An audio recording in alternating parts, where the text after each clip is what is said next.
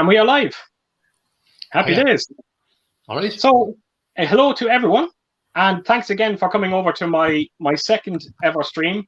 And a huge thanks again for John for being my guest again. Thanks so much for that, John. Yeah, no problem. And again, if anyone's not aware of John's channel, which I seriously doubt is that there's many of you out there, but if you aren't, I have left a link of for John's channel in the description below. Please do go over and check out his channel and throw him a sub there as well if you could. So yeah, John, how are you? And how's things with yourself? Not so bad. It's been I don't know what the weather's been like in your area, but the weather's been crazy here. It's been blazing sunshine, then torrential rain, then 5 minutes later blazing sunshine. It's been nuts. Right, we're having it's almost like the calm before the storm. It's the weather is lovely, but I know Sunday, Monday, and Tuesday, and I think it's the same over in England as well. It is going to be, the heat is going to be scary. It's going to be, yeah, insane. So I have an air conditioner coming.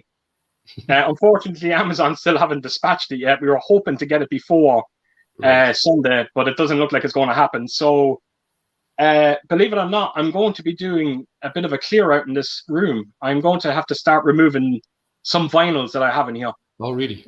Because I'm afraid they'll melt. That's a funny point, because I've never really thought about the fact of the heats, especially with vinyl. That's going to be the first going to go, isn't it? Yeah. I'm kind of looking around, and I'm just hoping that it's because I hope nothing else will happen to my discs or anything like that. I wouldn't imagine they would. I don't think so.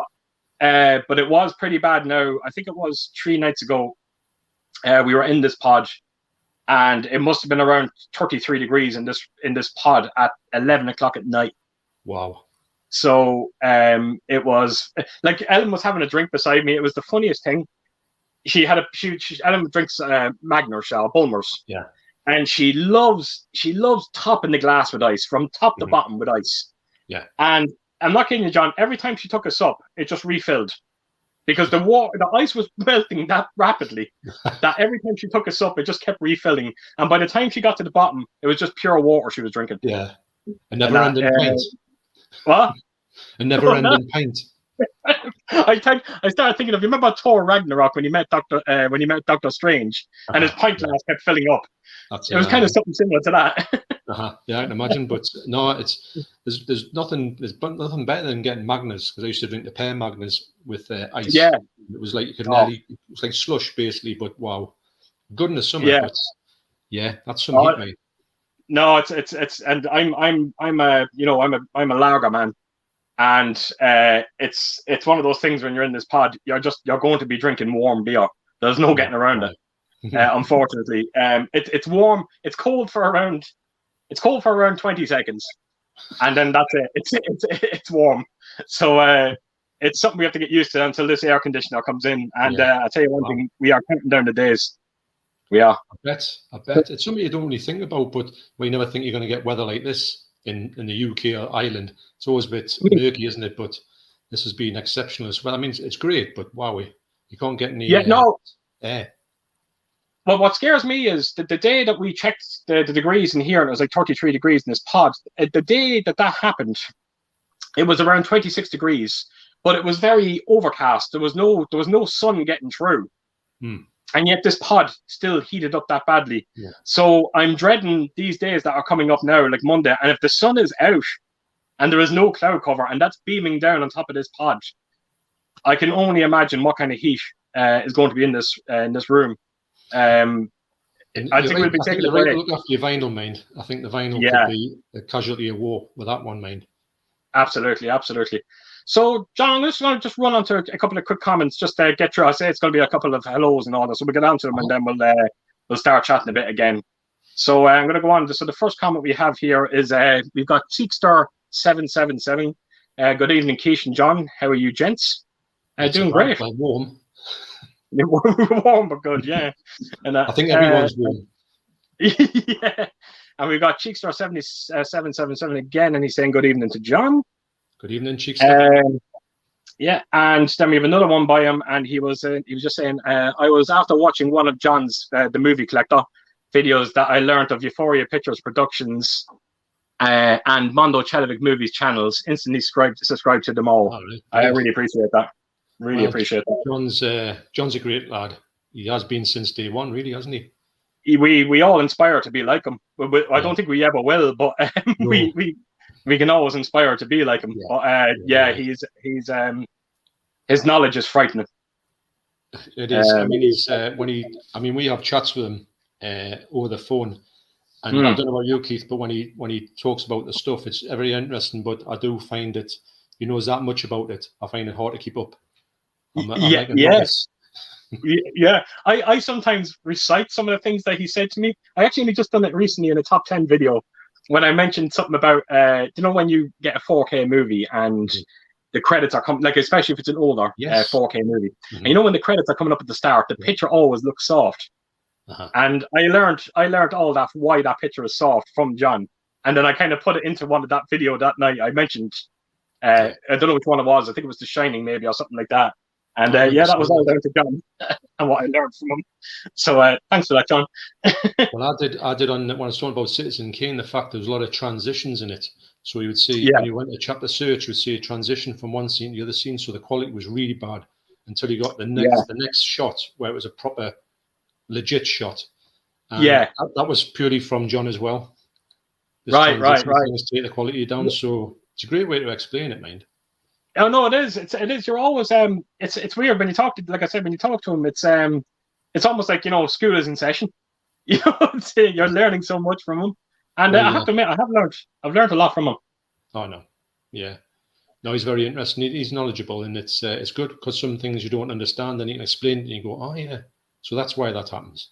It's great, and again, I always find, and I'm sure you're the same, but when I always talk to John for around 2 hours on the phone, and it's just, you're blinking, it's over, kind of thing. I know. It just flies by. And he's so funny as well, isn't he?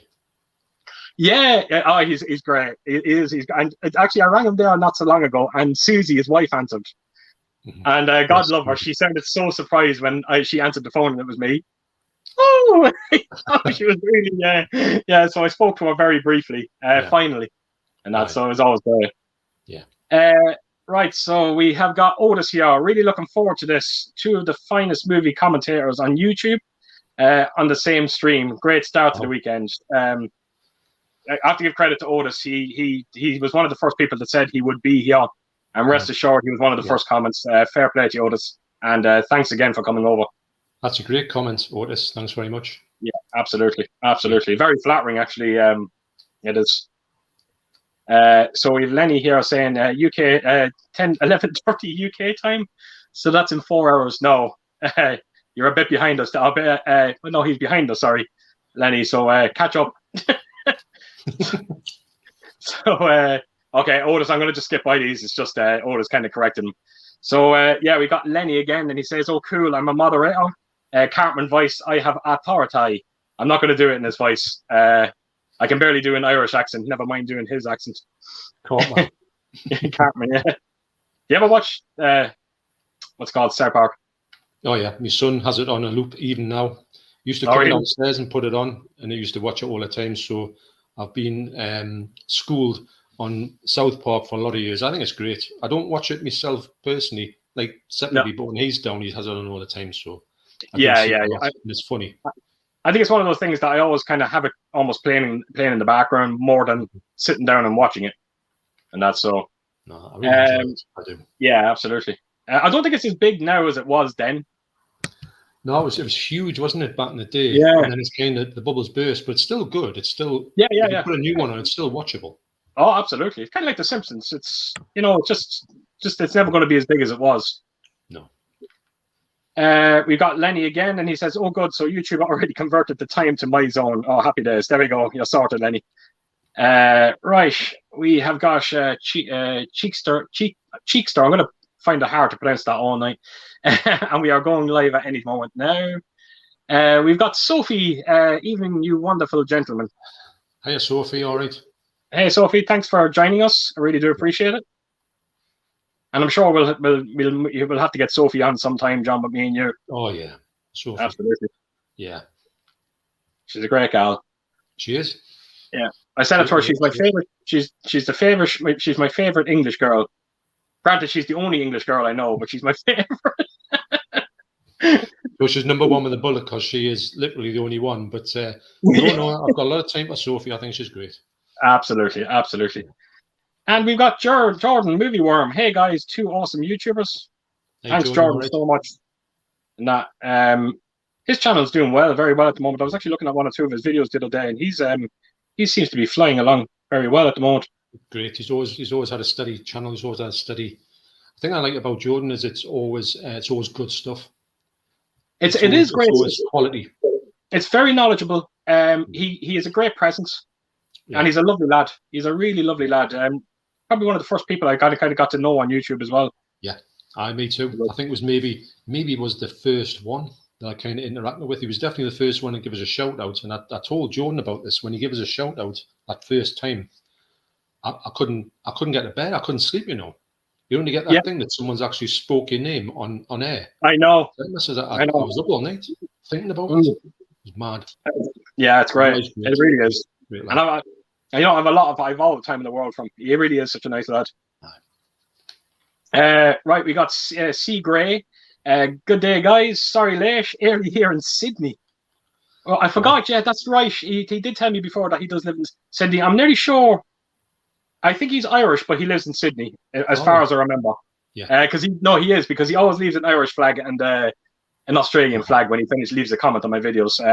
He's unbelievably supportive as well. Forever leaving comments on my channel, which is always great.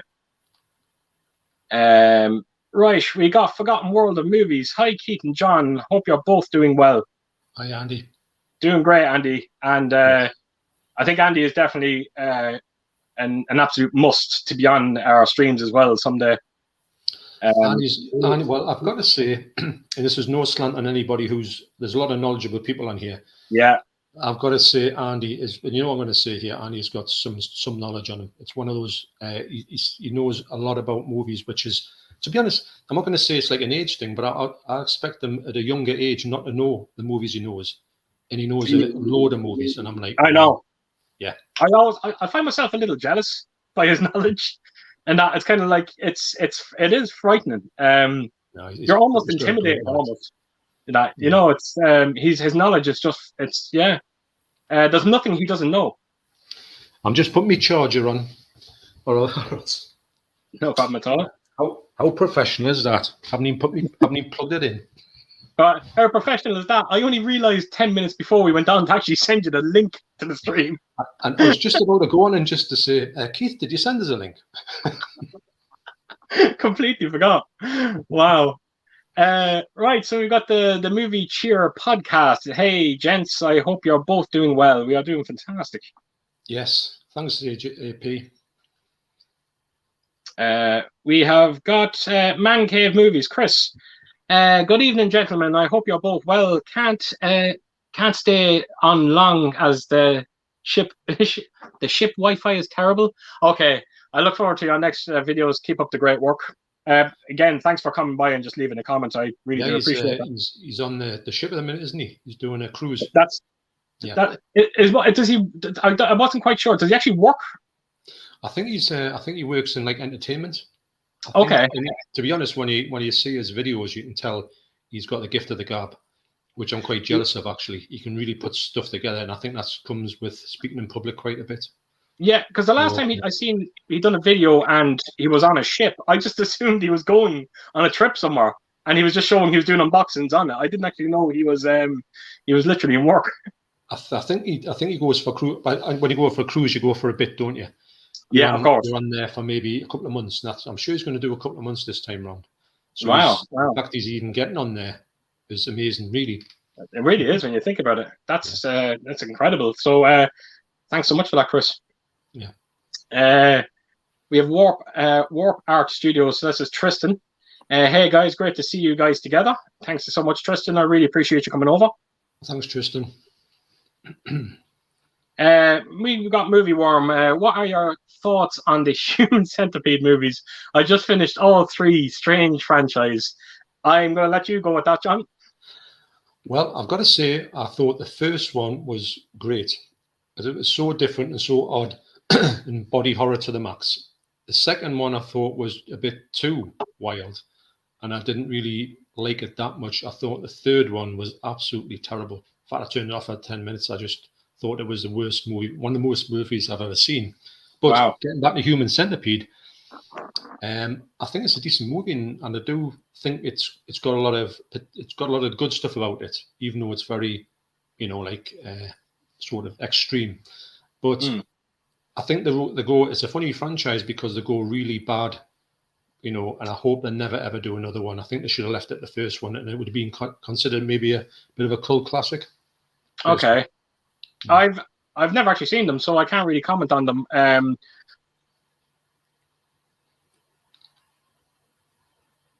I think you may be frozen there, Keith. Yeah, I think you are. Well, what I'll say is, Keith, don't eat. If you can hear this, don't eat while you are actually watching it. Wow, really? Yeah, don't do it. Right, because you will literally. Well, you can't eat and watch that movie at the same time, basically. Right.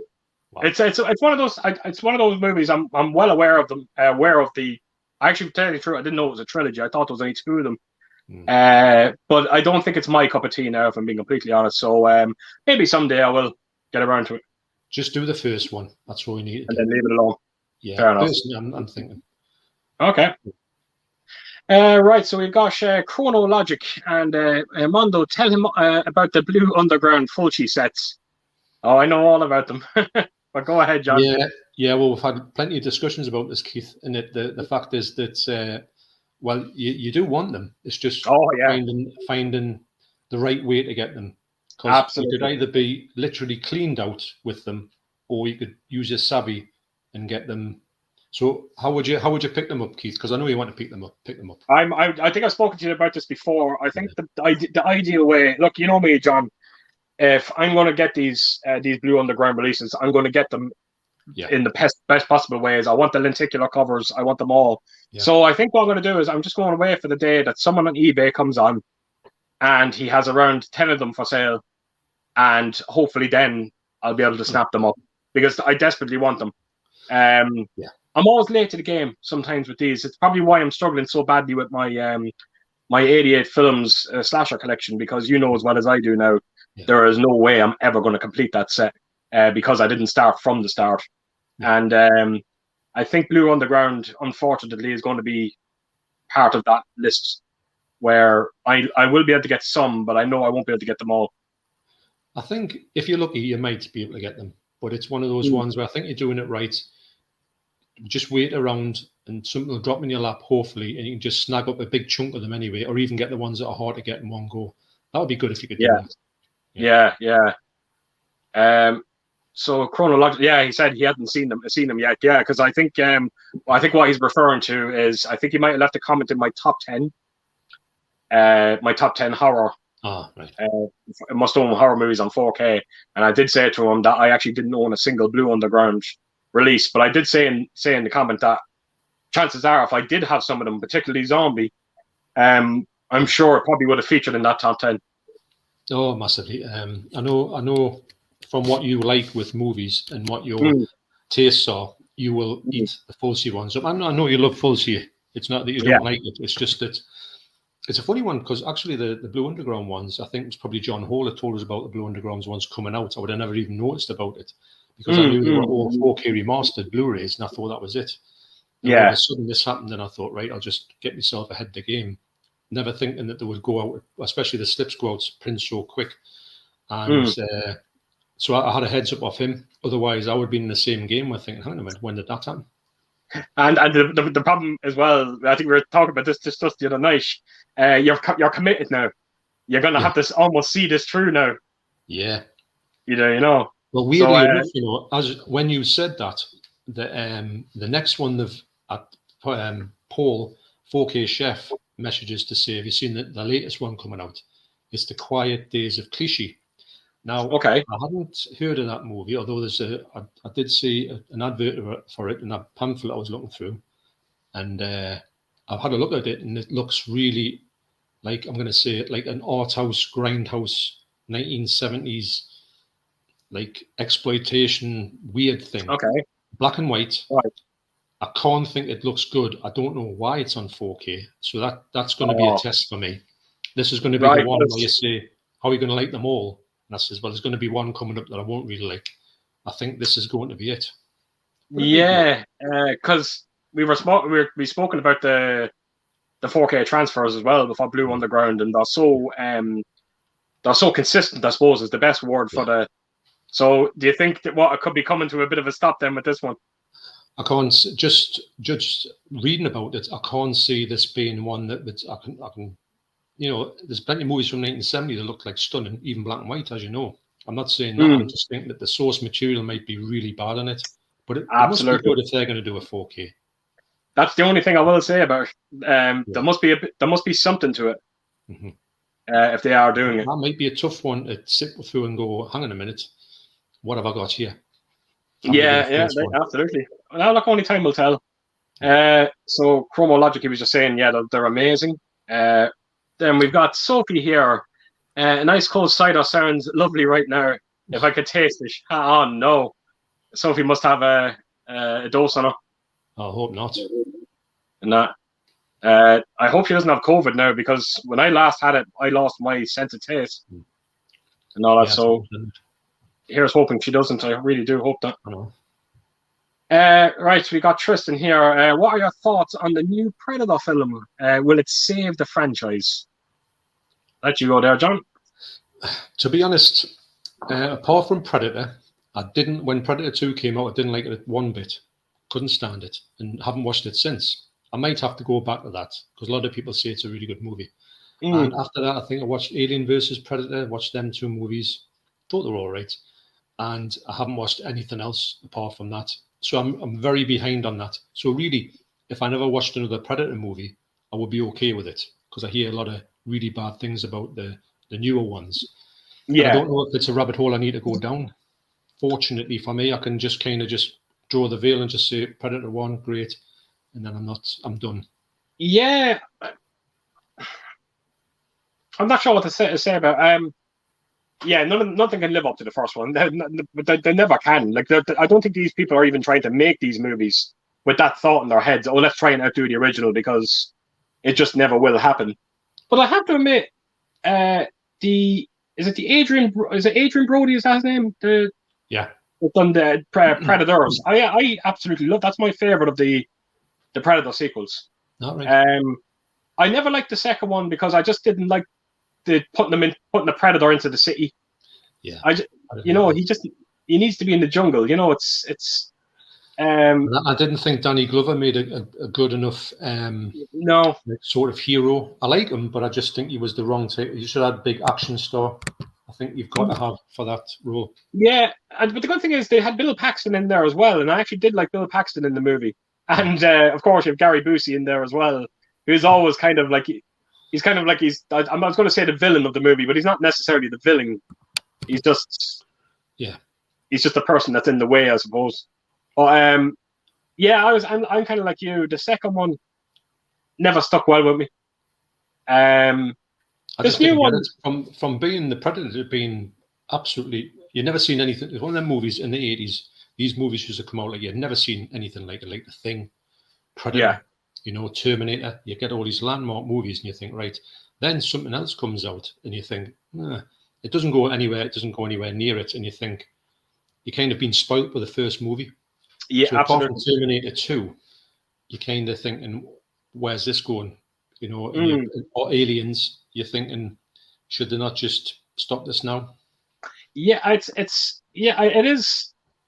I'm kind of curious to see. I'm definitely going to see the new one. I am curious about it. I think the idea of putting it, I think it's like 100 years in the past, something like that. Yeah, I've heard that as well. Yeah, so it does sound like they are trying something different. But I suppose at the end of the day, he's still in a jungle setting, and he's still hunting people down. So chances are they'll be fairly similar. We'll have to wait and see. Yeah. So we got C. Gray. He says, "Put final in fridge." I actually have a fridge in front of me. It might not be a bad idea. I think I'll put myself in the fridge. Live stream from a fridge. We spoke about this the other night. You said to me, open Yeah. my fridge door and put some of my figures into the fridge and Yeah, do my videos that way. do your videos from a fridge. It might work, I tell you, it doesn't sound like a bad idea, especially when you hear what's coming our way. I know. Right, so we've got Sinjin, we got Gary here. Got my coffee all ready to go. God bless you, Gary. Thanks for coming over. All right, Gary. I think Deborah will be coming in soon with my coffee to get my coffee Oh, first. Hopefully. Right. Unfortunately, I don't have Ellen here. Ellen's gone away for a couple of hours, so you won't see the infamous hand coming in anytime soon. It's a shame because she's just great handwork, as Deborah does. Some of the hand acting Deborah does is phenomenal. Yes, I'll have to. Well, you have to make do with Deborah's arm coming in. It's just the fact she's covered in tattoos, love and hate on her knuckles. It just shows her up, I think. But what do you do? She's probably in there. She's probably in next door now, doing the nails and getting them all ready and all that. Oh, this is my chance now. Let's not blow it. Rings, sovereigns. Like Mr. T hand coming in. Right, we've got Gary, the Blu-ray addict. He says, "Hi, gents. Great to see you both on the stream tonight. Hey, Gary, and thank you so much for coming over." Yeah. I do know Gary's working tonight, but he said he will try to listen in as much as he can. Actually, that seems to be the thing that I usually say on most of the live streams I see. I usually say if I comment, I'm at work now, but I'm trying to grab snippets of the live stream when I'm working if I can. Yeah, I'm kind of something similar like that as well. We got Chronologic again, and he's saying store vinyls in basement if possible. Yeah, unfortunately, over here in Ireland, there's no such thing as basements. They just don't exist over here. But I'll find someone. What's that, John? You'll have to dig one out. Yeah, I know that again doesn't sound like a bad idea. We got C Gray, and he's saying, "Glad you enjoyed Ghost Story."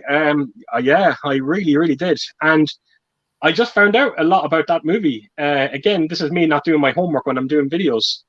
Well, I think I showed you the steelbook of it, John, of Ghost Story. It was just two dolls on the cover. You remember I showed it to you? Yes. Very creepy looking. Well, apparently the director of that movie done that movie. Is it called the Marlins or the Martins or something like that? That real controversial movie. Oh, Martyrs. Yeah. Apparently it was the same director. Really? And I have to admit now, I never seen that movie. But if I actually got that, if I knew that, I had that knowledge before watching that movie, I think I might have been a little skeptical watching it. Really? Yeah, I heard very bad things about that movie. What, Martyrs? Yeah. I thought it was an absolute great movie. If I'm honest, it's kind of a movie of two halves. The first half is a bit like a home invasion. The second half is I can't really even describe the second half, but it's brutal, mind. Very brutal. I think that's what was kind of put me against it. But having said that, we watched that Ghostlands, and it did have some bad moments in it. It's just bad moments of kind of more brutality. It's not what you call tons of gore or this and that. It's just these two girls do get some bad beatings in it. But after watching that movie, I am now starting to maybe think that maybe I should watch that other one because I really enjoyed that Ghostlands, and definitely it's actually, I was expecting it to be worse than it was. It's not that bad, but it is pretty bad. I'm not going to say it's not a violent film because it's really violent. Right. I think that's if I'm honest, I think it's more to it than just that. I think you will get it. I think you will like it. Yeah. Okay. I'll look into it. I'm gonna actually check. I might even have it in my collection. Funny enough, I'll have to look for it and see. Yeah.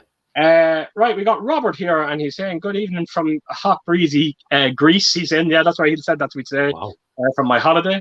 My girlfriend sleeps in bed with a hangover, so I can watch the live stream from the balcony. Right. Wow.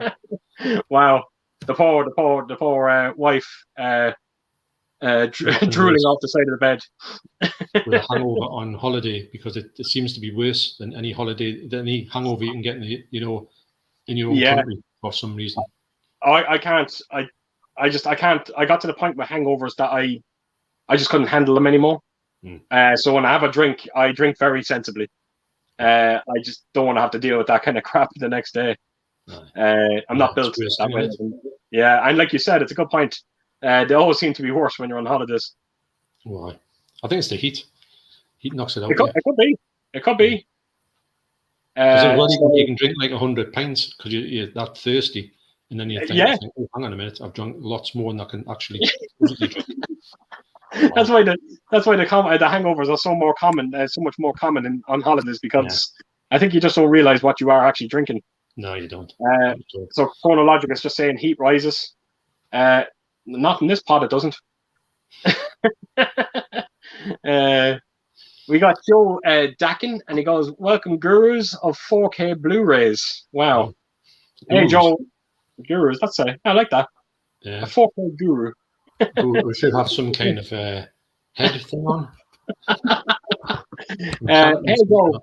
Hey, Joe. Thanks for coming over, Joe. Yeah, thanks, Joe. So we got the Movie Cheer podcast. John, I'm always getting his name. It's AP, isn't it? AP Stevens. Yeah. Although, AP, and AP won't mind me saying this, nobody knows what AP stands for.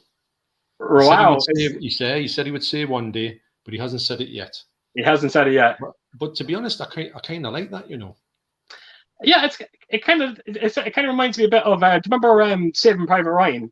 No one knew where Tom Hanks was from, and there was a poll to try and find out where he was from, and it was going to near the end of it, I think it was, where you find out. So we should get a poll going with AP and see if we can get it out of him. So, what do you think of the Raid movies? I watched the first one this week, and I thought it was brilliant, and I had a 10 out of 10 fight scenes. John, I'm going to leave that to you again because I've never seen it. It's absolutely amazing. The fight scenes are like fight scenes you've never seen before in your life. Think kind of, Judge Dredd. Yeah, okay. Dredd, actually. With, Carl Urban. Yeah, that's right, yeah. Just think of that movie, and you're halfway there with the Raid. It's basically, it's kind of the same movie. It's with this SWAT team that have to go into a building, like flats, and they try to liberate some people from there. I believe that, and they've got to go into this sort of like hostile place. Everybody in there is trying to kill them. In this group of this gang have got to go from room to room, and they go through the shooting cells through ceilings and all kinds of madness. And you've got this gang chasing them, and they've got no scruples. This gang, and they're just literally after this like SWAT team. So the whole buildings after this SWAT team, they've got to navigate this whole thing. I'll tell you honestly, some of the stuff. I mean, it was one of the first ones that Deborah watched. It's like an extreme violent movie because she was like quite apprehensive because she likes the martial arts, but I said, just go with it, and she loved it. Wow. Raid 2 is good as well. It's not as good as the Raid 1, but I think you would like it, but it's really, really violent. In a good way, though. Right. There's so many of them movies that I've kind of fallen behind. Like even the Train to Busan, I still haven't even seen that yet, and I've heard. You'd love that. Yeah, so many great things. I've just fallen behind a lot of my foreign movies that I really need to catch up on. But I'm well aware of the Raid, and hopefully someday. Again, I thought that was only I thought there was only 2 parts to that, but it's a trilogy, is it? No, as far as I know, there's 2. They're going to make a third. Oh, there's only 2. Around to it, and wow, okay. I would say that they might make a third one, but I think there's something to do with the directors maybe not wanting to be involved with that. I'm sure actually Paul Tams, who was in the comments, was talking about that on one of the live stream I saw his, and they're talking about the fact, will they ever make a third one? And I think there's something to do with the actors or the directors haven't agreed on it yet. I would love to see more stuff of them, because if you watch the Raid, the first movie, you understand that this group need to be making movies all the time. Okay. Again, it's something I need to look into, and hopefully I'll pick them up someday. Are they out in 4K? I don't think so. They're not in 4K. They don't look like movies that would look that good on 4K, if I'm honest. They're a bit grubby. What, they just have that kind of grimy look, is it? They've got a bit of a sort of low-budget grime about it, but I think it's meant to look like that. But 2 looks better than 1, I think. I didn't pull that trigger. I was about to say it as well. I didn't pull the trigger on the Hills of Ice. Did you not? I just started to ask myself, did I need it? Right. Especially having the other one, and I stopped myself. I actually stopped myself. I didn't get it. I didn't. It's close. It's it's better, but not. I mean, the cheaper the better. If you can get it for £10, pound Yeah. size, but don't go full price on it. It's not that worth it. If you want, I've got rid of my Blu-ray anyway, so I haven't got my Blu-ray anymore. So I've only got the 4K. So did I see correctly? Now I might be wrong with this, but didn't I not just? I might have seen it, but isn't there just a standard 4K release of it as well? Yeah. Yeah, so maybe that's what I'll probably just go for that, because I don't need to get the box set again, because I have. Beware though, they've got that whole thing where Arrow do the standard one is still £24 normally. Wow. It's just box standard. Now don't forget you're getting the super duper one for £20. Yeah, no, that's a good point. So that's a good point. Beware, that's true. You'll get a bare bones release. So for that one, you want to get for £5. Yeah, well, that's a good point actually. Yeah. We got Sophie here, and she says, "Keith, do you have an air conditioner or a fan in your pod?" I have ordered an air conditioner. It's coming. We were using a fan, but I don't know about any of you, John, but yourself. But I noticed that when you're in a room that's like 33 degrees and you knock on a fan, you're just blowing hot air at yourself. Yeah, it doesn't work. You know what I mean? It just doesn't work. Yeah, it really doesn't. So fingers crossed, the air conditioner will be here soon. So we've got Chronologic. The Raid movies are ace action films, top tier. Yeah, really. Right, we got Chronologic again. Got the Cornetto trilogy on 4K Prime Day sale. Great set. I absolutely agree on that one. Yeah, me too. Yeah, the transfers are a little lacking on them. If I'm complete, as far as I remember, could be better. I've watched Shaun of the Dead. It looked okay. It didn't look bad, but it didn't have that. Didn't have the wow factor, did it? Yeah, it's funny you say. I only just watched it around a week ago on 4K, and it's nice. It is nice. You're not going to look at it and go, "My God, this is horrible." Yeah. It's just not what you call a giant leap over that previous Blu-ray. Not really. That already looked quite decent, you know. So, but it's still a great purchase. And I presume that you got them a Prime Day sale. I presume you got that at a great price as well.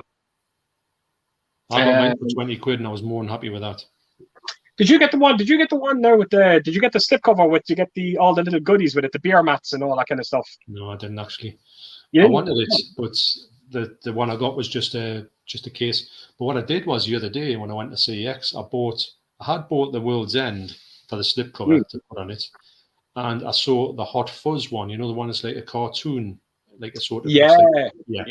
So I saw Hot Fuzz there, so I bought that for the slipcover. I've chucked that on now, but I'm getting Shaun of the Dead slipcover, and then that'll be the one that'll finish on. But the Hot Fuzz one will do for me. Hey John, just say that to me again after, because I'm almost certain I have a spare Shaun of the Dead slipcover. Are you really? Yeah, I'm nearly certain. I have it in one of them cartoon ones. Yeah, I forgot what it's called. Is it like an HMV exclusive? Yeah. I'm just looking for it here now. I should be right here in front of me. It's Essex.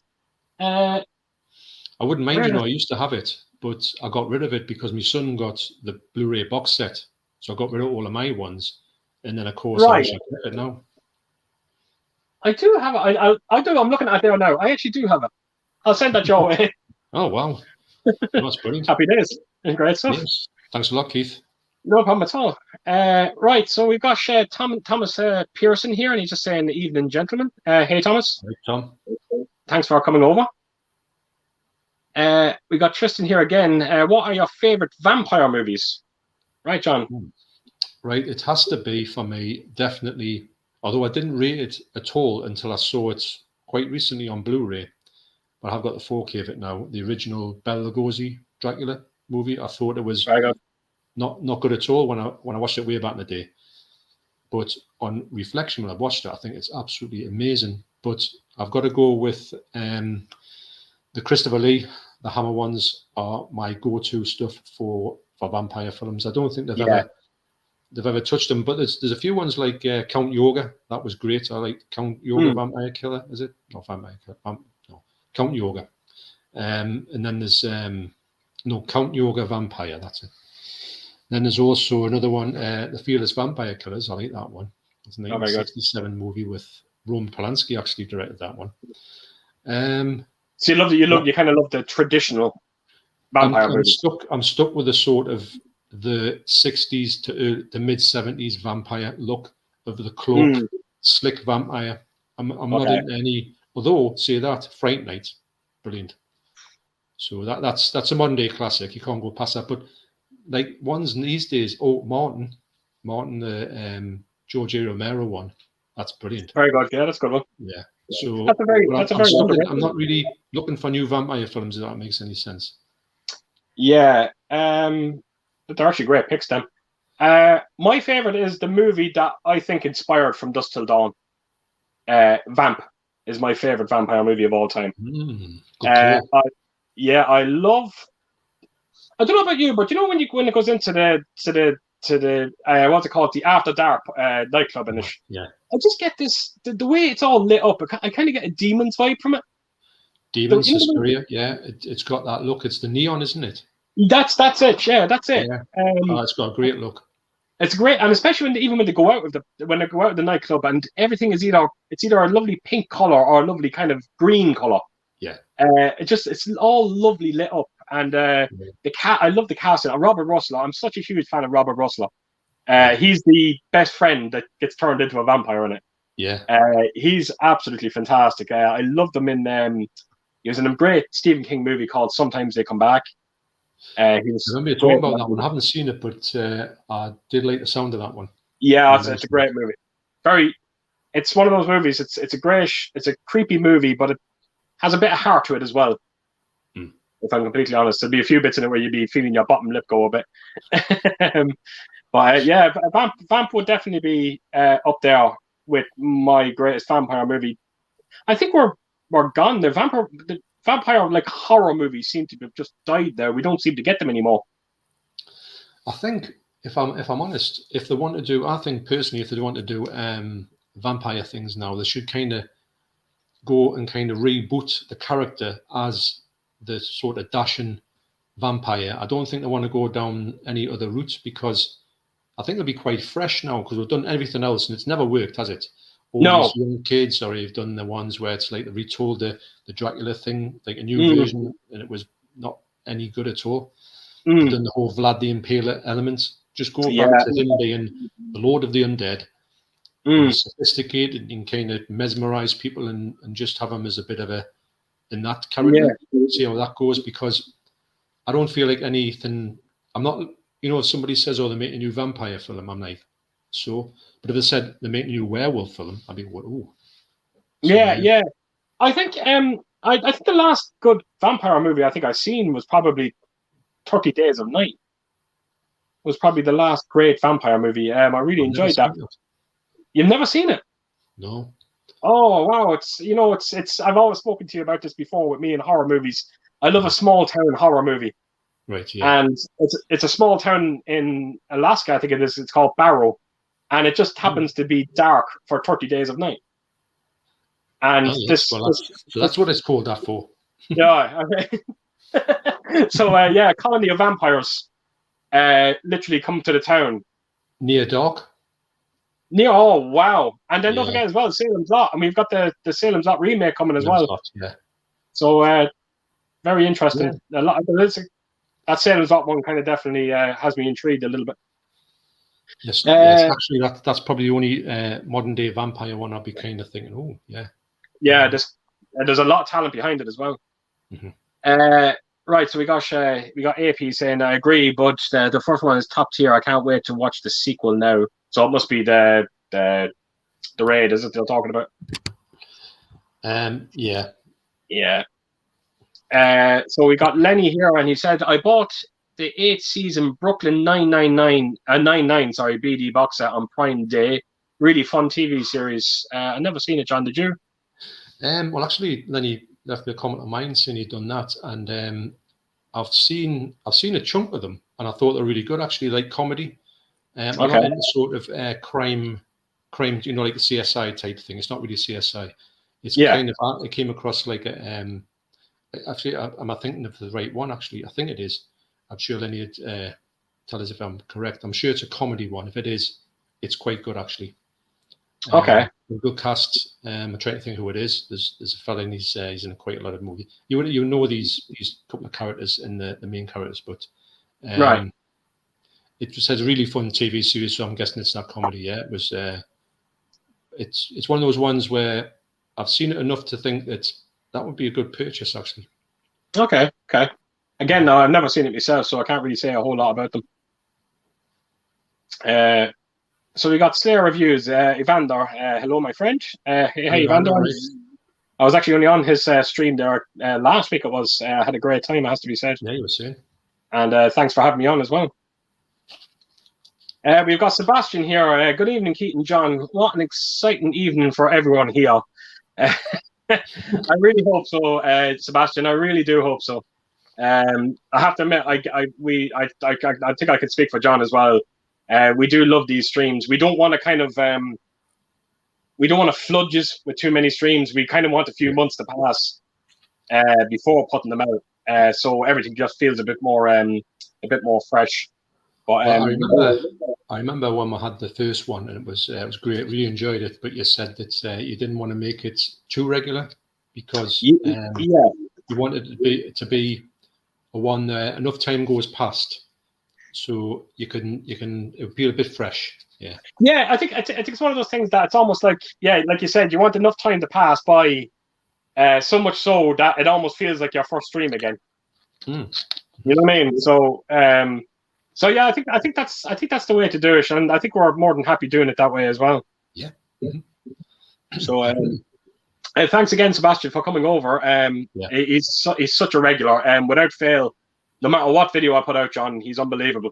Always. Well, Sebastian's just started comment on my videos now. Yeah. I know that I recognise his channel name, but I didn't know he's called Sebastian. You see, and that's the thing we're talking about the other day. That when somebody puts the name on there, you struggle sometimes to know the name, and you like to know the names, but sometimes people don't want the names out there. So you find that sometimes it's a bit.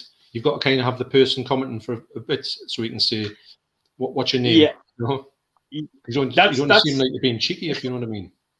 That's the funny. That's exactly what I done with him. I actually then apologized to him. I was like, "Wow, I left it for way too long before actually asking you what your name is," and he almost apologized for it, which was madness. He had absolutely nothing to apologize about. It should have been me. I should have done it long ago. So he's a great lad, and he's such a regular as well. Excellent. So we got Jordan back here. He says, "Have you two checked out the Poughkeepsie tapes? Is that what I'm saying? I think it's Poughkeepsie. Poughkeepsie tapes. I found footage film that creeped the hell out of me the other night. I never heard tell of it." Well, weirdly enough, I've heard of that movie, and I did see the thumbnail for Jordan's video come out. Now, the only thing about that is I didn't go onto there because I didn't want to find out too much about it. I don't know if Jordan's. Okay. I don't think Jordan put spoilers in, but I want to go into that one blind. But I do know it's going to be one that is going to freak us out a bit. Actually, it's one because I don't know about yourself, but I don't find I get scared of those type of movies. It's just that afterwards, when you say going to bed, look out, because I've got no blinds up here at all. So this is literally you're staring out in the darkness. So I walk past here to go and take my cup into the kitchen at the end of the night, and I don't look out the window because I've got this vision of somebody just standing in the middle of the lawn with red eyes looking at us. So I've got to put my head in and just run upstairs. So that's what gets me with those movies. They don't freak us out at the time, but they kind of replay in my mind. It's the after effect of it. Because I felt a bit like that when I watched Paranormal Activity 2, I think it was. Yeah. I remember you watch the movie, you think nothing of it, and then all of a sudden you're in bed, and for some strange reason, your house is making every type of noise you can think of to make. And I've never heard these sounds before.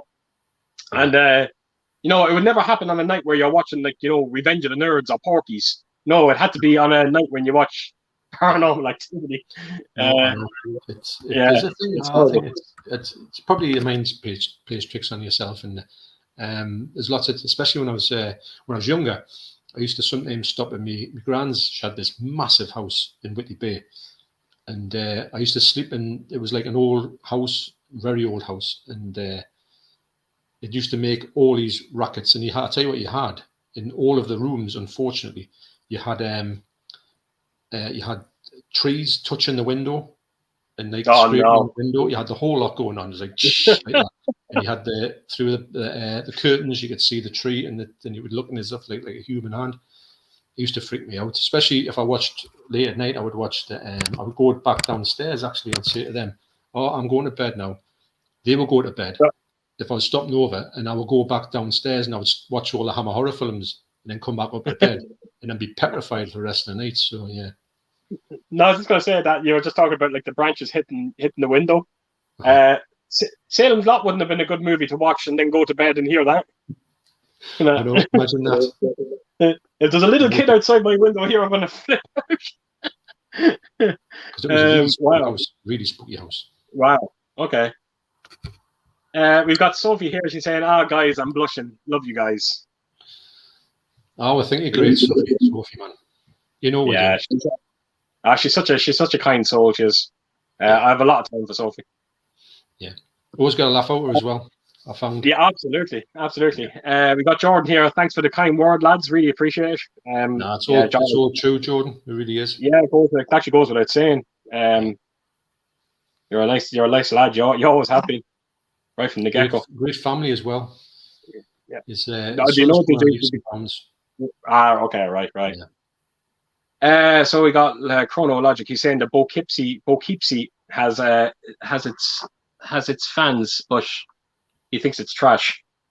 In my opinion, it's trash. I don't know. It's found footage movies. They're a bit kind of hit and miss with me. But I'm open to watching them. So I've never heard tell of that movie, which is very strange for me. But I will keep an eye out for it.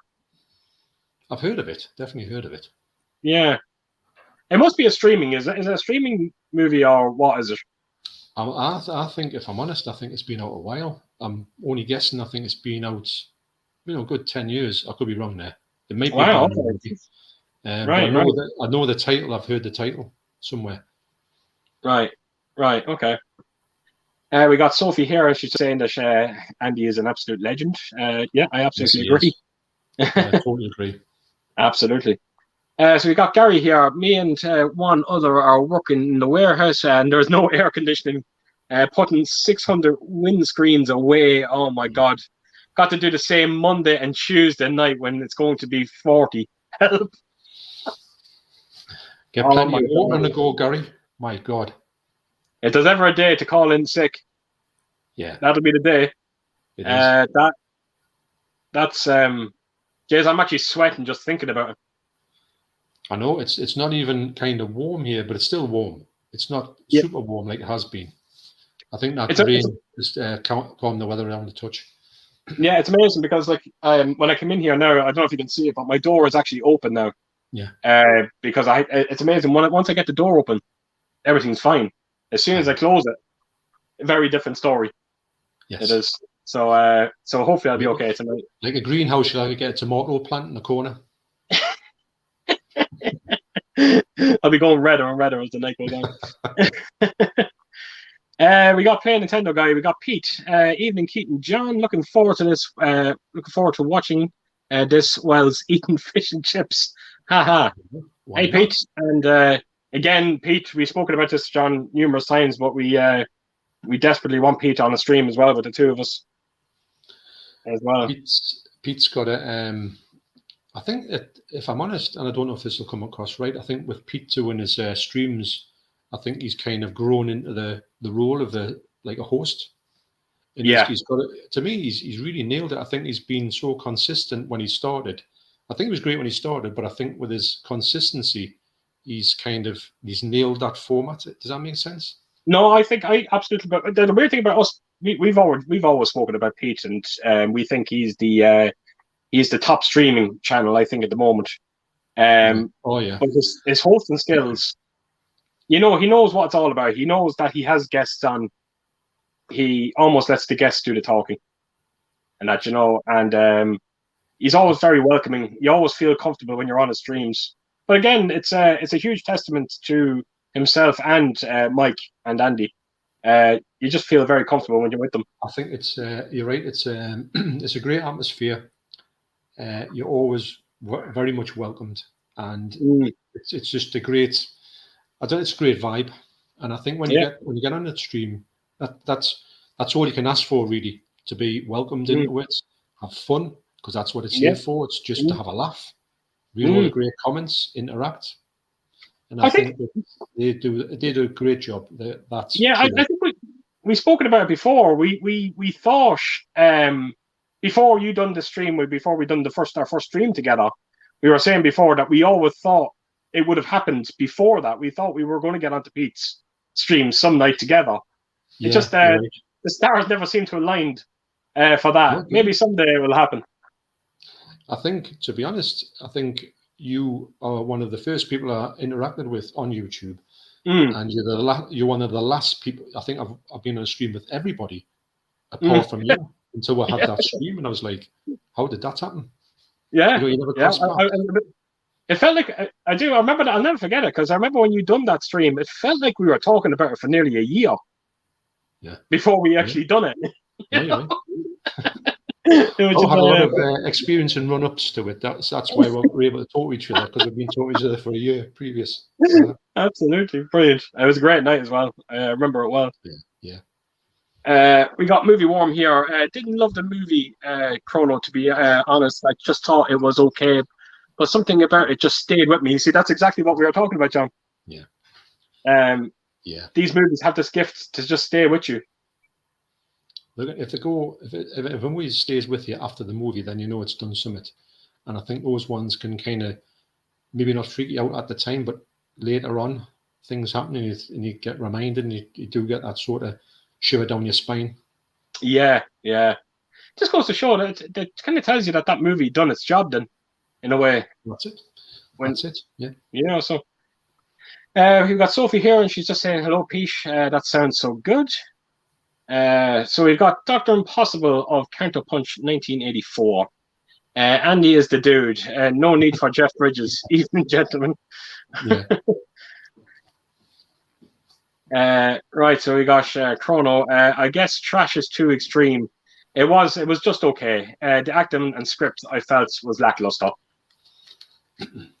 I do be a victim of that as well. I think I sometimes, I instantly just go to that word trash. When I watch something that I didn't like, but it's never as bad as that. Yeah. So we've got Craig Steelyard, movies and games. Good evening, gents. What are your top 5 Halloween movies? Go ahead, John. I think we're going to be very close. Right. I might surprise you with this one. I'm going to say... Oh, wow. By all means. Number 1 is Halloween, naturally. Oh, I know what you're going to throw in. I know what you're going to throw in. Halloween... Actually, I'm going to surprise myself here. Halloween 2 is 2. It always has been. In fact, I could put Halloween 1 and 2 at number 1. But that's kind of just the same, just a movie split the 2 for me. Yeah, we'll do that. That's going to be 1 and 2. Now, number 3, I'm going to say, and I never thought I'd even mention this word, and you know I'm going to go with this one. I know exactly where you're going to go. Halloween 3, I can't believe it.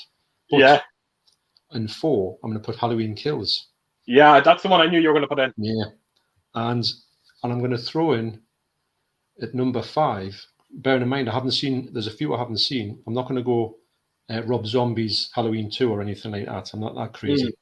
I'm going to say Halloween 5. Strangely enough. Wow. There you go. What about that? I'm very surprised. I haven't seen Halloween 6, so that could change. Yeah. I'm very surprised that you put Halloween 5 ahead of 4.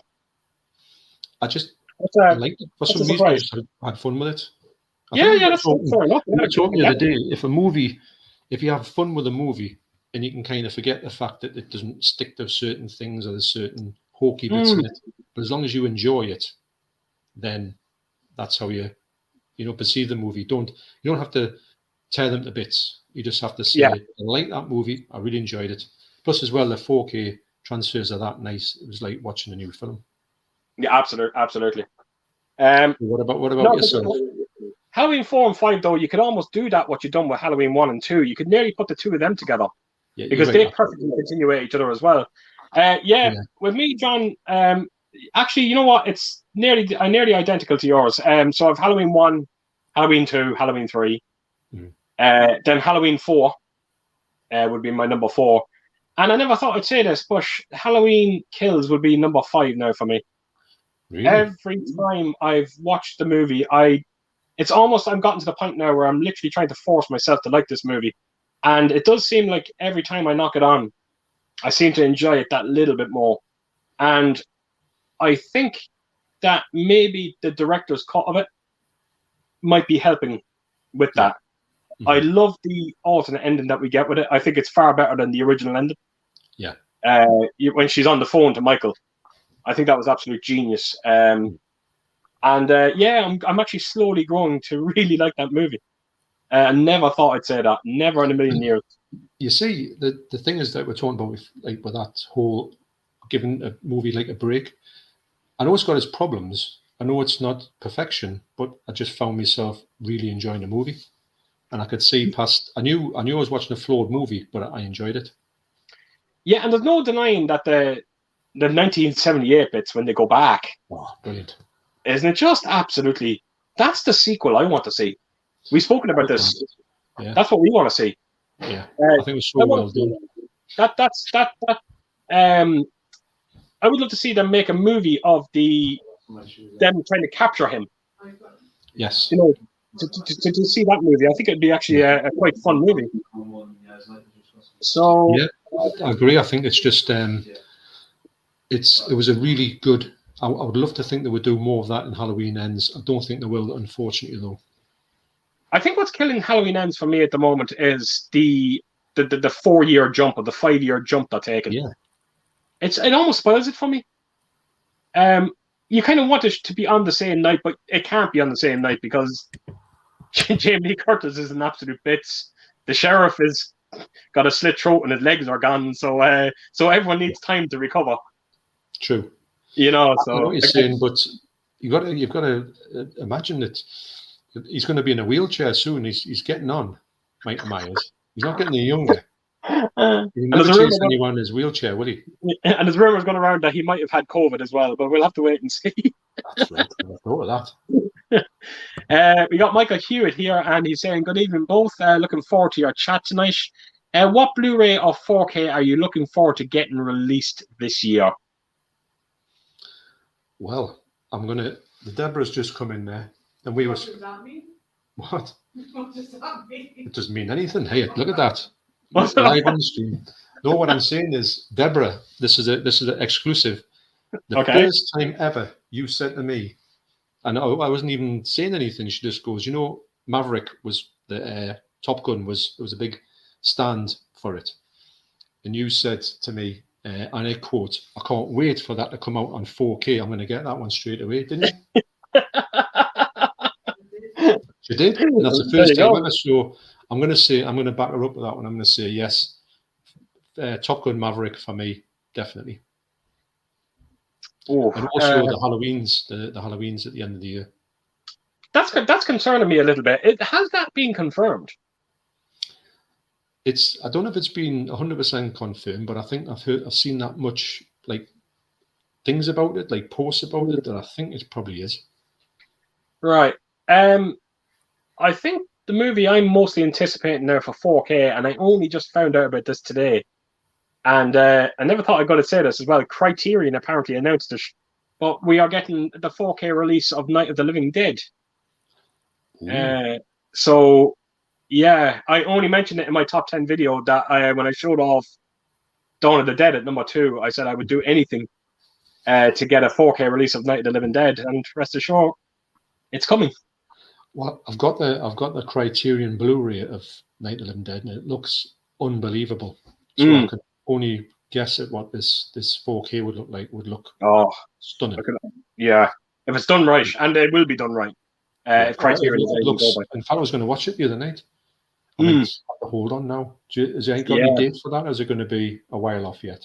I have to admit, Event Horizon is another one I'm very excited about. Why?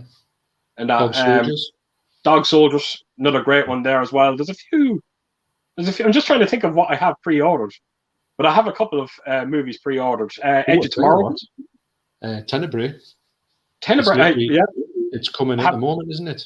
It's on its way. Yeah, I wasn't able to guess a release day delivery for that. Yeah. So it's going to be late next week by the time I get it. All right. And not so well, it happens, unfortunately. I'm hoping I'm going to get mine tomorrow. Fingers crossed. Oh, really? Fingers crossed. Absolutely. Yeah. Just Andy saying you are too, Soph. So we've got Gary here again. No, I watched Moonfall on your recommendation, G. My God, that was so much shit. But I suppose I got a nice steelbook from it. It is a nice steelbook. At least, Gary, you didn't see the movie before buying the steelbook. I did see the movie, and I still went out and bought the steelbook. Yeah, it's you know what? When I got it on 4K, I had more fun with it, but there was no denying how stupid that movie is. And I suppose you have to go into it. No, like it's a Roland Emmerich end of the world movie. Of course, it's going to be stupid, but he just takes it to just a whole new level of stupid.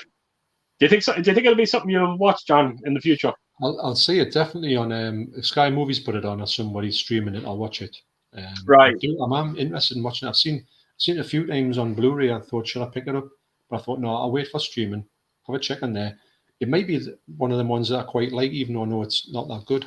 Yeah, have you found out? You've heard nothing about it, did you? I don't know anything about it at all. Oh, okay, good. I'll leave it at that way then, because just that it's awful.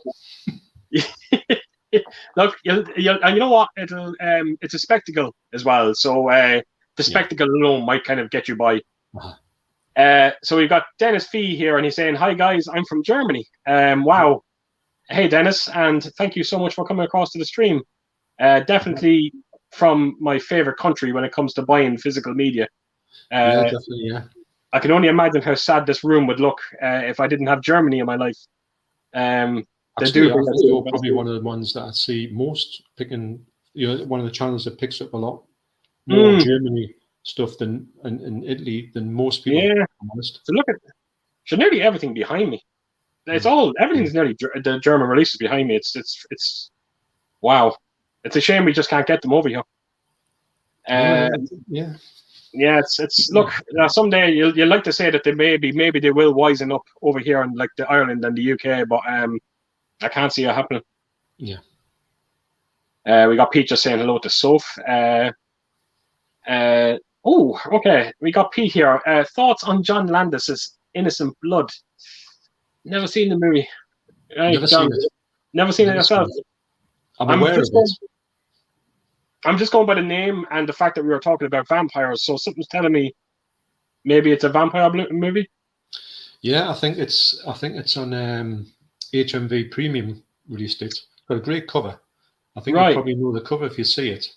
It's just got it's just something I've just never bumped into, unfortunately. I know it was he'd done the vampire movie, then you thought, oh, he's done the werewolf movie. Now he's done a vampire movie. So, but I don't know. I don't know if it's a comedy or not, but I can't say. Am I right in saying that the cover is the cover just a black cover with a woman's? Yeah. Is that it? Yeah. Right. Yeah. Lips with. Yeah. Okay. Again, yeah. So I never actually see. I'm actually kind of embarrassed saying that because I'm a fan of John Landis. Oh, I think he's great. Yeah, great, very, very versatile director, which is always great in my eyes. Right, so we've got Movie Man Beyond. Hey, gents, just checked out The Black Phone. Pretty decent, actually. Always, fellas, keep up the good work. What about you, John? I've heard great things about it myself. Yes, I've heard a lot of good things about it. I did say to Deborah when we went to the cinema the other day, I said, do you want to go and see that? And she says, no way. So that was the end of that one. So got kicked to the curb there, but I knew she wouldn't have done it. But I do. It's definitely one I'm gonna watch because I've heard some really good things about it. Is it Matthew Modine? Isn't it? Is that him? I know Ethan Hawke is the. Oh, Ethan Hawke. Sorry, I'm getting mixed up. Yeah. It's meant to be pretty good. Yeah, I think it's the director of Sinister and it's the star of Sinister. And I am a fan of that movie, so hopefully, and it's a good. The concept of the movie is quite intriguing as well. So very looking forward to seeing that. Ellen was meant to go to it a couple of nights ago, And you're not going to believe this. It's been removed from the cinemas over here. Really? It's already gone. Amazingly enough. I don't know. It must say it kind of says a lot over here. It obviously didn't do well at all. It's already been So you removed. think it's come out and then it's kind of failed a bit, so they've just got rid of it? They got rid of it. I think that's what's happened. Right. Yeah, because something similar happened to Moonfall when we went over, because me and Ellen were the only people there. And rest assured, I think Ellen checked it 3 nights ago and the movie wasn't there. It was just gone. Did they burn it outside in the bin? Did you just throw it in the bin and burn it? I was thinking the exact same thing. I was thinking the same thing. Right. We got Thomas Pearson here. John, when is your mate John starting his channel? Keith, will you be getting a movie update for on your collection? Also, would be great to see your complete bust collection. John, I'll let you go ahead there. I presume it's John Hall he's talking about, is it? John Hall. Yeah. Well, yeah. I'll tell you, John Hall. He's got what he's doing at the moment is he's back with his mum at the moment. So his mum doesn't have access to the net in her house. She doesn't have the internet. So what he's doing is he hasn't got what he did was I had an old computer which kind of works. So he took that and he's using that for things. But he doesn't have access to the net at the moment. And we're going through every time he comes over, and I'll give him a bit of an idea on how to get this, how to get that. And I think the only thing stopping him really is the fact is I told him I would like to, at this point, if he comes over, he can just make a video. We can actually upload it to his channel from here. I told him to come through with a few ideas. But usually when he comes over, as you know, he'll bring over something. We'll talk about that for a bit. We'll watch some stuff. We'll discuss some stuff, and then the day's gone. So the best thing I think we can do at the moment is for a live stream with a pair of it. That'd be great. Take in the same room. But I do know that John is desperate to get his channel going. It's just his setup at the minute isn't really working for him. But I'll tell you what, and this is me knowing John, I think his channel would fly because he's got that much knowledge about various things that whatever he put out would be thoroughly interesting. So I think he could fly with a channel. I think it would be the making of him. It's just his setup at the moment, unfortunately, doesn't allow him to. Maybe, the more kind of videos he does with you, maybe then it might kind of someday inspire him to maybe look into it whenever the chance comes around. I think he's very much because when at first he was nervous, and he's still nervous to a certain extent, although he doesn't show it. And he's very critical. He says that when he finishes it, yours says, "I don't think that was a good video." And I go, "You're joking, aren't you?" I said, "Yeah, right." If you come out with that, I said, "It's great." No, I don't think it's good. And when he texts us to say how much he's appreciating what everyone's saying about his stuff, because he reads all the comments, he says that but I think I didn't do well, and I says, but you did. It's just that simple. You did do well. So I think he's very not nervous. He's a bit self. He doesn't. What's it? He doesn't. He's his own worst critic. Yeah. So. But he's much better than he was, and he is really wanting to do it. I think it's just the fact that it's just the circumstances at the moment don't make him able to do that. But I think once he gets in the right circumstance, he would be on and really like a master at what he does. I think he'd be absolutely brilliant. I absolutely agree. I've seen nearly every one of the videos that you've done with him. He has a nice presence when you see him on. He's a nice guy. His knowledge is frightening.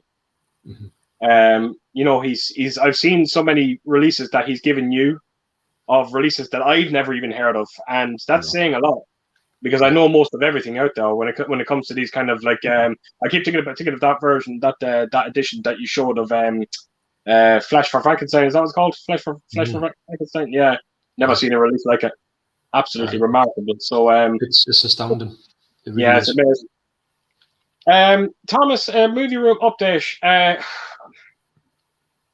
I don't think I want to do another movie room tour, if I'm being totally honest. They're an absolute pain in the ass to put together. They're exhausting to do. I would like to be able to do one better, if I'm being completely honest. I've done 2 now so far. I've done one in 2021 and 2022. and I always feel that I can do them better. And hopefully someday I will perfect it, but I don't think it'll be anytime soon. As for my complete bust collection, and to be honest, I'm doing my rare pieces videos at the moment, and that's kind of nearly covering that aspect of it. So I'm just going to continue on with the rare pieces, because if I try to do a bust video, I think the video will go on for nearly 2 hours. It would be way too long, especially trying to show them the way I want to show them, to show them in the best possible way, and that's so. I think I've liked your videos from early days. The fact that you do see, before you actually were in front of the camera, when you used to show them on the side there, and you had them all on the table and stuff. Early days, I thought they were all. The best thing about it was that you're seeing everything to do with that particular. Yeah. It wasn't as if you left any stone unturned. And I like that about that. And to be honest, I know what you're saying. If you were to do that now and kind of whiz past them, it wouldn't be what you would want to put out. Yeah, it's it's one of those things. When I start doing them rare videos, it was in my head once before to actually just hold them up in front of the camera and do it that way. And then kind of try maybe put it up close and all that. But just the lighting didn't seem to work, and you just couldn't get a good look at them. So that's why I opted to go behind the camera then for them videos. But yeah, I'm just gonna stick with the rare videos, and the rare videos will continue. There'll always be around 3 or 4 busts on them videos. So actually, I'll be having one hopefully coming very soon. Please God. So we got Chronologic. He was just saying Felucci is an amazing artist. I couldn't agree more with you. Yeah, astounding. Yeah. We got Danny Jukes here. Hi from the UK. Danny is another great lad. He's always, again, every single video. I think he's with you as well, John, is he? I think so. Yeah. It's funny because in the comments, you get that many comments that, and obviously when if I'm commenting on your videos as well, I'll see people in it. And it's funny because you kind of get to be, I know, and we talked about this before, you know how we don't see who subs to us anymore. After you hit 1,000 subs, you don't see anybody anymore, which I think is a travesty. No, it is. And you were quite ahead of the game with who was subscribed to you. Until they comment on your video, you don't know if they're subscribed. You know what I'm saying? So I know what you mean. Yeah, it becomes a bit hard to keep up, actually, to know exactly where people are, which I don't like, because I think we were talking about this before you hit 1,000. You had a lot more knowledge of your subscribers. Absolutely. Seems to be harder as you get past that. Absolutely. I don't think people realize that that when you do hit 1,000 subscribers, that all these notifications are gone. We've spoken about this before. I'm sure there was people out there that kind of, subscribed to us, and they were basically reaching out, hoping that you would reach back, but we just never knew about them. So we couldn't. So hopefully someday YouTube will remedy that. And because it seems that they're supposed to, when you hit 1,000, you're supposed to get some kind of new. Your dashboard's supposed to be better. And I don't think it is, actually. I think it's worse. I think you saw a lot more stuff. Yeah. Because before the 1,000, you seem to be really, with your analytics seem to be making sense, but after that, it seems to be a lot more difficult to know where things are at. Yeah, it's a bit to explain that. It's a bit of a shame that it really is.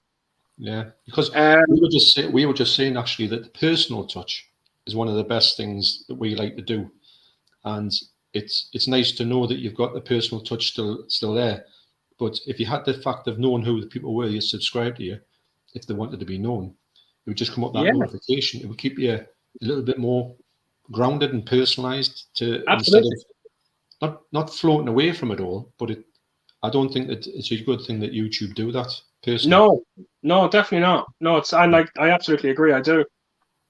Right. Well, now, John, I'll ask you. Will I block this chap on the next comment section here? I think I should block him. Should I? Oh God! Don't get me started about this one. What a worky ticket.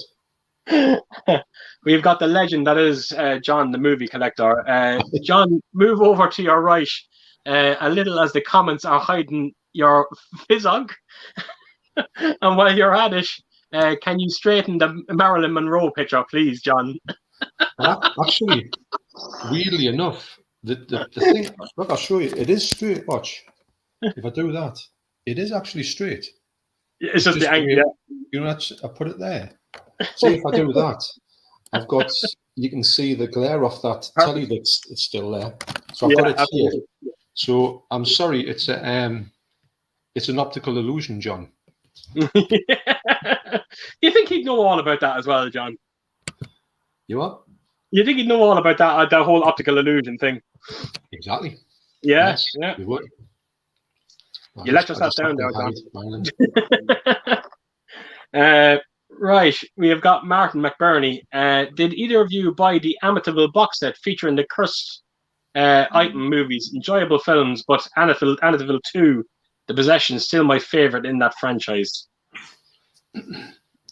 I haven't, but Amityville 2 is my favorite as well. And I haven't seen that since VHS. Could you believe it? That's Amityville 2? Yeah. Wow. I remember I had that. I used to get out of the video shop all the time. Loved it. Right. Right. Had it since then. The only problem I have with Amityville 2 is you can clearly see the cuts in the movie. There's so many scenes cut from the movie, and they're so unbelievably obvious. It's a bit distracting. It can be. Is there a cut version of it, or is that just the way it looks? No, that's a good one. Now, I think we spoke about. I think this we got. I was talking to someone about. Remember when I got the Amityville bust, and I bought a beautiful French edition of the trilogy, and someone asked me, was the uncut version? Was that the uncut version? And I actually checked the box, and it said uncut for the Amityville 2, but you can clearly see that there's still scenes cut. So there's even I think there's even one scene. Since I've seen it, mind. I'm really sure there's one scene in it where someone is actually in mid-sentence and the scene cuts. You know what I mean? It's quite obvious. So I don't know if there's a definitive uncut edition out there for the Amityville 2, but according to the one I have, it's supposedly uncut. So I don't know. It would be interesting to find that one out. Yeah. See if they have one that's noticeably badly edited and badly cut. And you think they would have done something about that down the line, because here we are, 40 years later? Yeah, absolutely. Like I'll tell you that the ending of that movie, I'll tell you, that was another one of them movies that kind of stuck with me when I was younger. It scared the living shit out of me. Yeah. It's a good movie. It is a great movie. And I think it is one of them rare movies that kind of surpasses the original. Well, I saw Amityville 2 at the cinema. So I saw it before I saw Amityville Horror. Right. And I thought Amityville Horror was just really average. I thought, is that it? I was expecting a lot more from it, and it didn't give us any. Absolutely. I've never liked it, if I'm honest. Not that I never liked it, just never rated it as a movie. Plus, finding out it's more or less completely fabricated as well is a little bit. I didn't pick up the box set that he's talking about now, so I think it's the one that has parts 4, 5, 6, and 7. I seen Bumper. I think Bumper did an unboxing for it, and I had a look at it. I think I might have seen 2 of the movies, and I wasn't too mad about them, so I don't think I will pick them up. Yeah, I would just literally go. I saw Amityville 3D at the cinema. Yeah, I can't remember much about that apart from the 3D effects of some ghoul jumping out of the screen. That's absolutely about it for me. I remember not being that impressed by it. Just Amityville 2 for me is the only one that I'm actively. Yeah. We got Coro here. He's saying, "Good evening, Euphoria and Mondo. How are you feeling?" I'm feeling great, Coro. Feeling absolutely great. Yeah. Enjoying the stream. The stream is already on nearly an hour and a half, and it is just absolutely flying by. It's nuts, isn't it? When you do a stream, it's amazing how this time just. It's like you're in a different universe, aren't you? Yeah, absolutely. Actually, speaking of it, I was thinking about this today. If I can digress, have you heard that they're going to bring some kind of extended version of Spider-Man out, the new Spider-Man movie? Have you heard that? Right. Oh, no, I didn't hear that. No. A bit like they did with Endgame. Wait a minute. Did I hear something? There's supposed to be a lot more of the 3 of them together again, like the 3 Spider-Man. Well, I heard they're going to do something extra on it. Now, does this bear the question that, now I haven't got the 4K yet. I know it's just on Sky Movies today to watch, and I'll probably watch it on there. Obviously, we haven't picked the 4K up is because of the slipcover not being there. But do you think that will now come on? It can't not come on 4K with this brand new edition if it does come out. That's it. So for me, I think I'm going to hang on to see if there's going to be this extended version 4K come out maybe at Christmas time, possibly. Yeah, because you didn't pick it up on 4K, did you? No, didn't have a cover, and I felt a bit duped with it. Yeah, that's actually maybe now, because I did buy it, but I didn't get the steelbook of it that I wanted. I ended up getting the standard release, and I was about to pull the trigger on getting the steelbook there recently, but I think now I might now hold off as well. I would just see how it goes with that one, because obviously you would want to own the good one and the newer Absolutely. one, and I don't think we would just put that out separately and not have the other cut on it as well. So maybe a good way to get them both, or rather than having another one that you wouldn't really need. Do you not think this is happening a bit now too much? I think with superhero movies, though, it has to be said, this thing of director's cuts, and we had Batman versus Superman that came out twice now on 4K. We then had the Justice League we had the Schneider cut now as well. Now we're talking about Spider-Man doing it as well. And apparently there's that new Thor movie as well. Supposedly there was nearly 4 hours of footage, or another 2 hours of footage shot for that movie. So the only thing I will say about that is the director did come out and say that he hates director's cuts. So chances are I don't think we will see it on that Thor movie. Well, funny enough, when I watched it, I've seen it twice actually. Really enjoyed it. My son said he thought it should have been half an hour longer, with a certain aspect of the movie explored further. I'll just leave it at that. Yeah, and I did agree with him on that. He said that a bit of it seemed a bit rushed. So I could understand it's weird to see a superhero movie just at 2 hours. You think, wow, is that it? Because you're 2-3 hours, aren't you? You're in a program for that now. So that was a bit strange, but I could see that. I don't know if another 2 hours would it might do. I don't know, because there is a lot of story that feels like they didn't put into it. But if he doesn't like doing it, then you think, well, how will it get released? Yeah, well, like you said, now he hates director's cuts, so I don't think he's going to do it. But again, the studios. At the end of the day, it doesn't matter what he says; it's what the studios want. And if they do want the director's cut, chances are it will happen. Unfortunately. Yeah. Right, so John, you're definitely going to agree on this one. Chronologic would kill to have the Beyond on 4K. Yeah, it's definitely in my top 3 of movies that have to be on 4K. Absolutely. I mean, it's anniversary this year as well. Yeah, the fingers crossed that Arrow will make them off. Come on, it's just, or was it 81? I'm not too sure, but anyway, it's at its anniversary or past it, so it needs to be put out. They're releasing all the other ones, so. Well, we have Tenebrae now coming, so I'm sure it's only a matter of time before we get the Beyond. It's got to be. Yeah. Got to be. We got Counterpunch here. How the hell can anyone find the Human Centipede great to watch? Is beyond me. I'd rather watch an episode of EastEnders. I tell you what, though, what would be great if we got the cast of the EastEnders to do a Human Centipede episode. Wow.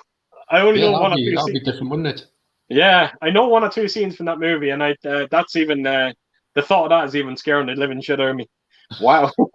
Literally. We got Chronologic. There is a better way. There is a way better body horror like Cronenberg, but also the Hammer Frankensteins. Yeah. Yeah, the Hammer Frankensteins were quite nasty for the day. There's quite a few nasty little scenes in it. Yeah. Yeah. I absolutely agree. We got Lenny Nero. Exactly, they're sick movies that we'll hopefully never watch. I presume that's Human Centipede we're still talking about. I mean, they're not for everybody. I can understand if someone says to me, "I'll never watch one of those," I would never say to them, "Oh, you're missing out." I can very much understand why somebody would say no. Yeah. We got, what was it, Nocature? Is that right? Am I pronouncing that right? Nocature. Nocature. Nocature. How do you afford your collection? Honestly, it's I just don't answer that question, to be honest. I honestly don't. I don't talk about my work on YouTube. So no offense. But yeah, it's just something I don't talk about. Well, to be honest, how do you afford anything? Because you can. Yeah, there you go. Absolutely. Absolutely. Right, let me see. We got Chronologic here as well. Always in the back of everyone's minds how to afford this amazing collection. I get that. It's just something that I just don't like talking about, to be honest. I presume John, you're the same as well. You've never really kind of spoken about.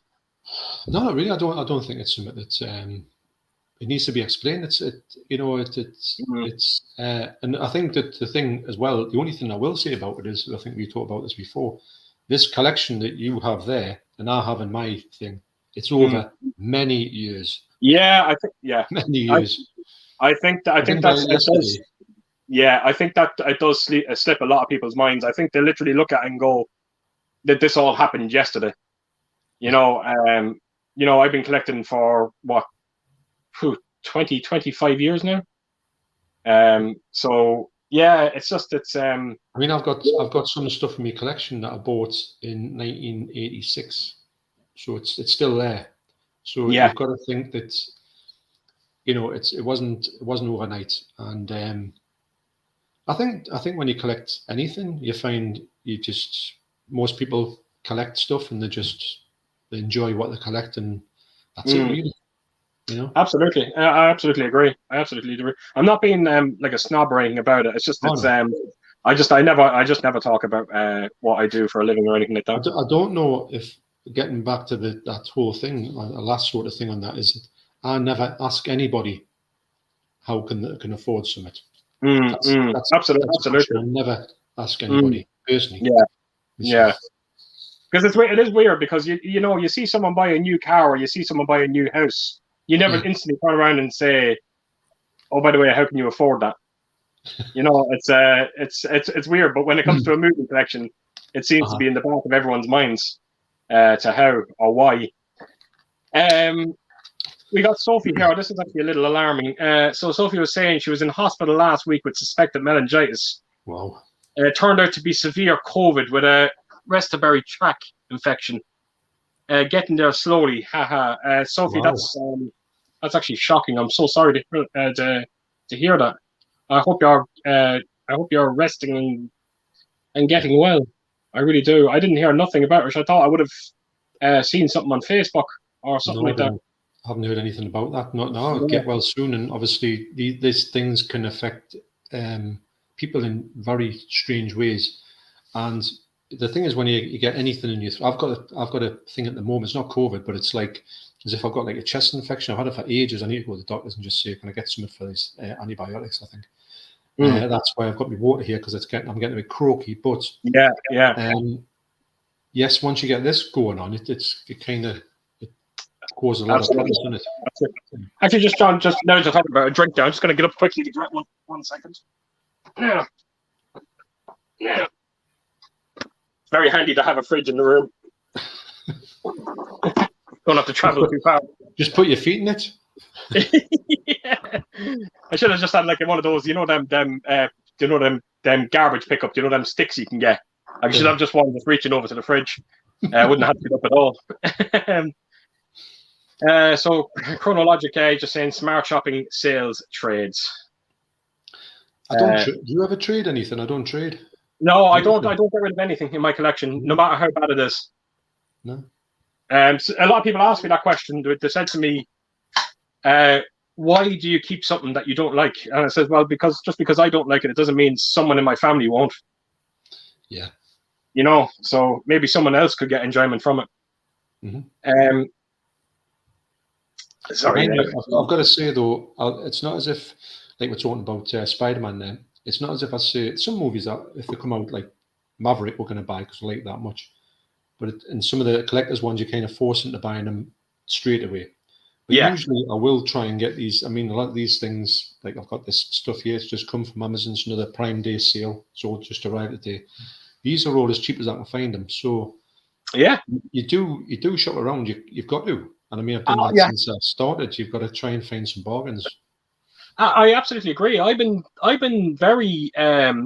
incredibly patient with my Arrow releases. Funny enough, now I know I'm picking up Tenebrae, but that's a no-brainer. That was always going to happen. But there is a lot of Arrow releases that did come out. Like you know yourself, John. We've spoken about it. But like the likes of the Bird with the Crystal Plumage on 4K, Phenomena on 4K. I haven't picked them up. I'm waiting to get them as cheap as I possibly can. Yeah. And I think Arrow's gotten that way now. They seem to be not near as limited as they used to be. They never seem to sell out anymore. That's a good point, actually, because I think when they first started to come out, you were like desperate to get them because you thought the thing was the one when that came out. You knew if you hadn't got that, you're going to pay like £100 for it. So you thought that all of them are going to be like that, and then of course they haven't been, have they? Because sometimes you can see these new Dario Argento 4Ks quite cheap. So it pays you to be a little bit more. I know I've got Tenebrae because I was really after that one.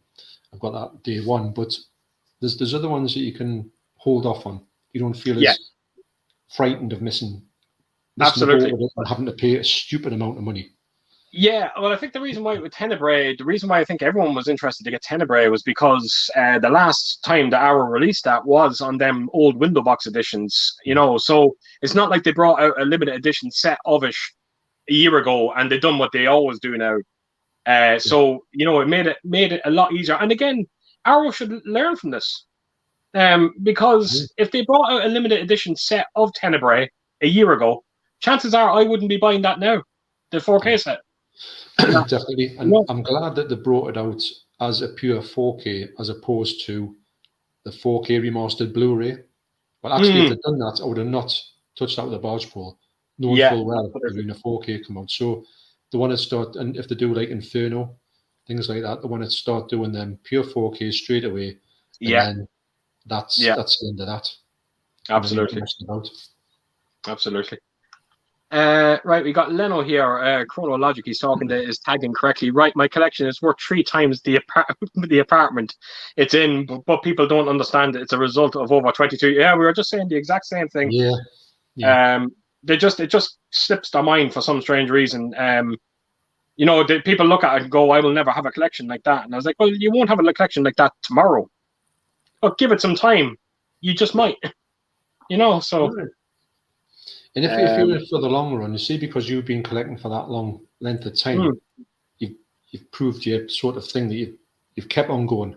If you'd not kept on going, you wouldn't have half of that stuff. It's because you've been like persistent with your purchases, and that's I think that's when you collect something. God knows what it is. As long as you're thorough with keeping absolutely. it up. I think if you keep anything, it becomes easier. Yeah.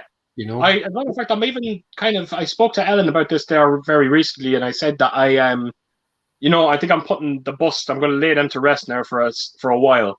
Now, when I say lay them to rest, I have no choice to lay them to rest because there's not much else out there I can get. Yeah. So I am looking, I find myself on eBay a lot looking at these one-click editions. And I have my eye on one at the moment of Pet Sematary.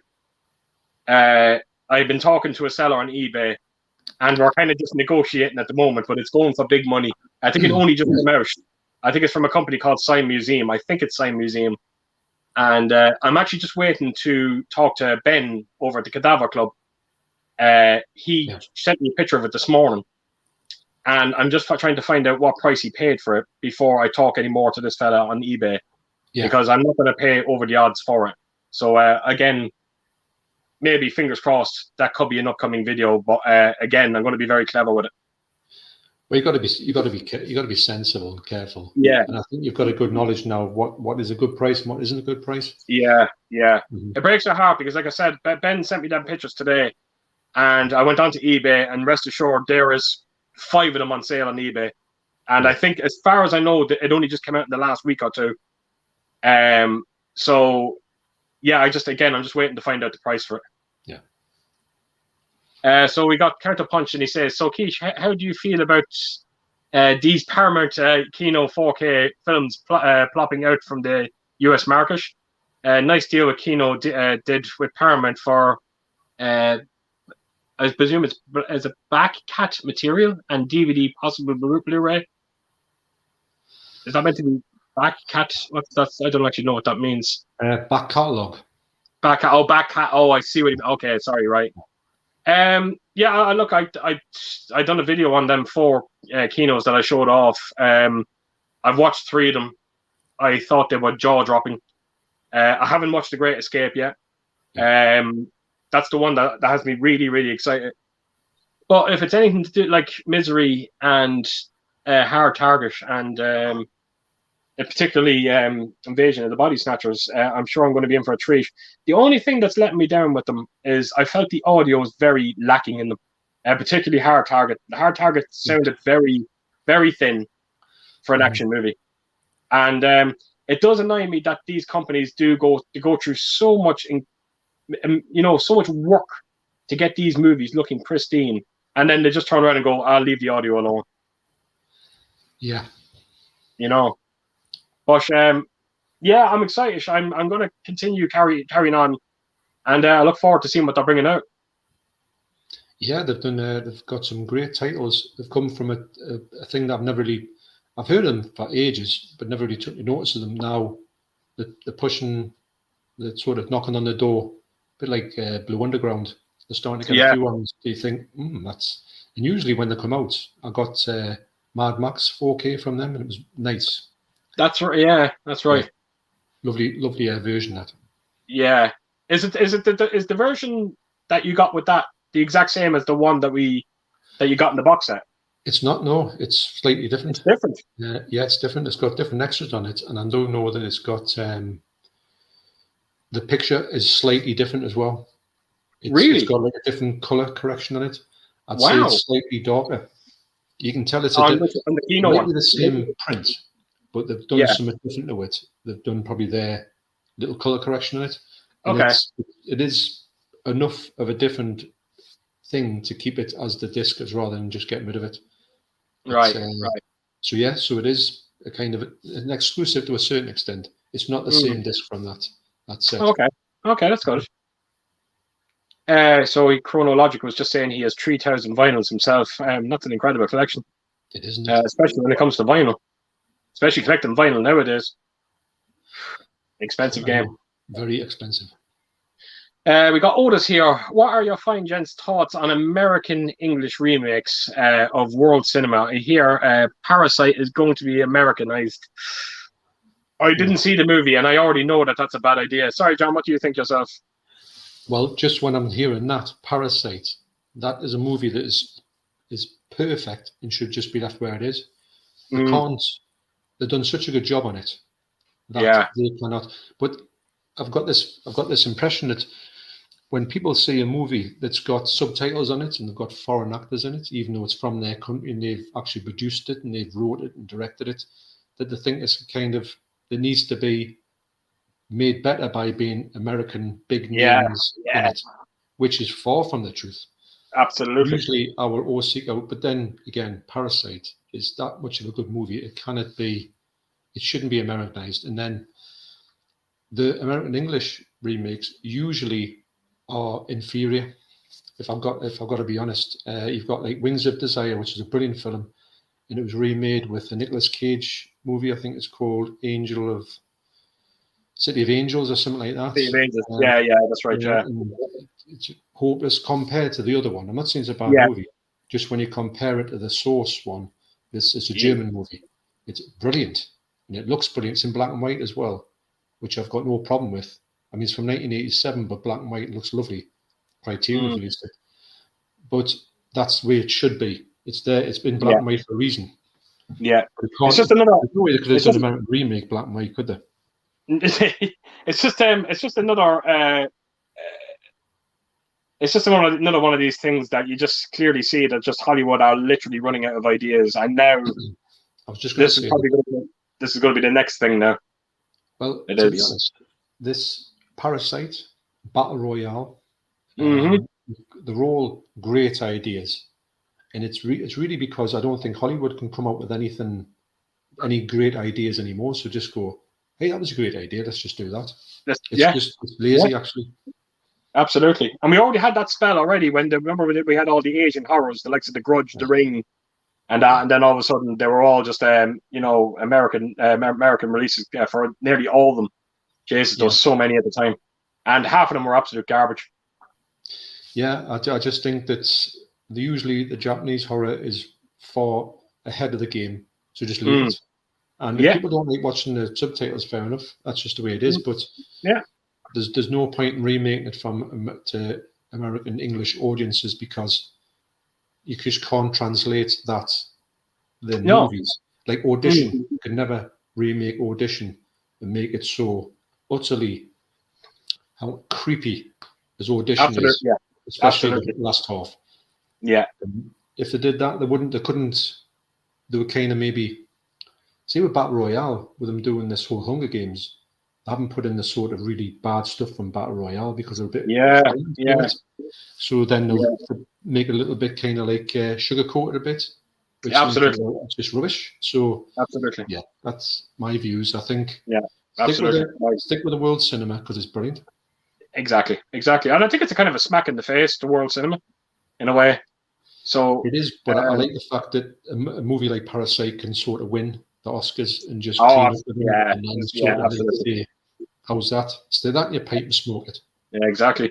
Let's see if the American version wins any Oscars. I seriously doubt it. Well, to be honest, I mean, I'm not going to do any spoilers, but the story is that good that they can't stray from that. Yeah. They can't make the story any better, so you've got to see the same film. So you know what's going to happen. So what's the point? Exactly. We got Mac chats. Hope everyone's doing well on this fine, sweaty Friday.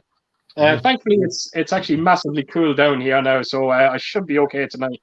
I said to John that I was worried that you were going to see the tip of my head come the end of the night. I'll be just slowly sliding off my chair, but I think I'm okay. It's not too bad, but it's nice. It's pleasant actually at the moment. Absolutely. We got Paul Tams. Evening, gentlemen. I hope you're both well. What movie has been your favorite so far this year? And what are you looking forward to for the rest of the year? For me, Maverick, Top Gun Maverick. Shadow of a doubt. We were sitting in the cinema when we're going to go and see Thor. And I said to Deborah for a joke, should we go and see Maverick again? That'll be the third time. And she went, yeah. And actually, when we went for coffee today, because you can get a coffee in the cinema, but not go into the cinema. They cost us next door to it. So when we're coming out, she goes, Maverick's still playing, I went, is it?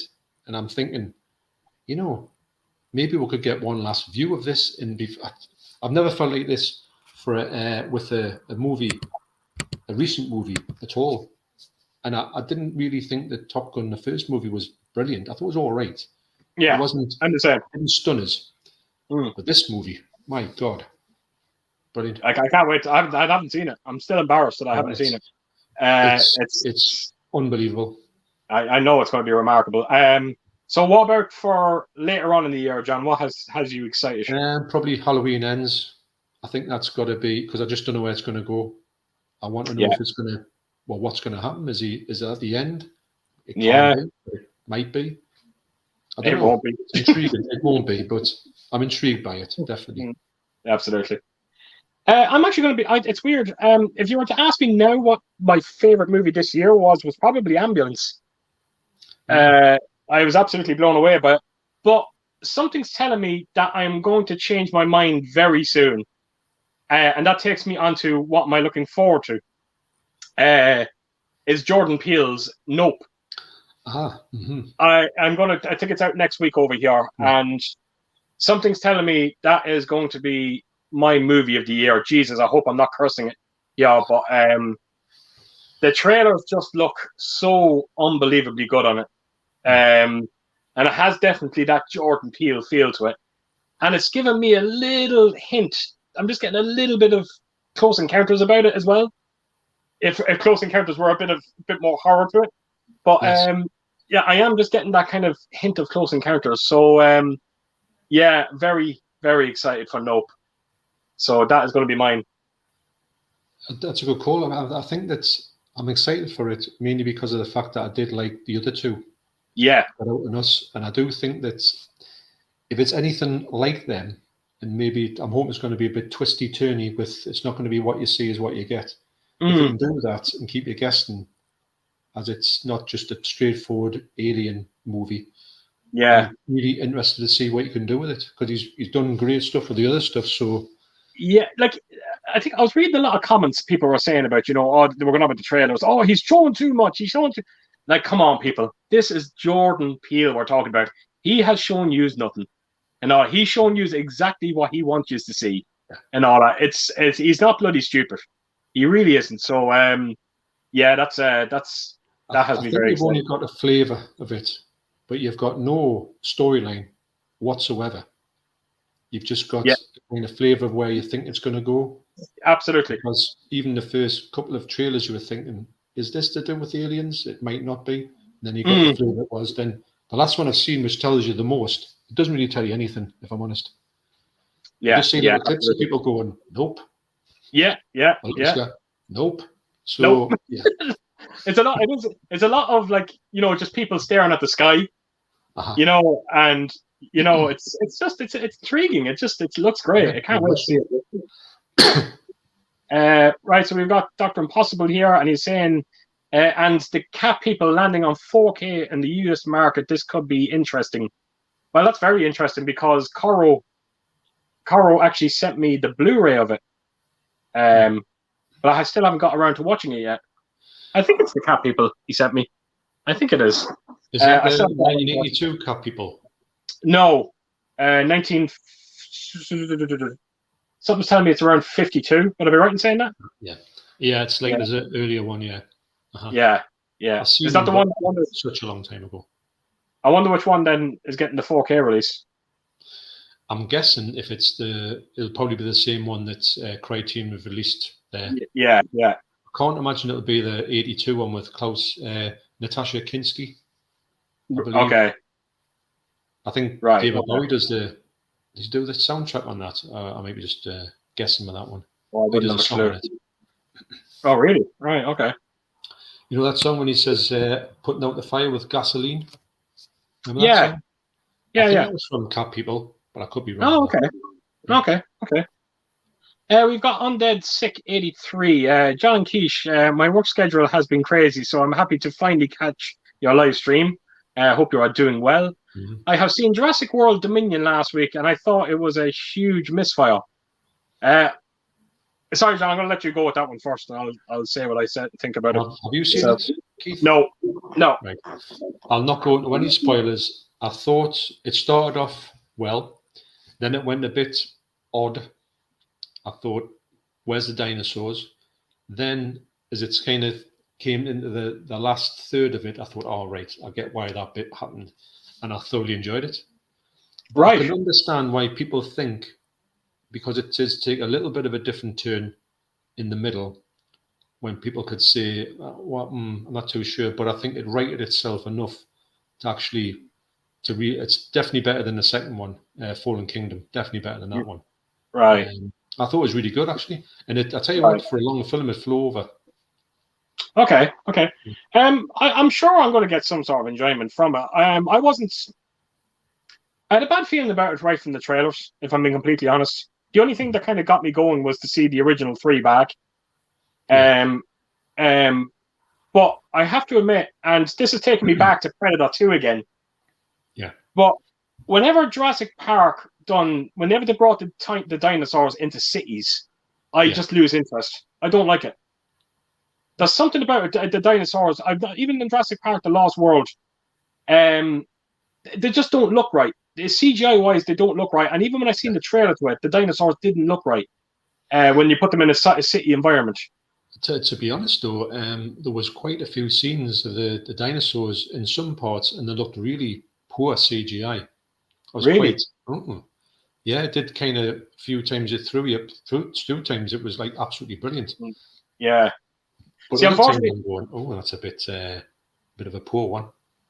Unfortunately for Jurassic Park, it's just one of them franchises where there's not a whole lot you can do with them. And hopefully that's it now. I hope we're done with them. I think it's if you watch it and you can watch the full 6 of them now as a complete saga. Yeah, And a complete saga that I think I can't see them doing anything else to it after this now. yeah, I yeah, think it's done, and it's a good. They've done it in a good way.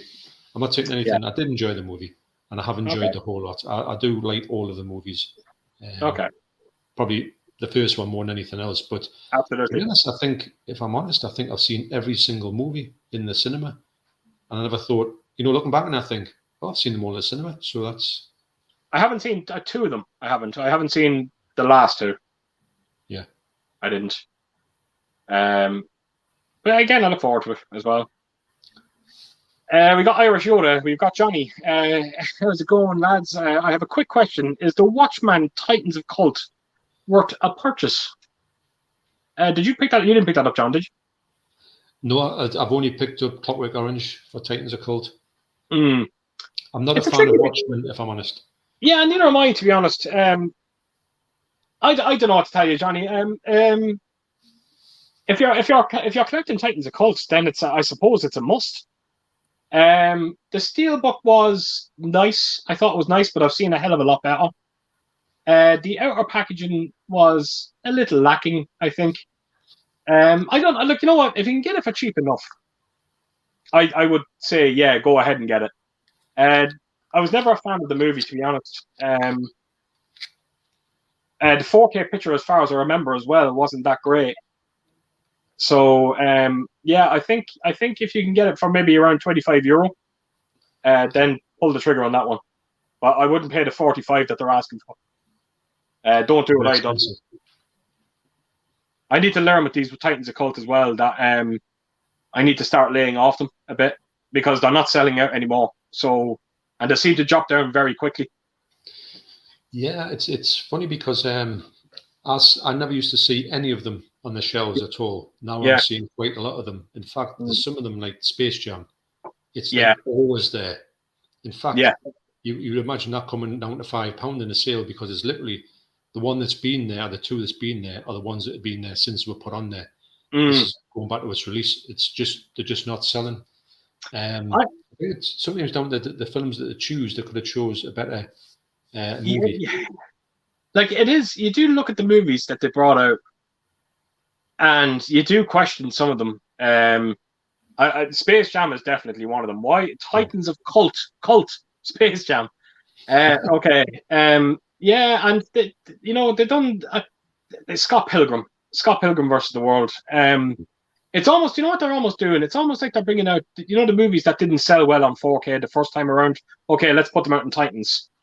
Give them a second lease of life and see if they sell. Yeah, but I know what you're saying, and so with the Titans of Cult, say Scott Pilgrim, for instance, as you know, that the 4K isn't the greatest 4K, so they would just probably take a 4K from somewhere. They would never do their own restoration or anything. They just No, definitely not. The packaging. Yeah, just the packaging. That's it. Right, got you. Now, I'd said it in numerous videos, but if Titans of Cult do one more price hike, then I am done. I'm even questioning whether or not I should be paying 45 for what they're bringing out at the moment. Yeah. But if they do one more price hike, I'm done. Done with them. Sorry, what are you going to say there, John? Sorry. I'm just saying I know what you're saying. I agree. Absolutely. That was the one thing I will say about Arrow. At least when Arrow brings out their limited sets, they're all the same price. They didn't do what Titans basically done, where they basically gave you less and then put the price up by £5. Yeah, I've noticed that actually because I thought the Clockwork Orange was good, but I've noticed that the earlier Titans of Cult had more stuff in them. Absolutely. They were more. They had a more premium feel to them than the recent ones, unfortunately. Yeah. So we got Undead Sick 83. He's just giving his best wishes to Sophie. Hope you're feeling better soon. We all are. Lenny, my favorite David Lynch movie, Lost Highway, is getting a Criterion release in the fall. Finally, a special edition for this film. I've never seen it. I've seen it, but a long time ago. I remember not understanding it at all. But you don't understand David Lynch's movies sometimes. I've got it on Blu-ray. I need to get it looked at. There's a couple I need to go back to looking at. There's that one, and there's the Straight Story as well, which I haven't seen. And I got a subscriber mail from Leon. Leon Talks Films. So I was looking at it the other day, thinking I've got to get this one watched, and I want to watch it on my OLED because I know it looked great on my other TV. Well, this one, that it's going to look sensational. It's got a lovely picture. It's a German release, actually.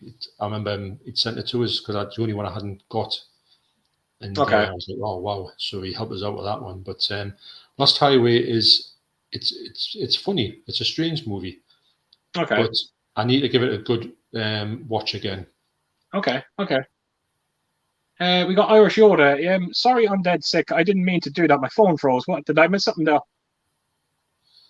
I don't know what happened now. I honestly don't know. Right, we got Rock God 2004. Now then, chaps. That's Nige. You know Nige, who's we've got the live stream coming up, the Video Nasties live stream. Oh, very good. Oh yes, you were telling me all about him. You're very excited for this one. We've had a couple of catches up. We've got to know each other. We've got quite a lot in common actually when we've been chatting on like not online, but online but not on live. Yeah. And we're setting up the live stream's going to be, the format's going to be, we're going to go through like the collections of like the live stream's going to be section 1, section 2, section 3. Right. The first one we're going to do is going to be kind of like an introduction to doing it. It's going to be kind of just like doing it like this and just talking about like probably fielding questions about Video Nasties and obviously what people might want to ask us when we're doing it. We can maybe factor that into to what we're going to talk about. So it's a bit of a kind of learning curve on this, but we did talk when we're talking about it. The fact is that we haven't seen anybody really do this before. Oh, right. Dedicated live stream to Video Nasties. So we're really excited. And Nigel's got some seriously good stuff, mind. You know, when you think, when he was telling us, oh, I've got this, I've got that, and I go, you've got what? I presume, sorry, John, this is the fella that you were saying about the vinyl and everything that he had for Friday the 13th. Yeah, so I'm just going by what you told me about him, and I know your knowledge on Video Nasties, so I'm sure that is going to be highly entertaining. And Nigel, I think he's only 2 off having the full set of Video Nasties. 2 off? What's the 2? Yeah, 2 off. What's the 2? Might even be 2. I'm not too sure. If he has told us, I think maybe 2 or 3 that he's waiting. But these are really rock solid ones to get. Because some of the ones I'm surprised at some of the ones he has got. Never mind the ones that he's wanting to get. The ones that are just they're probably astronomical prices, or they just haven't been released. Yeah, I see what you mean. So it's because that's the problem with the Video Nasty range, that you'll find that there's a lot of them that are just stupid money for a really bad DVD. Right. It's very hard. Yeah, it's a very strange one to do. To complete. So hats off for him to do that. So this is going to be. I mean, as well as doing the live stream, I'm going to be interested I'll be asking him stuff. He'll be asking me stuff, and with journeys about. So the first one is going to be kind of just like an introduction, shall we say? You just say, look, this is what we're going to do. What do you think about it? This is Nige and he's going to show us some stuff. I'll show us some stuff. We're going to talk about a few things, see how it goes, and then take it from there. That's great. Sounds great. After that will be the start of it, if you know what I mean. Great. Again, it sounds great, and I'm sure. I'm very interested. We've been talking about it for a good couple of months, actually, about a month to flesh it out, you know. Absolutely. So we'll probably see the stream in a year's time. 2 years' time. Again, I know. It's well, we were talking about this before. That sometimes with the best of interest, you've got a plan to do something. Absolutely, life gets in the way, or something happens, or before you know it, a couple of weeks went by. So it's very hard to plan. I mean, I've said to Nige that I want to get it done as soon as possible, but it's a case of please. It's one of them things where you think, that it's kind of hard to set things in stone, you know, with shifts Yeah, and stuff I like get that. that. So just things happen. So it's I think that's across the board. That's with everybody. I'm not saying Yeah, yeah. everyone can do anything they want to do. That's life. But Well, that's what we said. We were yeah, just saying that even about like, you know, us doing simple streams together. Like, yeah. you know, if you weren't off this week, chances are we wouldn't be doing this tonight. So Well, it's been a busy time for me recently. Actually, mm, you know, there's been a lot of stuff going on, and I've got a lot of invites for streams, and I want to honour them because there's been some great streams that have been asking us to go on, which I'm looking forward to. It's funny though, but when you say that, you want to say immediately yes straight away, but you know it's going to be. I always try to say yes, but it's going to be a little bit in the future. Don't yeah, want to let anybody down, but I can't say. And to be honest, sometimes my rota doesn't stay the same for the month. If I get my month's rota, it's very rarely that I actually work that rota. So yeah. Like I don't know if you got a message. Paul Tams messaged me the other day, and he was saying that he's looking to get streams together as well. And I was saying to him, like, I was like, absolutely, this is something I want to do. He was reaching out. He kind of wants to get people that he knows their YouTube channels, but not haven't necessarily spoken to each other before. And he was just reaching out basically. And I was saying to him, look, you know, it's all about the day and the time. Please God, we can find the right day and time to get on that. And that's something I'm massively looking forward to, if I'm being completely honest. yeah, well, Paul messaged me, and it was great to hear from him. And I think he's got a great channel. He's got a great knowledge of stuff. And he was on this a live stream with Electric Geek Andy. He's a Scotch fella. I think he's from Glasgow or Edinburgh. I think it's Glasgow. And they had a great stream where they were just like talking about each other's journeys in collecting and stuff. Yeah. You know, it was fascinating. So I really enjoyed that. And I've always enjoyed Paul. When I've caught Paul Tam's streams, I've always enjoyed them. And when he said that he would like to do kind of getting to know you thing, you know, like a sort of a bit behind the scenes, like an interview kind of thing, I thought, oh yeah, that sounds really good. So I'd said to Paul, I said, yeah, definitely. I don't know when. And I'm not saying it's not going to be 10 years in the future, but it's going to be, I can't give a definite yet due to shifts in the way that they're all around. Because we've got a very small workforce. So can it be, if somebody goes sick, you're instantly in, you know, that type of thing. Absolutely, but, absolutely. If it work out, then, you know, that's a definite for me. And I know that you would enjoy that as well, wouldn't you? Paul. Absolutely. Yeah, I can't. It's just great to kind of. It's great to be able to talk to these people. You know, like, you know, I know his channel so well. I've actually known Paul Tam's channel. I remember him when he nearly started. I think he was on around 10, 20 subs. And again, we've never kind of reached out to each other, and that was the first time we did. And I'm so happy he did, because this is something I'm massively looking forward to, and I hopefully it will happen sooner rather than later. Oh yeah, and I think it's another thing we're talking about as well, because YouTube's quite busy, and you know, when you are busy when you're doing this type of thing, that you can kind of you can see, if we hadn't have got chatting early doors, we might not have done anything like the live stream for a full year. Absolutely. You know, we could have been ships in the night for a full year, and my first live stream with you could have been me just talking to you for the first time. That's not through choice; it's just through the way things go. So it is. There's a lot of channels out there that you haven't really bumped into yet, but you want to. Yeah, it is. It's you know, there's, like I said, there is so many channels out there now that unfortunately some channels are going to fall by the wayside a bit. It's just very hard to kind of keep in contact with everyone. Like you said, YouTube keeps us busy. It is a busy. It's a busy but in rewarding medium, I find. Oh, absolutely. The fact is, you can just talk about you want to talk about collections or movies. It's great. Yeah, it's like an out. It's a way to sort of to do that without not having anyone to talk to about it. Great. Yeah, absolutely. So we got Lenny here. He's just saying there's no way to restore a message. Okay, I think I see what's going on here. Right, my phone was bugged out when I touched my screen and deleted the message. Very sorry. Okay, I get that now. I've done that before, actually, by mistake. Yeah. Matt chats. I might have them. Is it the Marins? Is it the Marins? Am I pronouncing that right? Martyrs. The Martyrs, is that what it is? Martyrs, yes. It's Right. a funny In spelling my name. collection, I'll check. I'm like Dash with my collection. At least twice a day, I walk past a movie in my collection and think, what did I just buy? Uh, yeah, I can sometimes absolutely agree on that. Well, when I was... I don't. here's me coffee. Oh, right. Oh, watch the hand. You could have brought it this way. I've got your hand in. I see you putting new tattoos on your knuckles just for the... Oh, hey, I'm in the bar books now. Actually, I was when my shelves when they were went a bit wow. Yeah.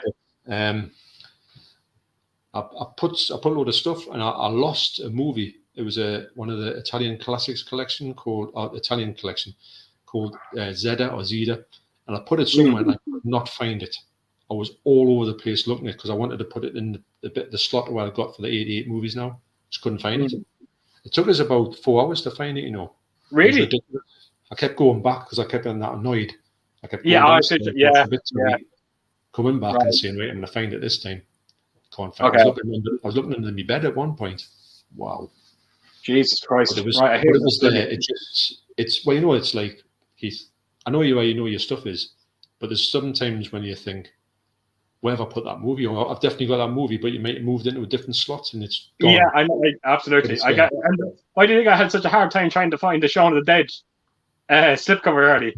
Because it actually has moved. It's not. I actually have 6 of them cartoon edition sleeves together, and for some strange reason, Shaun of the Dead is not with them. It's down further, so don't know why. You know what? Sometimes people come into my house, and just to be a 9 little bastards, they remove a movie out and put it somewhere else just to see if I'll notice. And I'll find out who done that. What was it? Emily. Emily does that to me all the time. Really? Yeah, she puts things all over the place. I'm not the only one. I'm not the only one. Right, so Lenny Nero. I wonder how a phone has to freeze for someone to perform 3 particular 2-step options. I don't know, honestly, don't know what's going on here. Mac chats. Oh, and the Raid 1 and 2 are amazing. Wow, we must be a bit behind here, John. Should I have a bit of a blast through? Yeah, I'm actually just these boys are just talking about this comment that has been frozen. So I'm just going to kind of breeze by them. I think probably what's happened is that somebody has touched it and it's just deleted a comment. Yeah, I think he just says that the app literally froze or crashed on him or something like that. So I don't know what happened.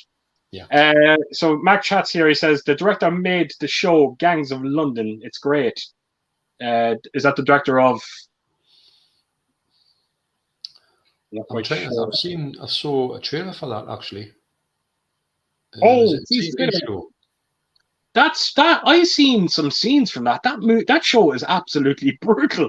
So I presume it's the director of Ghostlands, is it? Could be. But I've definitely seen that very recently. I tell you, John, I've seen some scenes from that Gangs of London, and it's not kidding you. It is ultra violent. Yeah, it's ultra violent. Yeah, I'm just asking for a biscuit if you risk it for a biscuit.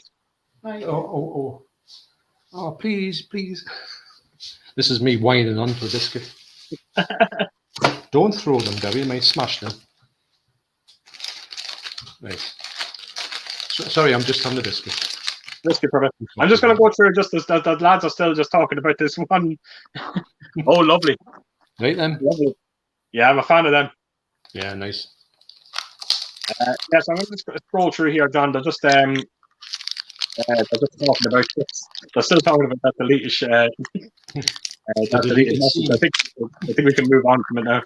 Max Chatz, the director of the Remakes film. Sorry, okay, that's who you're talking about. Right. Right. So we got AFC Steve. Hello, lads. Hello, Steve, and huge thanks for coming over, my friend. He's a great lad as well. He's always Instagramming me on Instagram, private messaging on Instagram about some of the pickups that he gets, and he just sent me one there recently of the Universal Soldier 4K Steelbook from Lionsgate. What a beautiful steelbook that is. That's going to be money gone out of my wallet again, I can tell you. Yeah, Steve, what kind of air conditioning can be used in the pod? Glad it's only 18C here today. Calm before the storm. Yeah, that's what I was just saying earlier. It is a bit, cooler today. What kind of air conditioning? I don't know. I bought an air conditioner on Amazon. I think I paid nearly €300 for it. So it better do a good job because we Is it paid like enough. a sort of? Is it like a tank? Do you know? Like Do you a know box? the? Do you know the Dyson ones? That it's like the circle. It's like the Yeah. Oh, yeah, fan. you're seeing. Yeah, yeah. It's kind of like one of them, but it's not Dyson. Mm. It's Yeah. not. If it was Dyson, I'd be paying nearly £600 for it. They do work though. Oh, they're bloody better. I'll know soon enough. If I'm going to be peeling me balls off this leather chair, then you know they didn't work. Irish Yoda. There's a talk for you, John, to go to bed with. You'd be asking Ellen to bring your spatula so you can get yourself up. I'll be sitting God. here beside me. What's cooking? Something's cooking. Wow. You've been cooking. You've been eating hamburgers near something.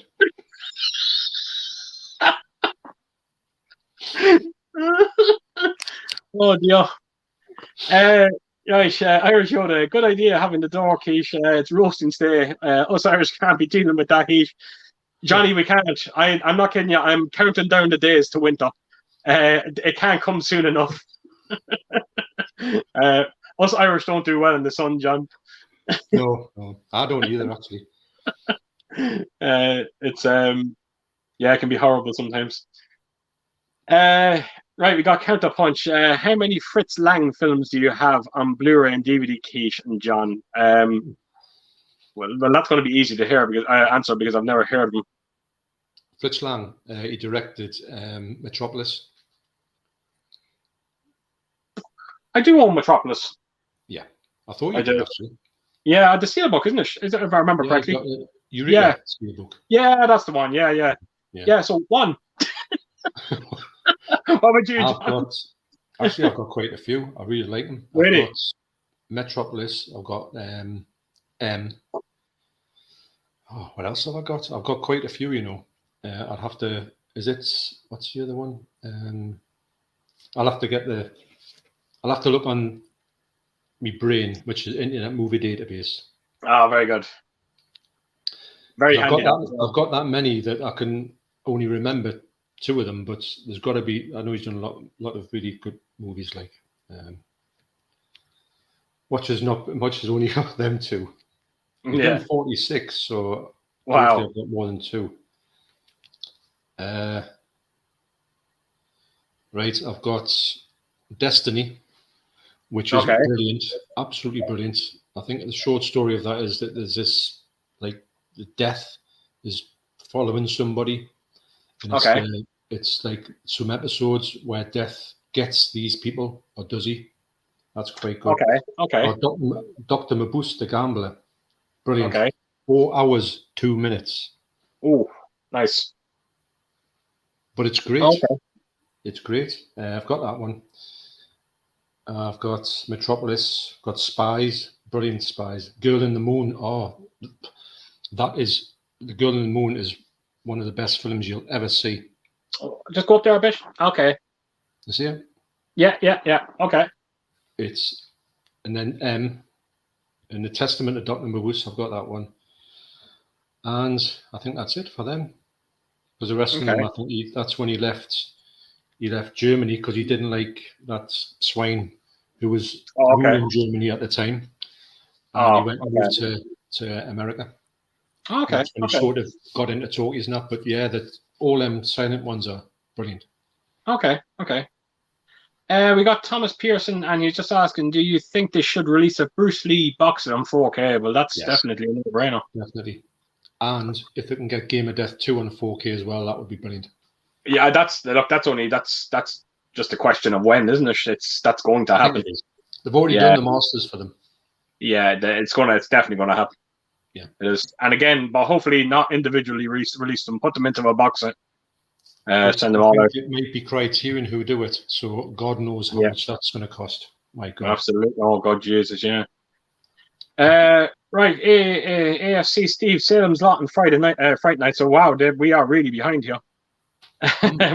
Let's go back to the vampire questions.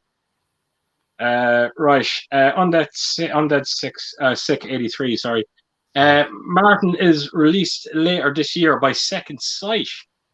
So keep your eyes out for that one, mates. Gotta have that one, don't we? Yeah. That's definitely going to happen. If that is, I didn't actually know they announced it. Yeah, they've announced it quite a while ago. It's just they've had really bother trying to get the elements for it. Right. But it's got to look really good. And I think I might be wrong in this, but I'm pretty sure they found a version of it that's about something stupid like 3 hours long. Right. And they're going to try and release that as well. Wow. I don't know if it'll be on Blu-ray. That one might be just a DVD. But they've definitely found a longer cut of it. Okay.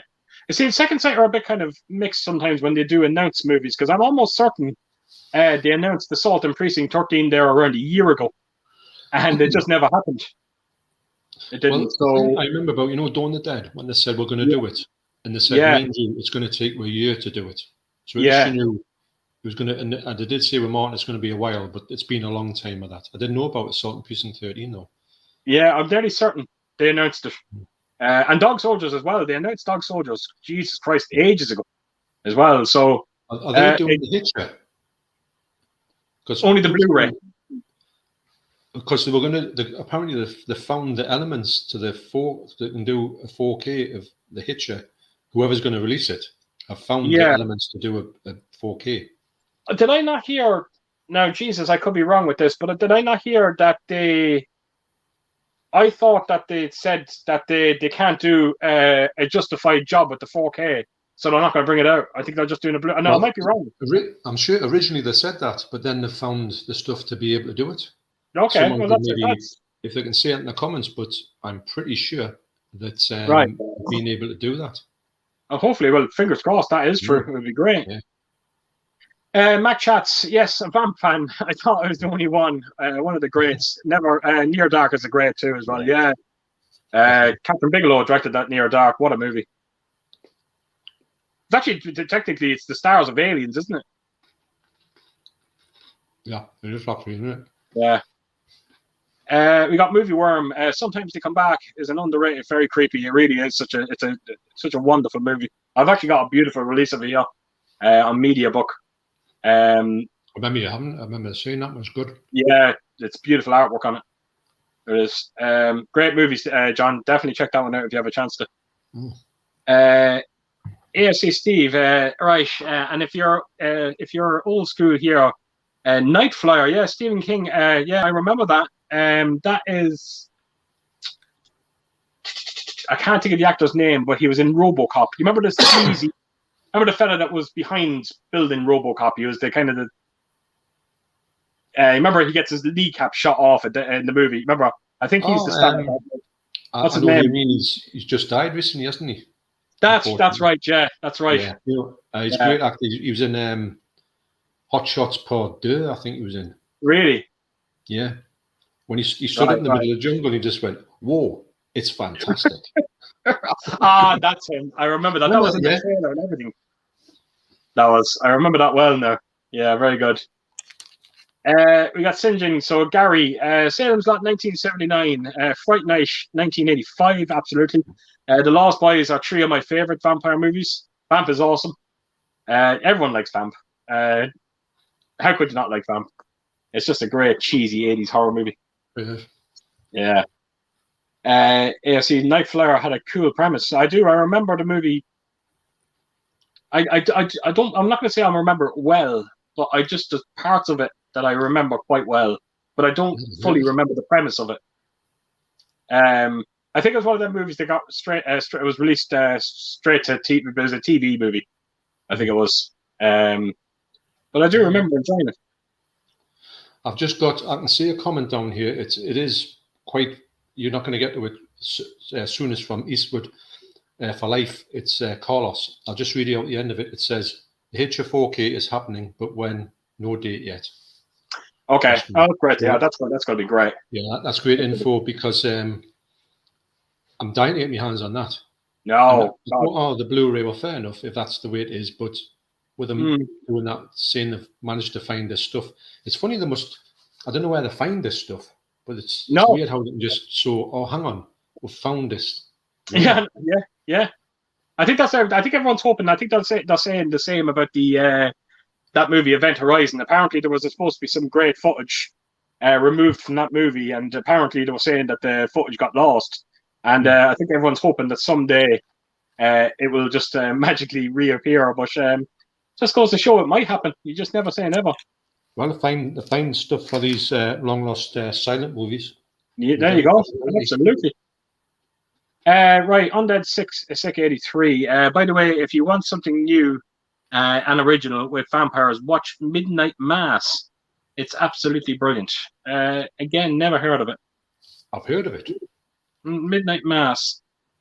Is it recent, John? Or I think it is. I think I don't know how I've heard of it. Definitely off a YouTube channel. I've seen someone mention it. Okay. Okay. But I don't know much more of it than that. Okay. So we got two cool shabs. Hi guys, nice to see you on live. Thank you so much for coming over and leaving a comment. Right, very sorry, John. I just lost my comments here for a second. So we got C. Gray. The Lost Boys is my top vampire movie. Just great cinematography and a great soundtrack. I absolutely agree. Yeah, 100%. Actually, I had it in my hand yesterday. I picked it up and thought I'm gonna have to watch this soon. Yeah, and of course they've decided to ruin it by giving us another Hoxie remake to a movie that just didn't need it. No, you're right. Just how many times have we heard that? Yeah, absolutely. You can't improve. To digress it to touch. One of the things I've got from no, it wasn't actually. It was yesterday. I picked it up at the America Centre. A 4K that I think might possibly be the best looking 4K I've ever seen. Wow. Yeah. And what is that? I'm not telling you. Oh. There's no. Do you think I'm going to tell you that? Yeah. So I can go and buy it. I'll tell you on a video. Okay, absolutely. I'll wait. You've heard the movie. It's just I've heard it's great. So I thought I'll get it and see what I think. I put it on, and when you get past the whole the start of it, the transition period, it gets into the actual nuts and bolts of the movie. I put it on. I was like, wow, this is something else. So I'm going to have to get a few of my top out and put them side by side and have a bit of a mooch with it. But I think it's definitely top 3. Wow, that's a bold statement. Definitely look forward to that one. Yeah, right, so we got Mad Marty 1973. Love 30 Days of Night. Yeah, it's a great vampire movie. Josh Hartnett is fantastic in it.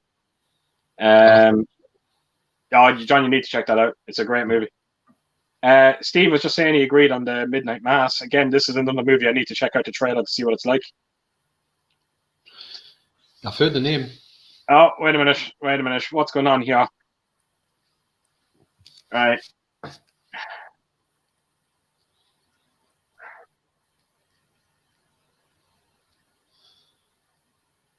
Right. I'm surprised that no one got rid of these fucking.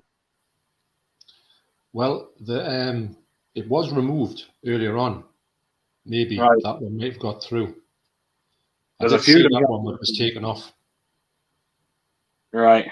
Just give me a second here, John. Just have to find me. But now I'm actually gone off. Now what is going on?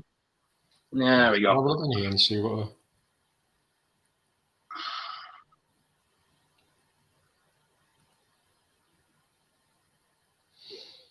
Right. Yeah. They're all taken off. Maybe you might have clicked on. There's a bit like view deleted message underneath it. Might have just clicked on that. It's definitely not. Okay. I've blocked them anyway now, so hopefully. Well, Sophie'd actually blocked that one, and I saw it. Saw it getting blocked, but that one, it's not here on the stream, but and I think that's the only one. Right. Okay. Just give me a second there, John. I've lost me my comments here. Oh, okay. Now we're good. Okay. Basolian Dave, we have all right, my babbers. All right, me babbers. Yeah. Hey, Dave, and thank you for coming over. Yeah. All right, Dave. Right, where have we got here? We got Lenny.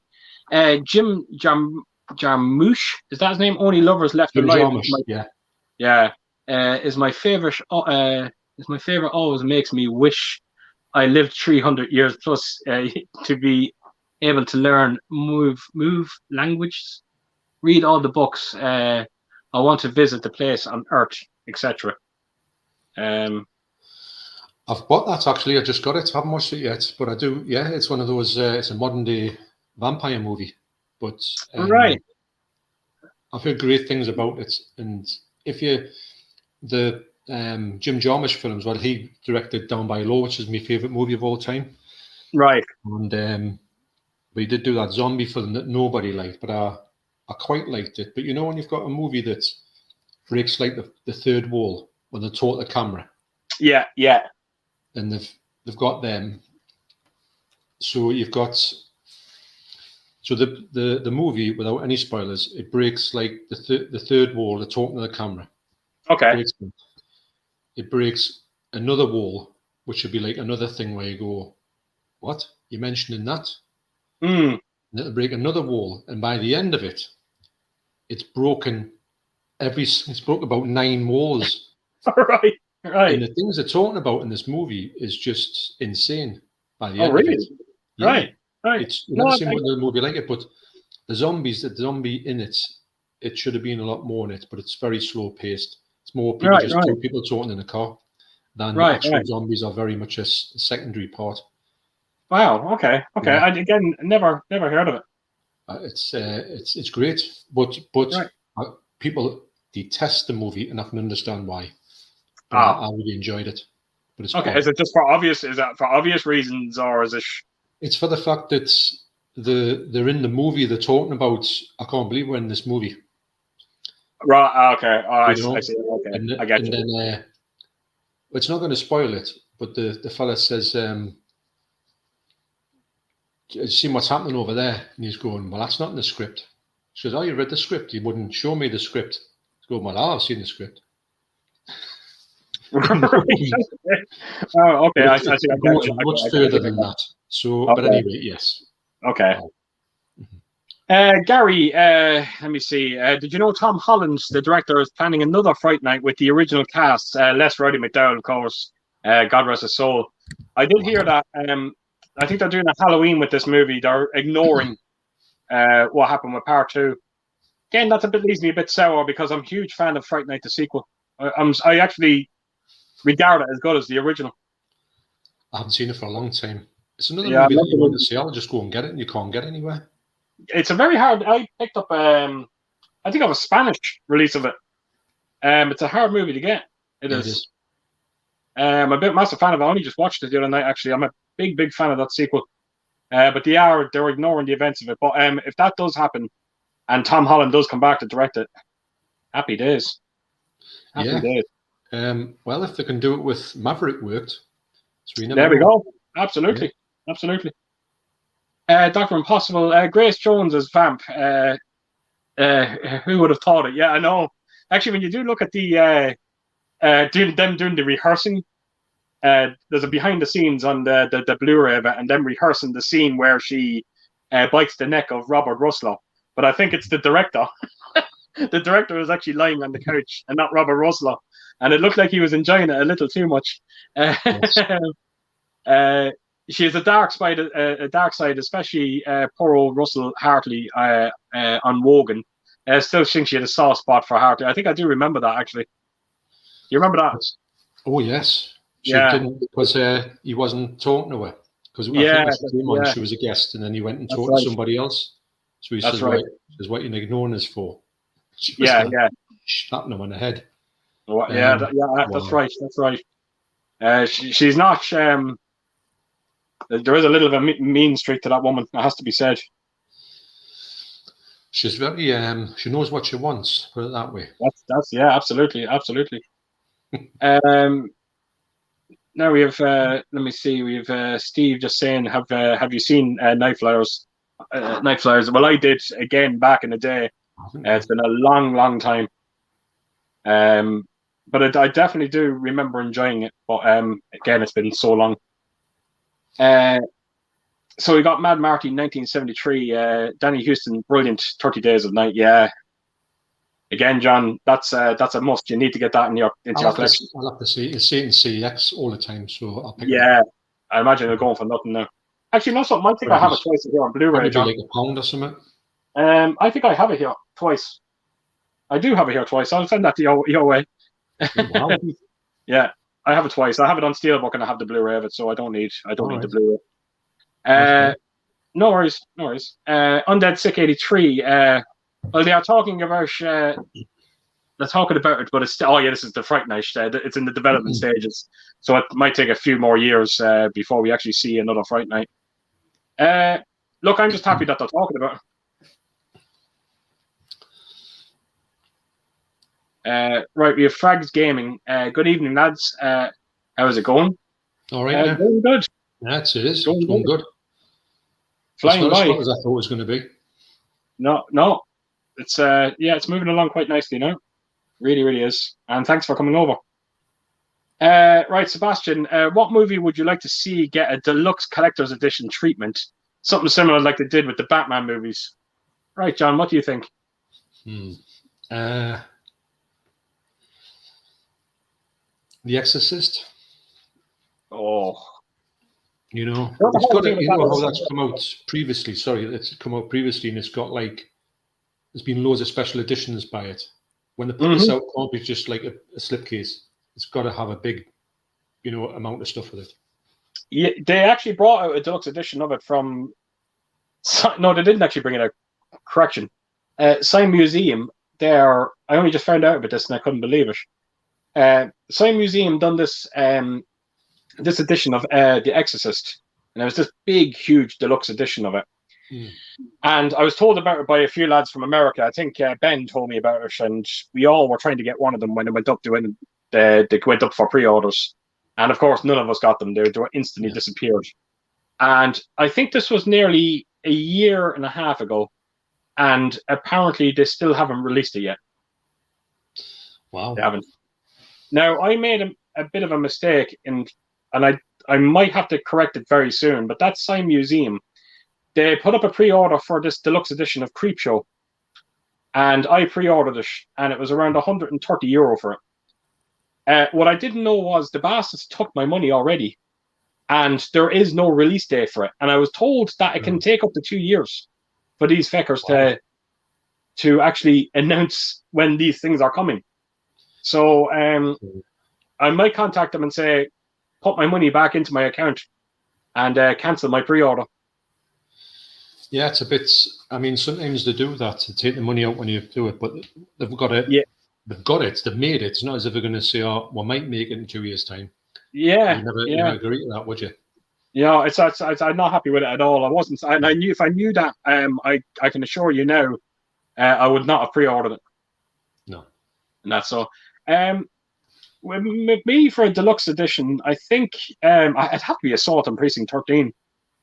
Again, that's why I got so excited when Second Sight apparently rumored to have announced it. They didn't rumor it. I'm almost certain I went on to Blu-ray.com and I read it there that Second Sight announced it.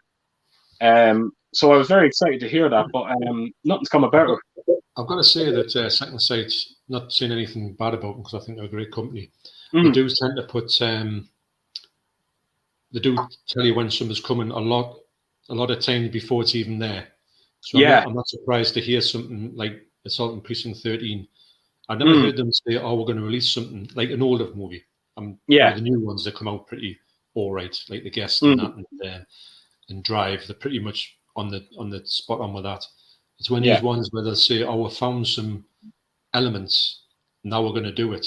So really, they've told you from day. They should have really kept it quiet. Exactly. Because you seem to be thinking. I mean, when Dawn of the Dead was talked about, it seemed to take forever to release that one. Exactly. Yeah. And the reason why I just think I do have the first edition that Second Sight brought out of Assault on Precinct 13, and it's actually quite a nice release, and I'm very happy to have it. But I just want to see a bit more. It's I would like to see something similar to what they've done with Dawn of the Dead or Drive for Assault on Precinct 13. That would be the dream. But yeah, I Oh, I'll can't see tell it. you what. Deluxe Collector's Edition would be Day of the Dead. Yeah, absolutely. The best version of Day of the Dead I have at the moment is a Midnight Classics edition of it, which is actually quite nice. Yeah. But that's the only really kind of decent edition I have of it. So that's definitely in need of a good edition. Got to be a 4K coming out of that. It'd be criminal it will happen. Did night and dawn and not day. Yeah, absolutely. So I'm sure it'll happen someday. Yeah. We've got the monkey. Greetings, you two. I have a question for both for you both. What is your favorite film with an actor who died during filming or right after? Mine is Brain Scan. I think it's called that the actress died. What? I think it's called that after. Oh, because the actress died, right? Brain Scan. Wow. Okay. That's a mad question. Any come to mind, John? Yeah, the one that's I love, although it's not a great movie, but I just like it, is Game of Death. Bruce Lee. Ah, very good, very good. It's funny because he didn't really die. He shot that before he shot Enter the Dragon. He died just after Enter the Dragon. He didn't go back to finish off Game of Death, so it's kind of not. But it got cobbled together and then released afterwards. And for some reason, I've always had a soft spot for Game of Death. Even though it's quite a bad movie when you think about it, because it's not really what you would class as a legitimate Bruce Lee movie, but I love the whole scenes in there. I love the way that they've done those stupid things to try and actually, if they went back, me and John Dwyer were talking about this, if they could go back and like deep fake the whole movie, put Bruce Lee's face on the deep fake version of Game of Death, it would be stunning. Wow. Okay. Because the people who are playing him are like stunt doubles. Yeah. And they're like other Bruce Lee, all these people. Right. People look like him, but they weren't him.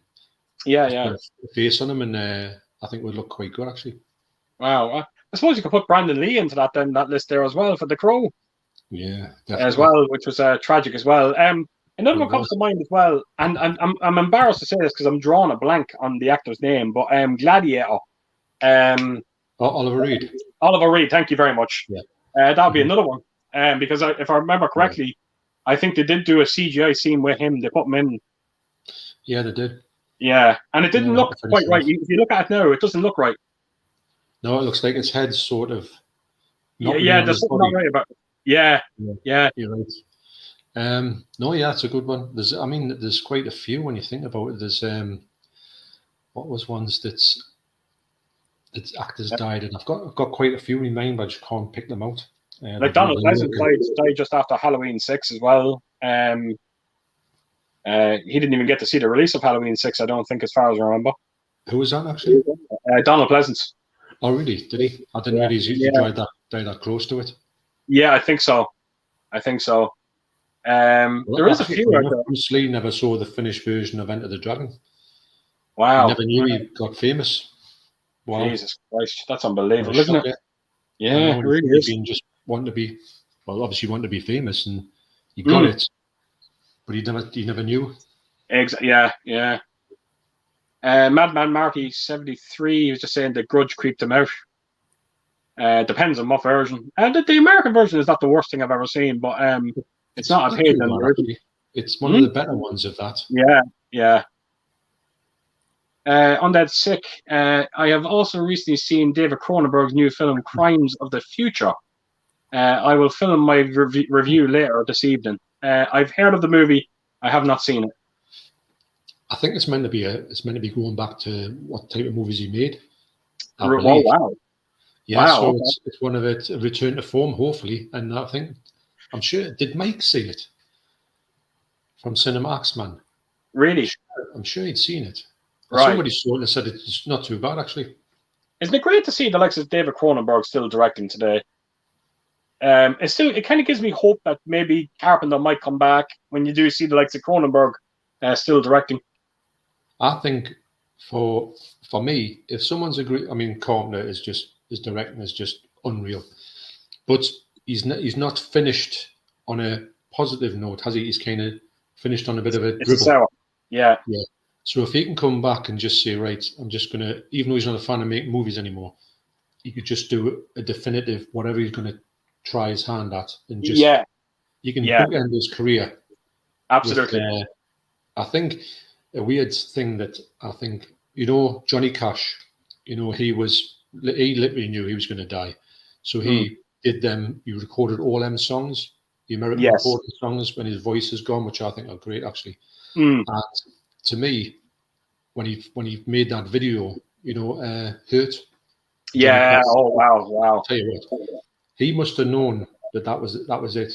That's the last thing he was going to say of me, and he couldn't have done it more perfectly. Absolutely. Create his own epitaph, I think. Yeah, absolutely. I think Freddie Mercury did it, and so did David Bowie as well. David Bowie. Yes. My God, when you do watch that last album, or when you hear that last album that Bowie brought out, Black Star. Black Star.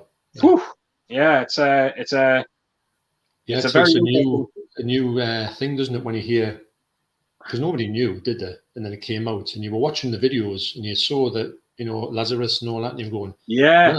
But when you watched, you thought, hang on a minute, he was kind of telling you the whole thing. Yeah, you would have known, like cryptically. Absolutely. And, yeah. So maybe Carpenter, to me, I think if he could do that, he'd be great with it. Yeah, I absolutely agree. On that sick, he's just saying the American or the Asian versions of Mad Marty. All right, so he's talking about The Grudge. Okay. We got Gashead Steve. Evening, gents. Two great channels on at one time. Big win. Happy days. Thanks so much for that, Steve. Yeah, thanks, Steve. It's but it's great to be on with Keith, and I'm sure when Keith gets other guests on, they're going to have a great time, because I do. I'm sure. Like it's. I think you're almost like my safety net at the moment. But there might be a time where I might not need the safety net, and I might be able to go on to someone else. No, well, we were just saying before the stream, and you knew how I was petrified with my first live stream. Yeah. I did, and you were the same. So I'd said to you, I says, how do you feel now? And you said you're feeling better with it. And I says, well, so I think we needed that. And it's funny, you think, well, you've been doing videos for a year or 2 years. How do you ever get? It's amazing how nervous you can get in a live stream. Oh, it's really, it's quite daunting actually. But I think once you get into it, and plus as well with the likes of Nige, I've got to know Nige a bit before I've done my streams, which is great. Yes. And the streams that I've done with the other people I've done them with, I kind of know them as well. And that's half the bother, isn't it? When the people that you'll get in the future, you'll have the same experience with them. Yeah, I sometimes need to actually almost remind myself that, like, I'm at home in my own room. Relax. Nothing bad's going to happen to you. Just every now and again, I just need a little bit of kind of just talking to myself, just to remind myself that. Apart from you're gonna melt in your seat, or bar that as well. Stuck to your seat. And the thoughts of actually trying to peel myself off this later. That's a scary thought. Yeah. You might hear my screams from where you are. So the next video, when you do it, there's just like an outline of you, skin, stuck to the seat. I'll be going, hang on a minute, there's an outline. You'll just be like, yeah, maybe just an outline of me. It'd be perfect. It'll probably do a better job as well. Right, Mad Marty 70, Asian version, but American version was pretty good. Okay, says Sanson. Right, we got Andy. Thank you so much, Pete and John. Two guys I'm proud to call friends. Absolutely. Tell me, what is your favorite Tom Atkins movie? Oh, come on! Wow! Oh, wow! The mustache has been ruffled. Amazing movies, hasn't he? He's just he's so he's criminally underrated. It's cruel. A box set of his movies. Yeah. Do you know? I'm almost sure Ellen checked this up, and Jesus Christ, I hope it's not true. But I think Ellen checked up his net worth, how much he's actually worth, and I think she said he's only worth around $3 million. Wow! Isn't that just, if that's true, that is bloody heartbreaking. It is, because if I'm honest, he's got his body of work and the stuff he's been in is amazing, and in the 80s, he seemed to be in every. You know, when you watch the movie that you liked, Yeah. he was in them all, Yeah, and you were just thinking, absolutely. it was as if like he had a free pass to go within all of these movies. And to be honest, when I first watched cartoon movies, I didn't even know who the director was. I didn't even look at them. And then you realise he was getting the actors he liked to work with. But I think Tom Atkins is criminally, like I say, like not unknown, but he should be a megastar. Oh, he really should. Like what can you pay? Like you know, you've Halloween 3 there. You know, it's The Fog, Scare from New York, Night of the Creeps, Creep Show. You know, how do you pick from that? I'll tell you what he's in, which he plays good partner actually. Two Evil Eyes, he's in that one as Two well. Evil Eyes, yeah, very good. Maniac Cop. Yes. Yeah. That's ridiculous. The list is endless. I'll tell you what I'm going to go for, even though I rate them all highly, and I'm going to say The Fog, but just topping that, because of his performance is just exceptional in it, is Night of the Creeps. Yeah. So good. Night of the Creeps. I have to go with it has to be Halloween 3, Season of the Witch, closely followed by The Fog. Yeah. But my God, it's he's just one of them actors I could just watch all. I could knock on 5 movies in a row with him in them and have the biggest smile on my face. And not only that, but he is the man. He just gets the women. He does. I said to Alan, Jesus, we were watching The Fog the other night, and I says, Jesus, even without the moustache, he's still got Jamie Lee Curtis. that's how good he is. No, he's great. He's great in Halloween 3 as well. As you know, I didn't really rate Halloween 3 for the longest of time, so he sort of got us to, give me head a shake and get it watched. But the standout for me of that movie, which is a great movie, is him. That's him. The standout is him. I knew it would be, but I was surprised at how absolutely brilliant he was again in this movie. I think just going by the ending of Halloween 3, even now I love when I watch it with Ellen, and that scene with him, turn off the third channel, it gives me shivers every single time. The hairs just raise up on my arm every time I watch the scene, and it's because of the way he does it. It's how he put it. It's remarkable. His acting is amazing. I love that ending. Jeez, it's one of my favorite endings of all time. I tell you, I agree on that. But I tell you what, imagine he chose the sort of low budget horror route. But I think the movies that he's chosen have been the best horror movies. Yeah. If he had been in another area, maybe in kind of highbrow movies, maybe he would be regarded as one of the greatest actors. Yeah, I do regard him as one of the greatest actors out there. Yeah. And I tell you what, when you see him on a Blu-ray behind the scenes things, he's always so funny. He does absolutely interviews. Yeah, I watch them all day. He's fantastic. I was actually looking at he was just talking about Creep Show he was, and George Romero instantly wanted him, and the part that interested him the most was the one that Stephen King had done. He wanted to play that role in the movie. Yes, and Romero turned around and says, "Oh, unfortunately, King wants to do that, so whatever King says goes." So, and he turned around and he basically said, "Go on, pick another role you want in this movie." I think he gave him free reign, and he picked basically the prologue, which I thought was incredible. Like, he must have known that he wasn't going to be on the screen that much, but he wanted to play that character. Any other actor, I think, would have picked the more starring role, put it that way. And I think he's an absolute credit. I really do. He doesn't. I think he's a humble bloke as well. Comes across humble. Absolutely. And we're just talking about Tom Atkins, and I know David's horror, which is basically saying evening to myself and you, John. I know David would love to hear it. I know he's a fan of Tom Atkins himself. He loves all them movies that he's in. And he's just basically saying greetings. Yeah, greetings from Kentucky. Wow, incredible. Doing well, David. I hope you're doing good yourself. I'm sure there might be a chance I might be talking to you tomorrow night if you're on Cody's stream. I've been invited to go on to it tomorrow night, so I'm hoping I'm still awake, and I'll do it. What time when you start on the stream there? What time do you start? Like 2:30 in the morning. Okay. Yeah. I said the last time I think it was the last time I was on with them, I literally had to go because I could actually hear children outside playing. That's how late it was when I left. Going to So school in the morning. Wow. yeah, so it can be rough. It has to be said, but look, it's nice to do. They're such a great bunch Yeah, of yeah, yeah. lads. I I've seen a can't praise couple of them them enough. actually. They're very watchable. Oh, There's a no good question banter about going it. on with that gang.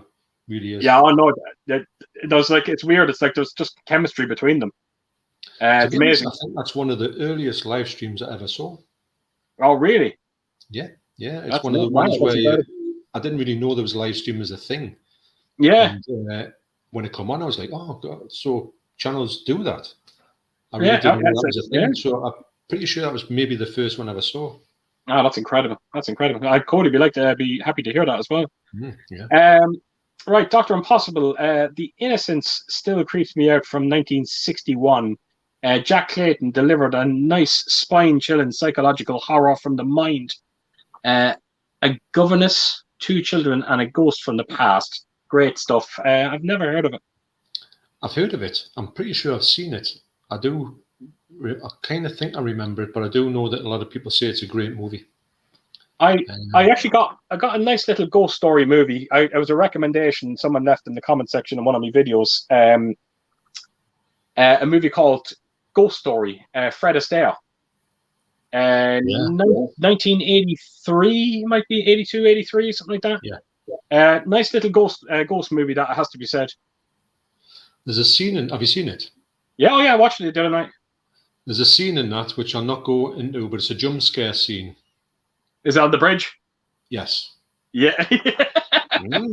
What do you think of that? That was a bit. Whoa. Yeah. Yeah. Wow. Yeah, that was great. That was a great scene. Yeah. Good movie. Good movie. I enjoyed Yes, it. it is. It's one of John Ho's favorite movies. Actually, that. Oh, really? Yeah. Yeah, He's always yeah, talking about that movie. we had a great time with it. It has to be said. Mm-hmm. Right, Undead Sick 83. I actually got to meet Tom Atkins. Wow, for the Love of Horror convention. His own favorite movie that he played is Night of the Creeps. Got him to sign my Blu-ray of the movie as well. I'm actually surprised that he picked Night of the Creeps. If I'm being told, I'm not taking anything away from the movie. I just thought he would have picked something from Carpenter. I'm sure Undead Sick has mentioned that story before because I remember hearing it, and great story that. But just to meet him, wow, would be insane. That like it's because you think these people you would like to meet if you had like a list of people. And speaking about them there's not the one somebody that comes to your mind first of all, but hearing him there, you think I'd love to meet him. Absolutely, oh no question. It'd be such a good bloke to talk to. Oh, really would be. Yeah. Completely down to earth. It would be great. Definitely. Right, we need to get through some comments here, John, because something's telling me we are way behind because Sophie is just thanking Unsick, and I'm nearly sure that was a while ago. And Pete here just saying thank you so much for the kind words, Keaton John. It means a lot. I'm so lucky to call you guys friends. Yeah. What was I saying? Well, when we were chatting, it might have been about a month ago, just talking about live streams in general, and we're talking about just things in general. It was just the fact that Pete's name came up straight away about the fact of how much we admired his channel actually and admired his live streams. And we were saying, we did say, if we can do, actually probably before we did live streams, to say if we can get a channel or a live stream that goes half as well as Pete's, we're all right. So, yeah, it's we're not just saying it. It's true. He's a great kid, really nice lad. It's absolutely true, and I always get I genuinely get excited when Pete invites me onto a stream, and I'm hoping to get invited again very soon because it's always great to kind of catch up with the three of them. I have a great time every time I go onto it, and I always seem to learn something from it as well. With a shadow of a doubt. It's funny as well because you'll hear a movie coming up. Somebody might mention in the comment, you see it coming up, and you think it's very obscure, or it's one that you think, I'm not sure these will know about this one. And you know for a fact that Andy and Mike will have seen it or heard about it or have got it, and you go, yeah. So it's great that you've, to be honest, to have a knowledge of a wide range of movies, like a big, not be too niche with something, not to be Yeah. too. We were talking about this a while ago. The other day, that I was saying that because when I first started out in the thing, I was very much a punk, and you were focused on punk music and punk. Yeah, absolutely. Sports, and you couldn't like anything else. It was a very narrow market, and you Yeah. couldn't go for blockbusters. You were laughed out of the, people who were taught you had to go for like cult stuff and that, which is good in a way, but in a way, I think, and I was saying at this point in your life, when you're older and you don't have them things anymore, the peer pressure of thinking, no, you can't like Back to the Future, you can't like Ghostbusters. Yeah. You just like what you want to. I think it's much better. But to be honest, I think I might have not had as much knowledge as these lads have got because I don't think absolutely. that. Do you know what I mean? It's kind of a different outlook on life. And I know, absolutely. I get it completely. I do. And not only that, but you can even see it with Pete as well. Some of the movies that the YouTube kind of community introduced him to over the last year, movies that he never seen, and Halloween was one of them. He never seen it before. Yeah. Friday the 13th, all them movies, and it was because of the community coming together now and telling Pete, this is what you need to do. I think I was at Pete for nearly a good 3 months to watch Halloween until he actually decided to. And I think the only reason why he watched it was because he was sick of me asking him to watch it. Oh, you were on his back. You were on his case with that one, man, weren't you? You wouldn't let him let go. And then I started annoying him to watch Halloween too then. So I don't think he's watched that yet. So I must actually start annoying him again with that one. We got Steve here. Saw X the other night. What a bonkers film and very funny. I still haven't watched it. I haven't watched it, but I'm very intrigued by it. It looks good. It's one of the movies I'm trying to stay. I haven't even watched the trailer to it. I've watched nothing. I've only seen the cover and that's it. I've never even looked at the back of it. I don't know anything more of the fact that I've just seen the cover. Yeah. So I'll hopefully if I pick it up someday. Yeah. Steve, Halloween 5. Wow, unexpected. Oh wow, we really are behind. I would never thought that, but just when I watched them 5, how much revelation it was to us. Bearing in mind, I was only going just into the fact of even accepting Halloween 3 was a movie. Yeah. You know how adamant I was that that doesn't exist to me. Yeah. And that had been an ongoing from that night in the cinema where we were kind of duped to thinking, well, there's Michael Myers. So I just went in and just enjoyed them for what they were. And I found myself really enjoying Halloween 5. Right. No, it's just funny. We're just talking about fucking Halloween there, and I've just looked down the garden, and there's a weird fucking silhouette of a man just standing there. It's me brother. Fuck off. I nearly got spatula. You brought you this spatula. You'll see a spatula now hit me in the head. Right. Thomas Pearson. What do you think about the trailer for the new Monsters? I've spoken about this. I haven't seen it. You haven't seen it? No. I spoke about it today, and John, I'm not over exaggerating here. Yeah. I honestly think it might be the worst trailer I've ever seen to a movie. Oh my god! I thought it was cringing. It was. I know. I can see what Rob Zombie is trying to do with it. He's trying to be massively faithful to it, but his wife is terrible. I can't stress this. I'm not even going to talk about his wife because I'm sick of talking about her.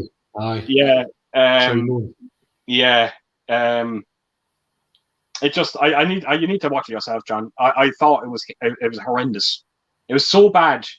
I remember I had to call Ellen into the room to watch it, and she couldn't believe what she was looking at. She wasn't. It was very slapstick, very cheesy. Don't even know why Rob Zombie got this movie, to be honest. I really don't. You need to see it yourself. You know, Rob Zombie, a bit like Eli Roth, he's got the pedigree and the knowledge to know what a bad horror movie is as well as a good one. Yeah. And for some reason, they both keep straying into the thing of just like as if they go into a project and say, right, this is going to be whatever. And then they just fail miserably. Not on all the films, but the majority of them are like, you just think, what on earth have they done? Yeah. I just think that he's got that much savvy. He's got like he knows a lot of cult people. He's friends with cult people. He does cult music. Yeah. When he moves in his circle of friends, he does circle of friends. There's Glenn Danzig, the singer of the Misfits, who was massive into his horror stuff. He does horror comics. Who makes extremely bad movies. Actually, Glenn Danzig's movies are some of the worst movies you've ever seen in your life. But he should know better. I don't know. Yeah. I just don't know why he should not be. So if this is going to be a disaster, he should have known better. Yeah. Again, I'm gonna say no more about it. I'll let you watch the trailer yourself, John. I'm looking forward to it. Yeah. So we've got Richie Collins here, and he says, "Any thoughts on Tobe Hooper's Life Force?" Wow, yeah, brilliant. Yeah, what you enjoyed it then, John? Yeah, I saw it at the cinema. It was one of those. Oh, really? Movies Wow. Yeah. Wow. It was exactly the same experience as The Thing. You go and you think this is going to be a right load of rubbish. I thought The Thing was going to be a load of rubbish because of the title Thing. I just thought, what? A movie called The Thing. How original. Yeah. And how wrong we were. Same Life Force, we're just on the cinema, which is still there, but it's not cinema anymore. The building's still there. We had the Monday night experience of seeing what's on the cinema at night. It was literally a stone's throw when I lived. So this is our Life Force. What a load of it just didn't sound like anything that was anything. Yeah. And we were obviously blown away by it. It was amazing because the practical effects were sensational for the time. Absolutely. I still look at them today and I'm still blown away by them. Yeah. I think it was originally there was rumors going around that it was going to be called Space Vampires, wasn't it, or something like that? Space vampires from out space, something weird like that. Stuff like that. Yeah, I honestly think it's probably one of Tobe Hooper's probably most underrated movies. It's massively optimistic. The movie, when you actually see where that movie goes and how it ends, is truly remarkable. It's I have nothing but praise for the movie. I am trying to get the 4K release of it. Hopefully, I can get it. 4K. It's come out, yeah. Who's releasing the 4K? What's that? Who's releasing the 4K? What's it called? The Kino Lorber, is that what they're called? Kino Lorber, yeah. It's actually already out. Right. It is, yeah. I'm surprised because John Old usually keeps us. For some reasons, John Old loves the Kino Lorber stuff, and he's always like telling us, "Oh, have you seen this coming out?" and that, because he keeps us up to date with things like that. And I don't know where he gets the info from, because he seems to get it before it's even talked about. Absolutely. I'm actually just waiting because I'm dying to watch the movie again because I haven't seen it in a while. But I'm kind of holding off till I get hold of that 4K release. So do you find something when you say you want to see with Life Force, and you say, right, that's due a rewatch, and you just about pick it off the shelf, and then someone says, oh, there's a 4K coming out, you put it back, don't you? And you think, absolutely, even though you could see it, and you could still see it in 4K maybe 3 months later, and thinking you wouldn't think of not seeing it 3 months space. I know. If you tend to put it back and say, I don't want to watch it now, I want to see the 4K. Oh, I do it all the time. I do it all the time. Yeah. I'm dying to watch Event Horizon. Dying to watch it. But I'm not going to hold off because it's out in August. I may as well now just wait. But I'm like that. The best one I ever done it with was I remember one night we were sitting here, me and Ellen, and we were like, it was late. I think it was around 1 a.m, and we were like, what would we watch? And we wanted to watch a horror movie, but something that we hadn't seen in a while. And I said to Ellen, do you want to watch The Howling? And she went, I've never seen The Howling before, she said to me. I was like, oh, wow, I need to show you this movie. Yeah. Looked at it. She thought it was fantastic. Went to bed, woke up the next morning, email on my phone, The Howling coming out in 4K. And I was like, what? And I showed Ellen. I was like, look at this. It was 10 years since I seen the movie. And I just happened to look at it the night before it got announced on 4K. Go figure. So if you'd seen that, you would have never watched that Blu-ray. Never. No. Yeah. Not a chance. Not a chance for that. So it's very strange. Right, we got Pete. I got the original Fright Night delivered the other day. Looking forward to giving it a go. Going to be a first time watch. This is what I'm talking about. Come back to Pete. Some of the first time watches that he's watching over the last year is I'm actually envious a bit. I was just going to say, are you jealous of that? Yeah. How could you not be seeing that for the first time? Oh, are you kidding? Oh, I would do anything to see it for the first time. Yeah, he really is. some of the movies that he has picked up and he's watched over the last year, he must be absolutely he must be really blown away by it. I remember, I think it was the channel, I'm going to blank on the name now, Kimberly Ashcraft. She just started a new channel, then Movie Geek 88, actually. Okay. Which I was looking for. I couldn't find it, but I will subscribe to it. And she put on, it must have been maybe a year, maybe it would only be 2 years ago, because I only started watching the videos when I come onto YouTube myself. She was saying, first time watching tonight, Jaws. I was like, oh, the thought of watching Jaws for the first time. It was in 4K as well. She just got the it's been just after the 4K came out. And it's a favourite movie now of all time. Yeah. Quite rightly. And you just think, oh, wow. Just the experience of watching that. Not even knowing anything about it. Oh, absolutely. Absolutely. I know it's you got to get like a thing to like wipe your memory, and you like I know. Starts from scratch. I mean, I'm getting that old. I'm a bit like that anyway. Wow. But you imagine that you should be doing it every time you watch the movie. Or watched it for the first time. Let's do a mind wipe. Let's do it again. Look, it'd be great, wouldn't it? It'd be great. Steve, well, this is interesting. Halloween Ends trailer is next week. It's coming out, so that's going to be. I was only going to just say it to you because we're in midway through July now, and it's coming out in October. So I was going to just say to you, the trailer must be coming very soon. Yeah, so, I hadn't heard it was coming out soon. Yeah, so we'll definitely keep an eye on for that one. Right, on that sick. My top 5 Halloween movies goes like this. So he's Halloween at number 1, Halloween 3, Season of the Witch. Then he's got Halloween 2018, Halloween 6. Very interesting. I wonder which one he prefers, the producer cut or the original. And then he has The Curse of.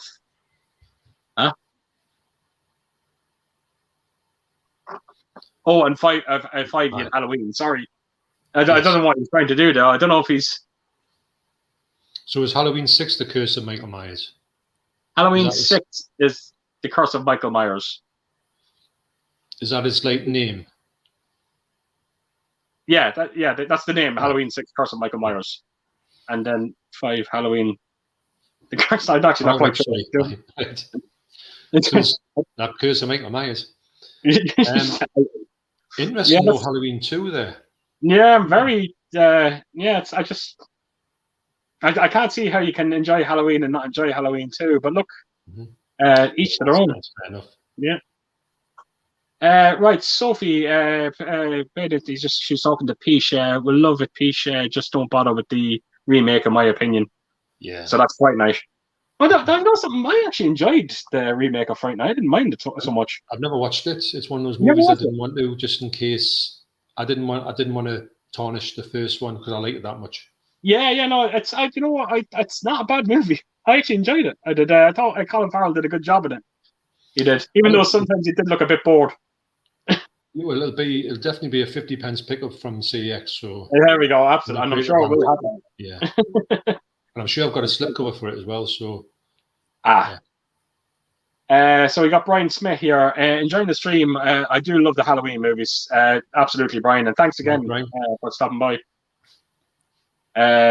So Mad Marty, 4K of Army of Darkness, groovy, absolutely. Exactly. Yeah, that's coming out, isn't it? It is. That's what I'm saying. I think we were. I think I was at the point now where I thought that was never going to happen. I was. Kind of makes that. It should look good, but it kind of puts a kind of sour taste in my mouth a bit. Well, not so much me because I never picked up the groovy edition that they brought out without the Army of Darkness, because I wouldn't be one bit surprised if you did hear a year down the line now that there was another groovy edition, and this one has the Army of Darkness in it. It's, to me, to be honest, it's got to happen. It's not a case of when it's got to happen. It's got to be a thing that they've got to sort the rights out or whatever and put them all together. Like Friday the 13th, they've done it, which is great. They've got to do that. They can't just do that and leave that one out. Yeah, absolutely. No. And I know you would have been all over that set, but as soon as you saw that it didn't have, you just knew that it wasn't complete. It wasn't complete, John. It wasn't. It really wasn't. And I couldn't bring myself to buying it. And again, taking nothing away from anyone that did pick it up, because did you see the artwork on that set? It's absolutely stunning. It is. It's a Um, lovely set. and It's lovely. maybe someday I might pick it up. Look, maybe someday it'll go down massively in price. It's already quite cheap at the moment now. I think it's almost down to. I think you can get it for around $60 now. Mm. So I'm sure it'll drop down again. Steve, I put Halloween 2007 as my number 5 just for the brutality and how good his mask looks. I have to admit, Steve, I think his mask is terrible in Rob Zombie's Halloween. I don't like it at all. It looks almost too big. I don't know if it's just me, but and not only that, but Michael Myers, he must be at least 7 foot tall in that movie. Massive, isn't he? Yeah, he's too big, way too big. Well, if you're going off like the original Michael Myers, who's got that kind of, he's not a huge Hulk, and sometimes he kind of works for that. He's kind of somebody you could imagine, just a normal person who's just went crazy.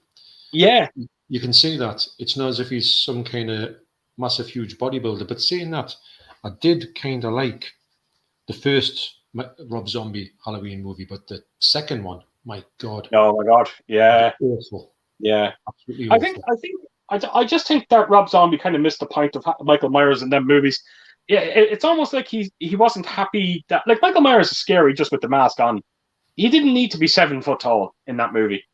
And there was a few things that I kind of I looked at Ellen when I first seen it, and I went, look, that is so only Rob Zombie would do that. And it is the scene where he goes into the sister's room and he starts feeling her leg. And I was like, Dad, get the hell out of here. This is rubbish. This is, Well, he's a bit of a sleaze merchant anyway. Rob Zombie. Yeah, he has been from even in his songs, or a little bit like that. Yeah. Videos, but I just think he should have known better. Yeah, absolutely. To make Halloween 2 the way he made it. Yeah, absolutely. Let me see now. Where are we? Right. We have Gary MN. He says, "Hi guys. Hey Gary, thank you for coming over." Right. Right. David's horror. I had a funny feeling he might put this in. Yeah. So his top 5. So I actually know his top 5 because he's actually done a video on it. So he has Halloween at number 1 naturally. His Halloween 2018. No, wait a minute. So, am I reading that right, John? What has he got at number 1? He's got Halloween 78 at number 1. 2 is Halloween 2018. Oh, right, I see what you're doing. Okay, yeah. So 3, I know he is a massive fan of Halloween Kills, and I knew that would be in there. Then he has Halloween 2.5. Is that Halloween 3? So 4 is Halloween 2. Is it Halloween 4 is Halloween? Oh, yes, and 5 is Halloween H. Completely misreading that. Apologies for that, David. Now I see. I'm actually surprised to see H20 in there. I do like that movie as well. I've never seen it. You never seen it? No. There's a few I haven't seen, actually. Like I say, I haven't seen anything bar past 5. Right. So, do you know when they're releasing these ones with Scream Factory, are they going to put the Rob Zombie ones in there? Because we're talking about it, but it doesn't seem that they're going to do that anymore. Not that I'm really fussed about that. No, I don't know. I can live without that. I think I could live it out myself. We'll just have to wait and see. I kind of hope they don't, if I'm being completely honest, because I think I can live with buying Halloween, but I think Halloween 2, that would kill me. I would be depressed buying it. I mean, it would look good on the shelves. It would be good if someone saw it and were like, wow. But really, they would probably go, oh, look at all them. What on earth have you got Halloween 2 for? Right. And I would have to say, I don't know. That Halloween H20 would be an interesting watch for you, John, because it kind of has the because it came out around the time of, Scream being very big, and it kind of has it's like a Halloween Scream movie, if that makes any sense. Hallow Scream. Yeah, Hallow Scream. There, beautiful. That's a good song title. Yeah, that'd be great. Right, so he's just on dead sick here, saying it. Completely agree. Top Gun Maverick is a masterpiece. I was bawling my eyes out with the Val Kilmer scene. Sorry, I'm stuck here now. With the Val Kilmer scene, to write that into the character of Ice, and for Val to be so vulnerable. Wow, I actually seen that scene. believe it or Did not. Yeah, I needed to see it just to see how they done it. Yeah, I was actually, when I was talking to the first one I saw who saw it was Paul, the 4K chef, and I think it was when I first met him in the town, and he was talking about it, and I said, how did they do Val Kilmer?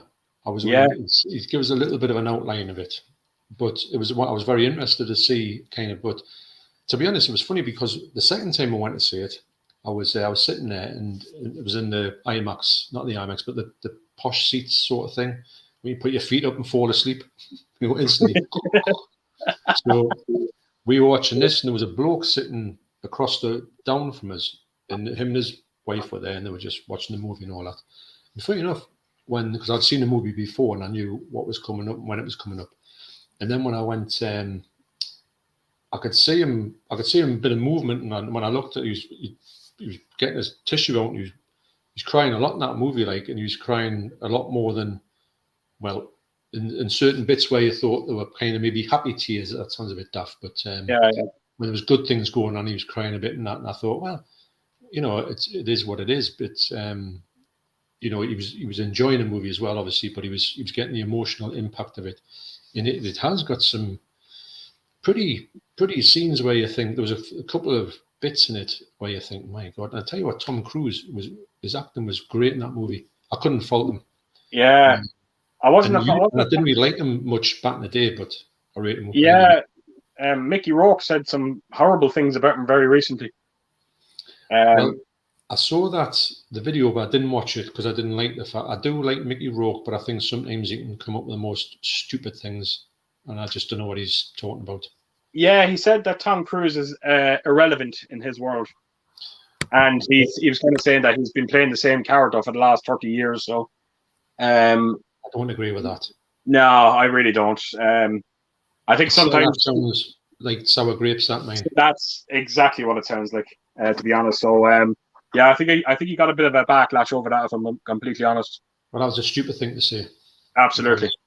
So we got Undead here. He says the sad thing about Moonfall is that the movie has very interesting science fiction concept that could have made a great movie if they gave it to Christopher Nolan or Denis Villeneuve. That's actually, yeah, correct. I definitely agree with that.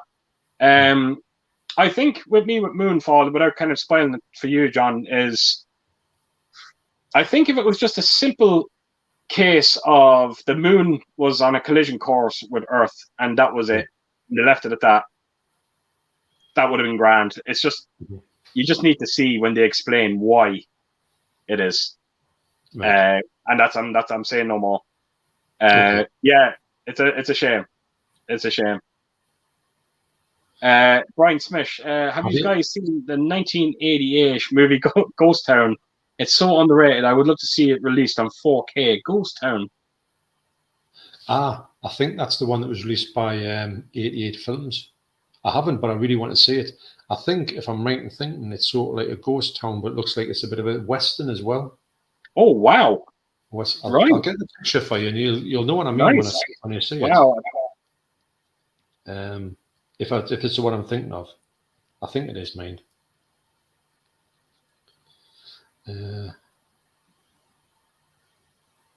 It's another one that I just want to get in the sale if I can.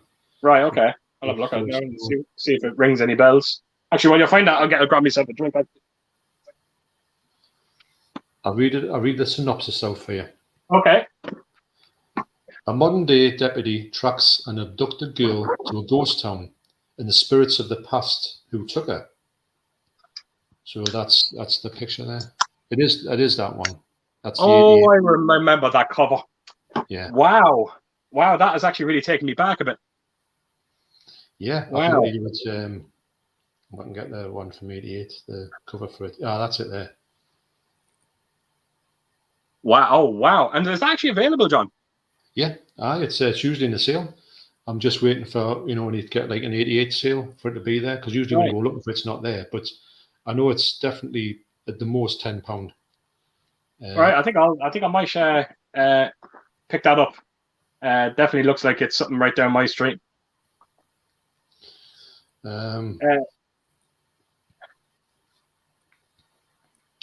There you go.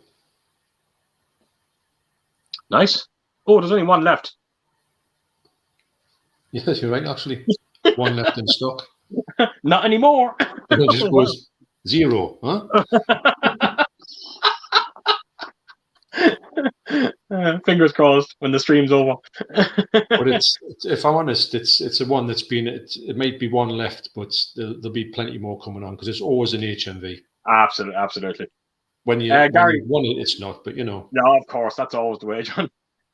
So Gary's just reiterating, he's just saying about Army of Darkness Shout Factory coming out in September. Yeah, we're all looking forward to that one. Madman Mark, he was just saying about Innocent Blood. Excellent. Thomas Pearson, how did you gentlemen get into movie collecting? Were you married? If not, were you married? If not, was your partner's reaction to seeing your collection? Oh, I see what you mean. Okay. Yeah. Actually, when I got no, John, I'll let you go with that one first yourself. Sorry. I was I married or not? Well, actually, no, because I think that every girlfriend I had would have been somebody who would have come in the room and said, "What's all them doing in that cupboard?" That would have been probably the first thing to say. What's all them? Oh, they're all videos. It would be VHS at that point. So, and I think that Deborah would have known that it would have been one of the first things we did when we went out anywhere. Or it says, "I'm just going to HMV." That would have been one of the lines. It would be like, "Hello, my name's John. Do you want to come to HMV for a night out?" You know, that type of thing. And be like, "What?" So she would have known very early on that it would have been a thing. So she would have seen it. Well, to be honest, that would have been 19. It would have. We first met in October 1988. So that means that I think I was maybe had a quite sizable chunk of VHS, and I think that would have been what she would have seen. And she's fully aware from that there's always going to be, wherever I go, there's always a mountain of movies follow us around, you know. So I don't think anyone's. I think really what happened is it might be the same yourself when somebody collects something. It'd be anything. If you went and you collected toy cars, or you collected scale epics, or you collected clothes or shoes, people go, "God, you've got a load of that stuff." Yeah. I think initially that's what it was, but before that, I used to collect loads and loads of vinyl. So the vinyl would have hit people before the movies, because the movies were quite the background of things until movies took over. I think when vinyl became a thing, when CDs happened, I kind of moved away from vinyl, and then I kind of went into movies itself. So really, wasn't married, and they were kind of just wow a bit to say, my God. And then she had to get used to it, didn't she? Because absolutely no choice. That's actually quite amazing. That was really great. Good question. I love my story is actually kind of it kind of goes into both parts of what he was asking there. What kind of got me into collecting, or what inspired me was, and I've said this before on numerous streams.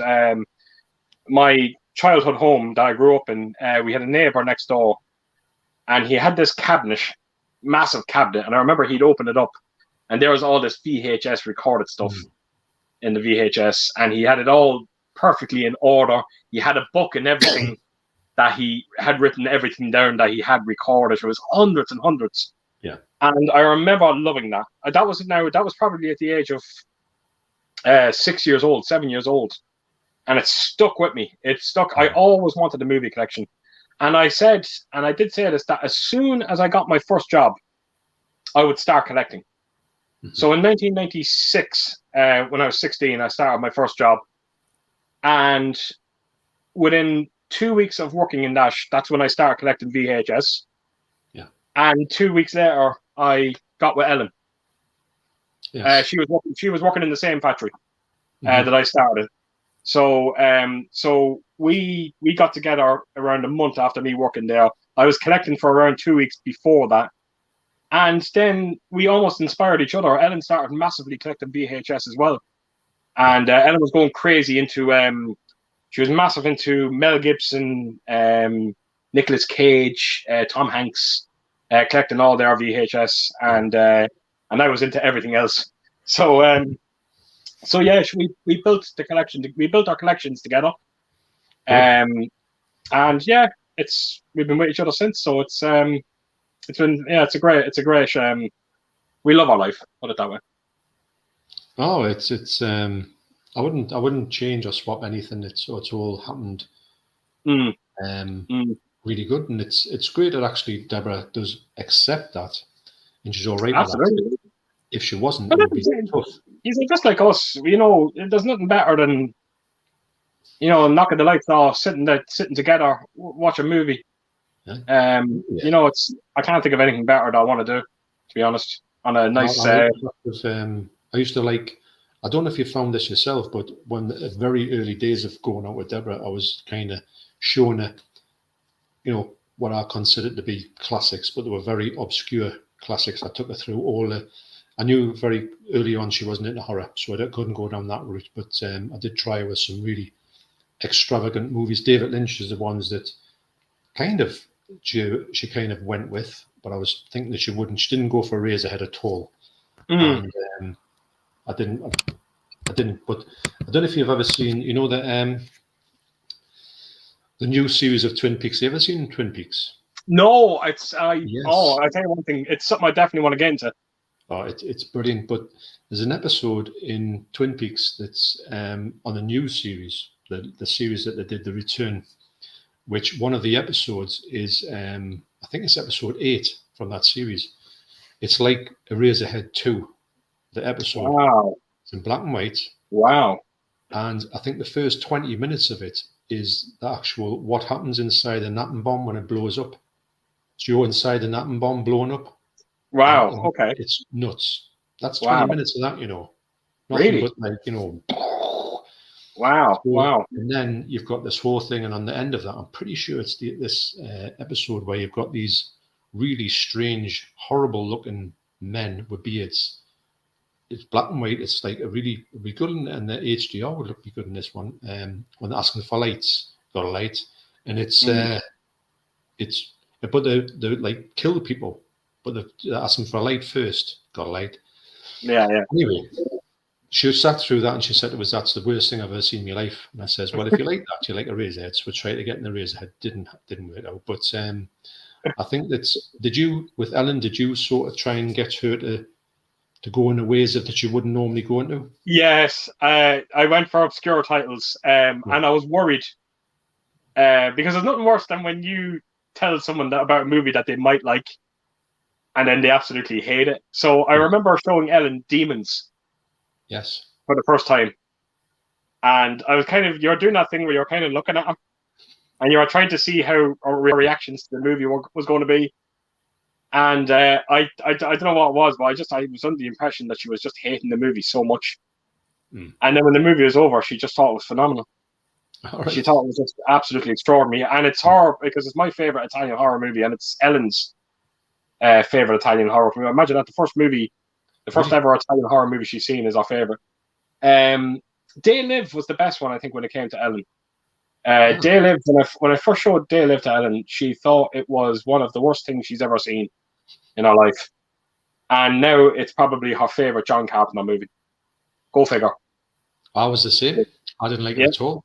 But now I do really rate it as a really good movie.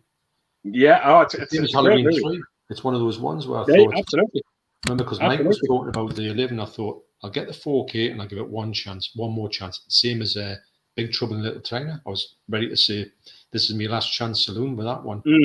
And after not getting it, but I really got it and I really enjoyed it. And same with Halloween 3, same with They Live. And it's amazing that you can kind of think that it's funny, I don't know where your mindset is when you're younger.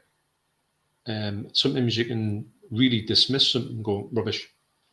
And you become too judgmental for your own good, and then just think, these days you just think, I hardly ever dislike a movie because I just think it is what it is.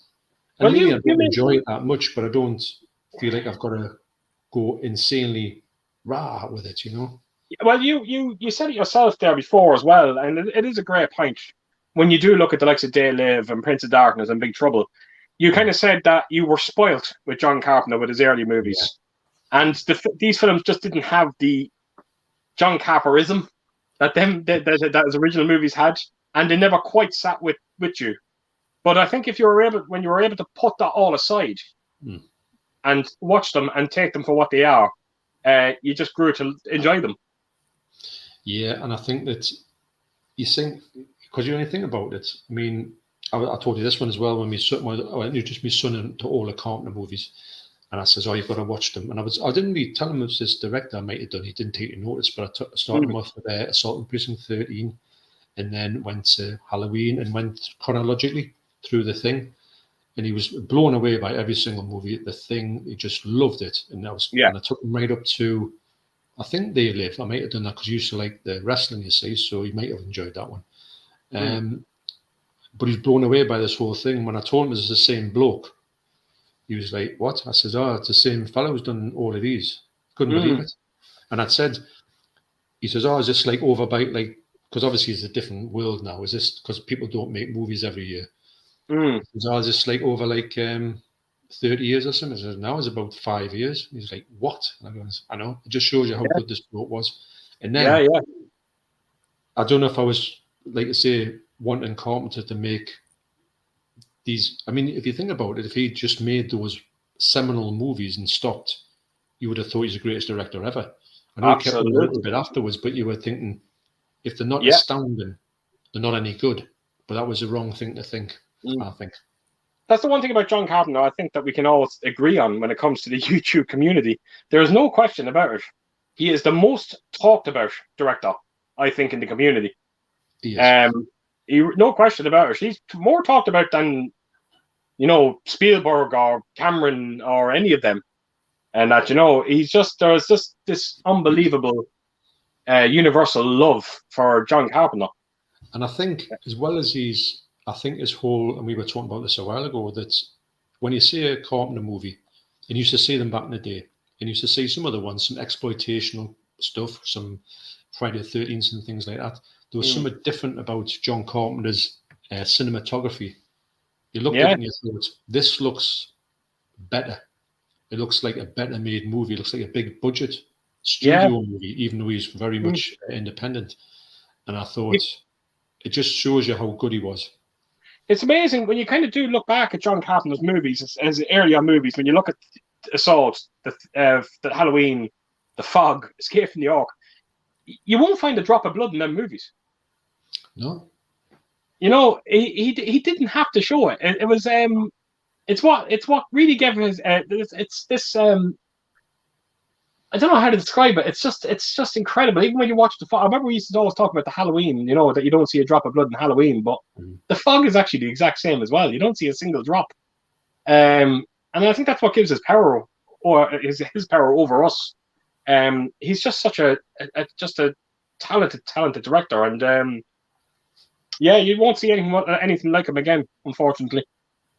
I think you're right in that. Sadly, I don't think that anybody can put out those movies again. I think he's, for whatever reason, he was on his more than his A game at that point, and there wasn't anybody who would touch him. Even Fulci, I think he's made some great movies. Couldn't hold a candle to him, like. Yeah. I know. Funny. I was just thinking there when I said I didn't show a drop of blood on Assault. Well, about that one scene with the child, which is probably one of the most shocking scenes I think I've ever seen in my life. Gets me every time. Did I tell you about, and I think I did, about the kid who always reminds me, because not that it happened at the same time, but it did roughly happen at the same time at school. He was messing around with a razor blade, and he got it because he had this. If I'm showing my thumb there, he had a scar that went like in a crescent round there. Okay. It was the whole of this bit was like a crescent thing with like big stitch marks, and I says, "What's happening?" He says, "Oh, he's messing around with the razor blade, and he got it stuck in there, and it was like in his thumb, the razor blade up his nail." Oh, so that's a bit wow, isn't it? Yeah, absolutely. I always think about that scene in Halloween 2. Oh yeah, absolutely, absolutely. Hmm. And funny enough as well, that girl in Assault on Precinct 30, I only just found out about this recently as well. But you know, in Halloween, Lindsay, the young girl in it, Yeah, I think that's her sister in real yeah, it life. is. It It is. is. So it's yeah, he definitely kept it close to the family, didn't he? That's Um, so funny. Me sprinkle. You forgot my sprinkles. by Jesus, if she just left it stuck with the vanilla, if she stuck with the normal vanilla, she would have been fine. She I'm had to not get going to her say vanilla. she deserved it, but you know, Wow. Right, Undead Sick. Instead, they just breeze over it and become a ridiculous mess. All I had to do was look at movies like Interstellar, Gravity, or Arrival. yeah, Also take selfies in the heat of the battle. Yeah, it's yeah, laughable. I think it's Moonfall. Yeah, Moonfall. He's still talking about. It's yeah, Moonfall. ludicrous. I will watch it though. I will watch it. Oh, watch it, John. Don't let me put you off it. By all means, watch it. I heard nothing but bad things before I went to see it, and Hmm. you know, I still went to it. You know, so. Yeah, Uh, so Steve was just saying he watched Black Phone last night. Um, I think everyone wants to see that at the moment. I'm dying to see it yeah, myself. I will watch that one. Yeah. Yeah. So Gary was just saying as well that he watched Black Phone yesterday, guys. You need to see it. It's Ethan Hawke. Check it out. Yeah. Again, it's something we're very excited about. Yeah. Mark chats. Raiders of the Lost Ark Steelbook 4K and CX €1 and €1.50 Wow. in 4K. No, I can't believe that. If it's the newest one, I can't believe that. Uh, handed to a lad at the counter. He looked at me oddly and said that would be 150. Thank you very much, and ran out the door. That is absolutely what a result. So it was obviously priced wrong. It Yeah, was. the mental for doing that in CX. The stuff I've Wow. seen in there that's like ridiculous price. Actually, I was in there the other day and they had the True Romance, you know, the Arrow big box set. Yeah, yeah, Okay. And I thought, oh, I'm going to go and see if this is a stupid price. It's yeah. either far too much or far too little. So I thought, I just said the the lass, I said, oh, can I have a look at that True Romance, please? Because it was on the shelf. It wasn't on you couldn't pick it up. It was on the Yeah, of back. course. So obviously to make sure somebody can like either pinch it probably. Mm, So I mean, you know what it looks like on the spine. It's like absolutely. pink, isn't it? Pink That's and right. blue and white. So That's there was right. only three of them there, and one of them was like Lord of the Rings, and another one was True Romance, another one was like a black thing. I don't know what it was. Maybe a bit like your Batman set. Okay. It says, which one's that? But we know that one with a big, massive writing of True Romance on it. I think it's that one. So she goes, oh, there it is. 38 quid. And I went, all right, cheers, put it back. I thought, Wow. nah. I mean, I don't know what was inside it, but I thought, no, if that was No. something like 20 odd, I would have been all Yeah. over it. I thought, No. 38, I don't No. think so. Definitely not. But I You have should seen see. ones for a stupid low price, which I've went for immediately. Oh, you should see CX over here. You Hmm. know, if you're lucky to find a 4K movie in CX over here, Wow. you'll be paying more than you would from like buying it brand new. Hmm. I think I seen Power Rangers there the last time I was in CX. Now you know how old Power Rangers is out in 4K. Yeah. €25 second hand, No, and that that's not. stick it up your Do they have ass. a slip cover on? No, No, they don't, do they? no, it's a disaster. Actually, the two I've got that I got from CEX, I got one at £6, which I thought that's a steal, and the picture quality on it is absolutely jaw dropping, especially at night. I did think it would look good for some reason, but it's a new film. But this one I've got here, which could be in the top three, that was that had a slip on, and which I've never seen a slip on, even in the shop. Wow. So I was like, "What? Are you feeling all right?" And it was only £12, and Oh, really? usually the good it's a good £20 if you can find it. So I Right. got it, and Deborah's I said, Deborah says, "Don't laugh." So I showed her, and she goes, "What on earth have you got that for?" And I says, "Well, apparently it looks good on 4K." She says, "But you never watch it." I says, "Well, I will. I definitely will." And I am going to watch it because it looks that nice. Yeah, Um, yeah. But that video is going to come out. We're going to town again tomorrow, so that video is going to come out. I might get some more stuff. Actually, heads up for everybody in the chat that it's 2 for £15 for the premium collection at the moment. What In HMV? HMV. I think it's on another couple of days. I think it's on till Monday, because I was talking to Stephen Mason in HMV. Because I said I didn't know this was on. He said, I think it's on till Monday. So you may want to get yourself nice premium editions. At least you bloody can. I'll just sit here and just cry. Well, I know it's a bit of. I don't know who I was talking to. Actually, it may have been Paul, 4K Chef, and I'd said, imagine not being able to, because we were going and mooching around all these shops and we're turning things up or having a chat about stuff. I says, imagine not being able to do this, like for yourself, which is pretty rubbish, like, isn't it? Yeah, it's. I'm going to say something else there. Rare swear words from Mondo John. I wouldn't blame you. Yeah, it's just it's you know I it is that thing now. Like I think I've spoken to you about this the other day. You know, I got that Drive release in and from Xavi, and of course it came damaged. Then I got another premium edition from Xavi. I'm not going to say it because it's an upcoming video. Yeah. That had a hole in the spine of it. And then I had another premium edition from Xavi, and one of the corners was crushed. So 3 premium editions in a row, all 3 of them damaged. I can't believe them. I really can't. Yeah, disaster. Actually, well, you know that I was the Arrow, the Show Scope one that I got. I'll tell you, I looked at that yesterday. Wow. I'll tell you what, that is beautiful, that set.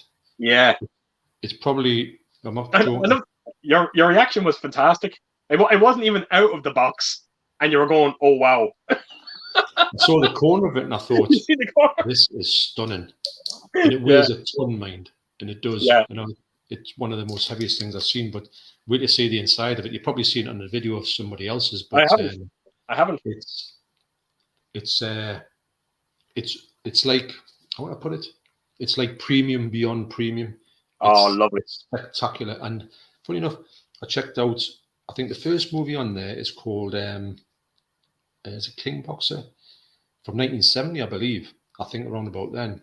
And I thought 1970 Shaw Brothers, it's got to look a bit ropey. Maybe even earlier than that. And it looks absolutely stunning. And I checked out Mighty Peking Man, which I've got in 88 films, and the Arrow one looks much better. The 88 ones looks good. But the Mighty Peking Man, which is, what a film that is. Would you be interested in seeing one of the worst ever King Kong rip-offs? Oh, really? Life? Really? And I mean, it's just... I think there's a woman in it. She's kind of like a Jane character, you know, Tarzan and Jane. Yeah, of course. I think she was left in the jungle when she was a little kid. So she'd been raised by this King Kong person who's the Mighty Peking Man. I think he comes from Peking, but he's just a King Kong. And them two are like, you know, like the King Kong and then you know the person he looks after. Yeah. And then this other gang come in. It's just like King Kong and the whole story. But she wears a loincloth all the time. I don't know how this loincloth stays on. Right. She's been using some sellotape, I tell you, on that one. And she's doing this thing. And she's just got a loincloth on for the full movie. You know, when they go into the city. She's just wandering around the loincloth on, climbing up lampposts and stuff. But what a movie. So good. Wow, okay. Because if you want it, I'll send you the 88 version. I've got the 88 version, which is it's the extras are better on the Arrow version, and the Pixel one is better than Arrow. But the 88 one is pretty good. But if you want one of the worst ever but good films, King Kong rip-offs, 1977. What a movie! Okay. Oh, okay. Yes. Okay, great. Yeah, absolutely. That'd be great. Yes, I've got something else to send you, but I'll send them together. You see, so you've got that. Ah, happy days. Great. Yeah, thanks again, John, for that. Go in thinking it's one of the funniest things you'll ever see in your life. And you'll enjoy it. Happy days. Happy days. Look forward to that then. Right, onto the comments again. So we have Pete here, and he was just asking what your favourite Nicolas Cage movie. Well, there's a couple of. I was thinking about this the other day, and I really want to see this movie. And I think I've got it somewhere. I taped off the TV. It might even be on the DVD. I copied off the TV one day, and nobody ever talks about this movie. But it's such a good movie, and it's, as far as I know, it's, you can't buy it anywhere. And it's called Red Rock West. Ellen has it on. She was one of our first VHS she bought from Nicolas Cage. What a movie that is! Yeah. Have you seen it? I haven't seen it. She has. Brilliant. Really? It's one of his best. Yeah, it's one of his best performances. Plus, as well, it's one of those things where it starts off and it's like everything possibly can go wrong. He just goes in this town. I think he gets involved in this. I'm going to say, I don't think I'm giving anything away, but I think someone says to him, "Hey, I tell you what, if you want to earn yourself a bit of money, I want you to go and kill this person, hitman, job done, and you're off." I think that's what the premise is, but it all goes completely wrong. Okay, right, okay. It's like I don't think it's a comedy, but it comes across quite funny, and also it's one of those ones where it's you can't believe how it evolves, this movie. Yeah. Oh, there's so many. Great. There's so many out there. Like you can Con Air, Face Off. I love all his action movies. I love his romantic comedy movies that he done as well. The likes of Honeymoon in Vegas with the great James Caan. He had a great one there as well. I really enjoyed It Could Happen to You, where he wins the lotto. And do you ever see that? I think so. He goes into a restaurant and he doesn't have a tip for the waitress, and he says, "If I win the lotto, I'll give you half of the lotto ticket." And he actually wins the lotto, and that's so. It's a nice little movie. But I have to admit, one movie that sticks with me with Nicolas Cage and that no one really talks about, and it's directed by Brian De Palma, Snake Eyes. I love Snake Eyes. I think I've seen it a long time ago. I think. Yeah. It's held in it's a boxing match, and a senator gets assassinated, and the whole place is in lockdown, and it's kind of a real kind of it's almost like a murder mystery feel to it. It is. Yes. And Brian De Palma just captured it so beautiful. I love the movie. I'm trying my best to get it on Blu-ray, and I can't get it. Cannot get it anywhere. And I'll tell you what was good for him. Was it called The Knowing? Where something to do with Knowing. The numbers. Yeah, wow. Wow. That's a really enjoyable movie. Yeah. And that's a great movie. And National Treasures as well, you have there as well. Kick-Ass. Kick-Ass was decent. Which one? Kick-Ass. Oh yeah, I forgot about Kick-Ass. Yeah. And of course, Colour Out of Space as well. I quite enjoyed one of his recent. I've got that one. Quite good. I'll tell you one of the ones I think he plays hardly a part in it in Rumblefish. Never seen it. Right. Never seen that one. Black and white. I love black and white movies, as you know. Yeah, absolutely. I'd love to see that in 4K. Oh, I really? Wow. It's like an arty movie without being an arty movie, and it's like a sort of, The Outsiders.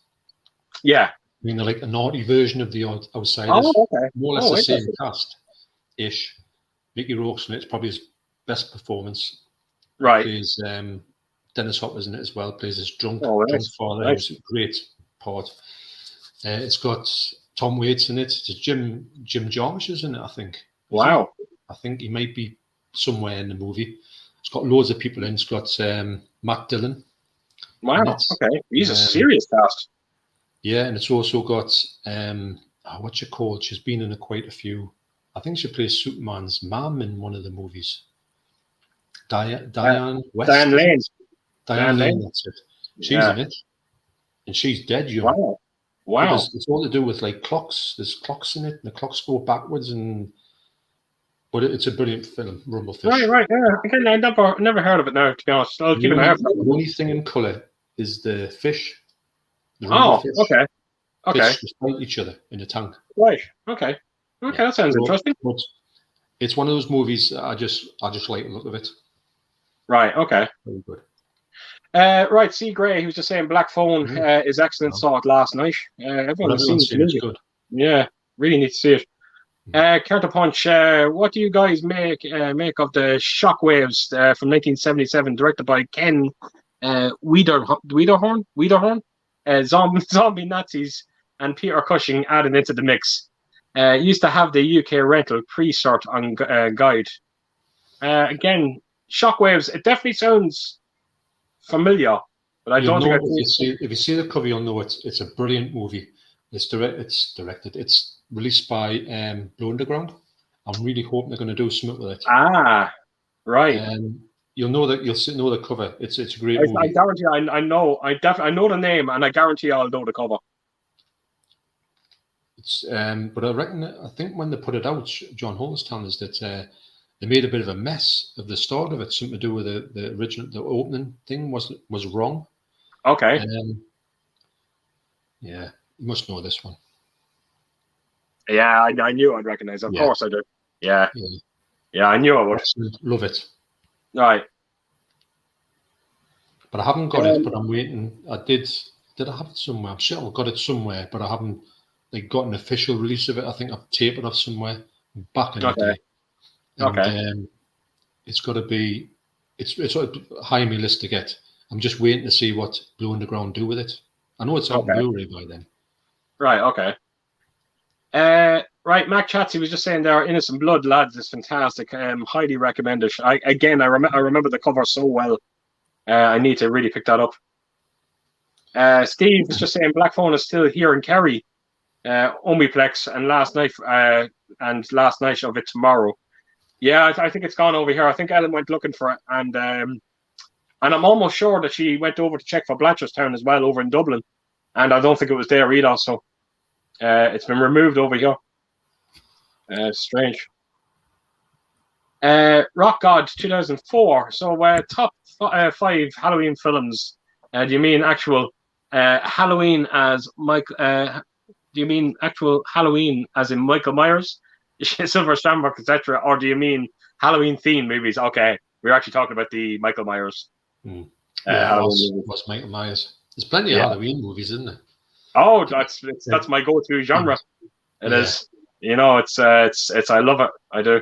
As a matter of fact, I'm going through this stupid phase where I'm trying to find movies that make me feel nostalgic, like the likes of what Halloween and done for me, or Season of the Witch.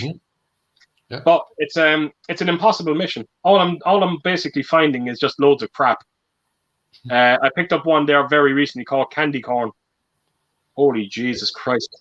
What a bad movie. It's Courtney Gaines. You know Courtney Gaines, the actor. It's actually produced by him. And of course, he put himself as a starring role. I was like, oh, of course you did. So I'm finding myself kind of looking at a lot of crap, unfortunately, to try and find that one hidden gem. I like nostalgic ones that bring back a certain memory of your life. Yeah, it's just they're just not there. Unfortunately, I'm trying my best, but I don't think they're just. Yeah, I think I've seen them all. Right, so Steve was just saying, lads, I've tried to order Bram Stoker's Dracula 4K Steelbook on Amazon UK and went out of stock. It seems it can only be pre-ordered in the States now. Same with Fright Night. Are you getting the UK releases? Now, that's interesting. I thought I was under the impression that Bram Stoker Dracula was already out. I don't know if it's out in Steelbook. I know it's definitely out in 4K. It was out in 4K, so it's just the Steelbook he's talking about. And Fright Night, I'm going to say that Fright Night is definitely a US release, isn't it? Yeah, that's definitely that's not coming out over here. That's not. I think that Eureka's haven't done any 4Ks yet. No. Quite late, and they've got a load of 4K remasters, so I think they should try it. I'm just wondering, Fright Night now that's not a Scream Factory release, is it?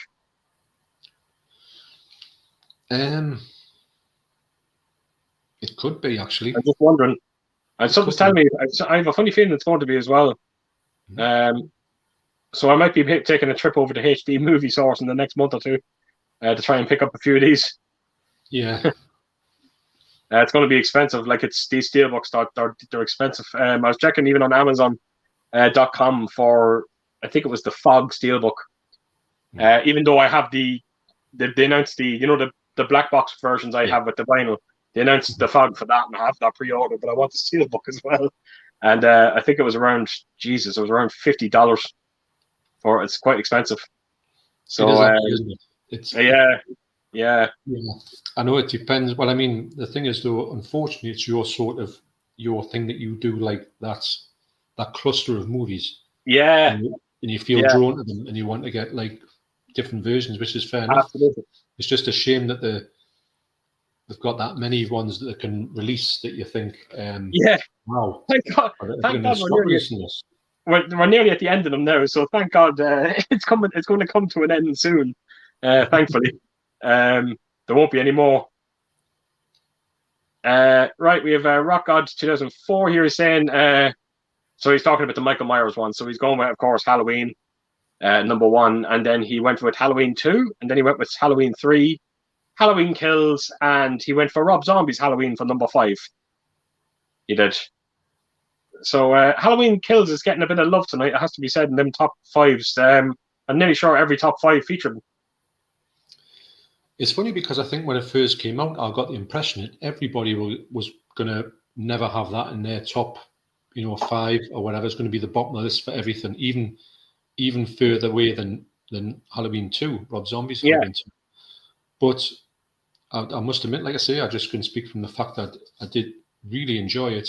Flaws accepted, but you're saying that you can kind of like you're kind of growing into it in a way, in a fashion. Absolutely. We've got Cody here. He's just saying hi, guys. Hey, Cody, how's things? Thanks for coming in. Now we've got Rock God 2004, and he's okay. So he's going with the Halloween themed now. So at number 1, he has Halloween. He has Season of the Witch at number 2. Trick or Treat, absolutely. Tales of Halloween, another great. Have you seen that, John? Yet? I haven't. No, I want to see that one. Is that the one with the sort of scarecrow stand with a hole in it? Is that the one? No, I think as far as I remember, it's just a tree. I'm nearly sure it's a tree. Oh, yes, or something like that.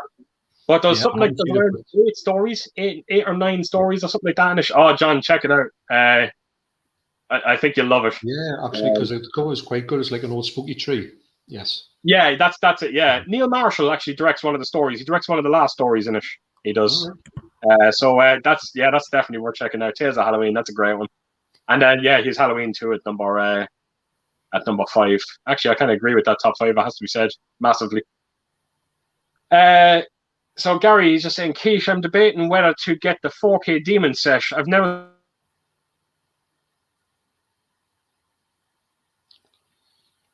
You froze there, Keith?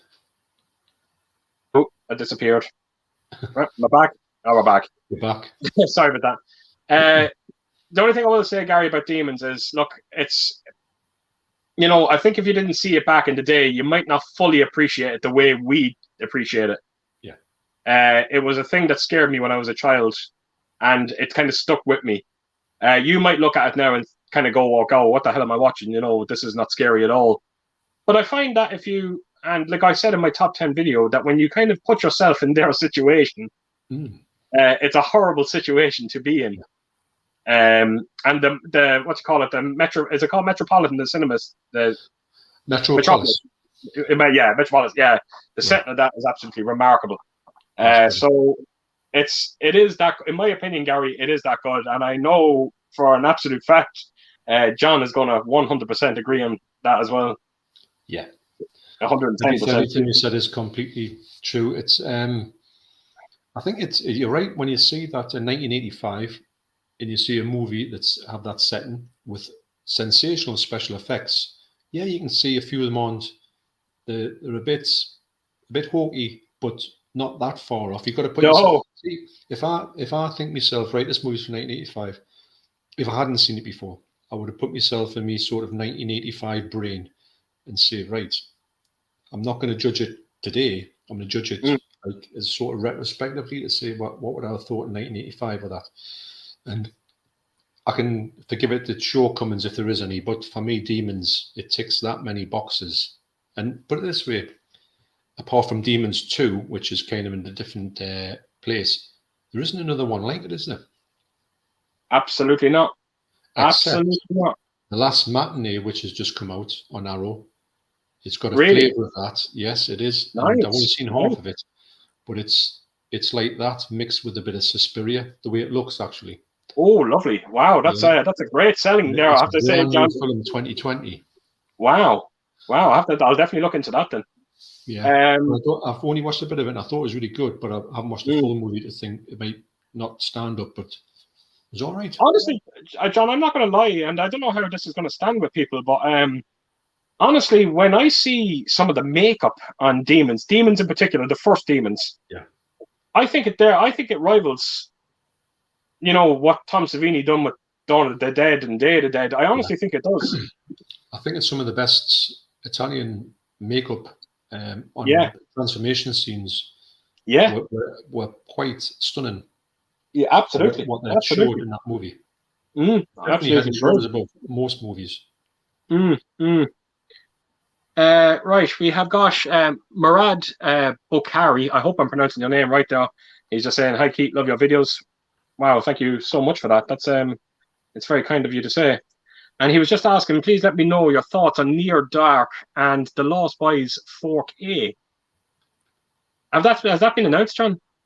The Lost Boys in 4K? I'm pretty sure that I've heard those two movies talked about in the 4K. Maybe as a future project for somebody. I haven't heard of a definite thing happening, but I have heard people mention it, that it is a thing. Yeah. Right. And to be honest, if they do, I think Lost Boys it looks good on Blu-ray. So yeah, absolutely. God knows what it look like in 4K.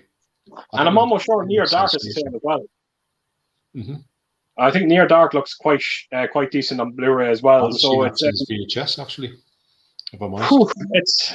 It's been a while since I've seen it myself. There's always one scene that sticks out for me in Near Dark. Is that scene in the bar? Yes. Where did you remember that when they come into the bar? And there's a bit in there where I think Bill Paxton kills somebody with the spurs of his shoes. I always remember that scene. It stuck out. But Near Dark is probably one of the most unique vampire movies out there. I honestly think. I remember it when it came out. I thought this is quite different and, like you say, quite unique. It really is very unique, and that definitely deserves a rewatch from on my end. Lost Boys in 4K. That's unless they massively mess it up, it should look remarkable in 4K. Funny enough, that's something that I think we were talking about this a while ago. That's not well. I would imagine most people would know that you could get the best ever movie that you could think could be in 4K. And but if it's not done right, it's not a given. Say if you say to somebody, Lost Boys is going, you don't even check it out, you go and buy it, and you think, what on earth is this? And it hasn't been done properly. You really got to either trust the people, like Second Sight, it's going to be good. Yes, it's going to be good. Absolutely. But it's not a given that these things are going to look amazing until you. No, you're right, John. Because I'm sure everyone went into thinking like T2 was going to be, demo worthy on 4K, and then look what happened with that. So it's definitely not a given. But please God, have you got Terminator 2 in 4K? Yeah, I haven't. You see, I haven't seen it. I've got the Blu-ray of that, and the Blu-ray looked all right, actually, if I'm honest. It's one of them things that people that don't fully understand 4K might think it's the greatest thing they'll ever see. It is clean. It looks like it was shot today. It is so unbelievably clean, John. I'm not kidding you. It's so smooth, everything, but it's just every bit of fine detail is just scrubbed out of the picture. Yeah. In my eyes. But I think a lot of people would be fooled by it. I think there is some people out there that would look at it and go, Jesus Christ, why does everyone think this looks horrible in 4K? But when you peel back the layers, you'll see that it's a mess of a movie. I think that it's a shame that I would always have the sharpness of a movie as opposed to one that had been smoothed out for the fact of losing the grain. Yeah. If a grain's going to be whatever, it's going to be whatever to get the picture to be as sharp as it can. Yeah, and I heard the Dash Beatles, what's it called? The documentary movie that's out. Get Back. Get Back. Sorry. I heard that's apparently all DNR'd as well. Really? Yeah. So apparently, I watched that on Disney Plus, and it was far too long, but I enjoyed it. I thought it was really good. Really quite. I couldn't watch it again, mind. Really? I could watch parts of it again. Right. Okay. Especially the last episode, brilliant. But To me, it looked really good, really short, really clean, really Right. nice. Okay. I didn't understand any reason why they would. I mean, it was shot in some like room. It wasn't as if it Yeah. was Yeah. shot. I mean, fair enough the outside one, but even when you were shot outside on the roof, it was Right. still good. So I don't I'm just understand why they did that. I'm just basing it now off HD movie source. Carol left something on YouTube saying that nearly all the grain has been removed from it. So I don't know. No. So I'll have to wait and see. I have to see myself. Right, so we've got Counterpunch here. He says Landis struggled to find any American female actress to play the lead female vampire in Innocent Blood due to full frontal nudity, of course. Anne Pollard, being French, said yes. All right. Right. Got Gary here, and he says, "Have you seen the new trailer to Monsters?" Yeah, we were just talking about this earlier, Gary. I think it might be the worst thing I've ever seen. I'll have to check it out now. Actually, it's got me intrigued because it's. I don't know. I mean, I love the Monsters. I've got the box set, and I think it's brilliant. And I wish to watch it religiously on TV, which are coming from school. It's just a big shame that they had to. I don't know. I just think, you know, if you can't do anything that's as good as the original, or at least near it, or takes it in a different direction, then why do it? Because the original Monsters was really good. I'm just reading the rest of Gary's comment there. He actually just thought it looked. He thinks it's one of the worst trailers he's seen himself. So this is kind of destined to fail, I think. Wow. So we got Wookie Dave. Do you have your collections insured? I don't. Do you, John? Well, yeah. In a way, you do because you've got your house insured, haven't you? Oh well, of course. Yeah. Well, I haven't said that. I'm not. I'm not in my house. Well, to be honest though, your house and your contents are, and the best thing about it is because people will say, well, you haven't got any. Have you got it written down? You've got any itinerary? No, I haven't. But I've got 300 videos that will show you exactly what's on these shelves. That's very good. That's very so good. For me, I think you've got all the proof that you need that you've had this. Yeah, that's a good point, actually. Yeah, that's actually a very good point. So yeah, that's actually a fair comment on. Yeah, so yeah, he's right. I think we are then. Happy days. Yeah. That's how I've got it. Myself, that's how I have insured it. The fact that I've got proof, I've got evidence, I've got any amount of videos. Obviously, I've took loads of photographs as well, just of the space in itself. So I'm thinking that that's going to pretty much cover it. I mean, probably someone will say, "Oh, that doesn't cover it," but I tend to think that your house and you insure your house and your contents, don't you? And obviously, absolutely. If someone says, I mean, obviously, you get these people who say, "Oh, I want me a new carpet because I spilled a bit of paint on it." That's fair enough. People do these things, but I think in yourself, you've got all the proof that these things have existed. Absolutely, yeah, it's a good point. It's a good point. I like this quite a question. The next question, John. I think you're going to like it as well. Tidbit Kid. What's your favorite nostalgia movie that got the 4K treatment and conjured up the feelings of watching it for the first time? Watching Die Hard and the first Matrix for me was a blast. I'm going to say it's pretty obvious, but I'm going to say Jaws. Brilliant. It's just the fact that when I watch the movie, for parts of the movie, I'm transported back to the classic cinema, which used to be up the road. It's a block of flats now. And going in there and having that experience of seeing adults petrified. And I was petrified, and I looked around and got adults screaming and crying. I'm thinking, this is nuts, because I thought that adults didn't do that. I thought it was just kids. Bear in mind, it was a PG, or an A, as it was classed in them days. So I thought it was just a kids' movie. How wrong I was. After about the first minute, I thought, I'm not watching anything like I've seen in my life. So for me, there's probably a few other ones, but Jaws, I think, and things like, Close Encounters, because you've seen them when you were a kid, and magic things as well, things like Zombie.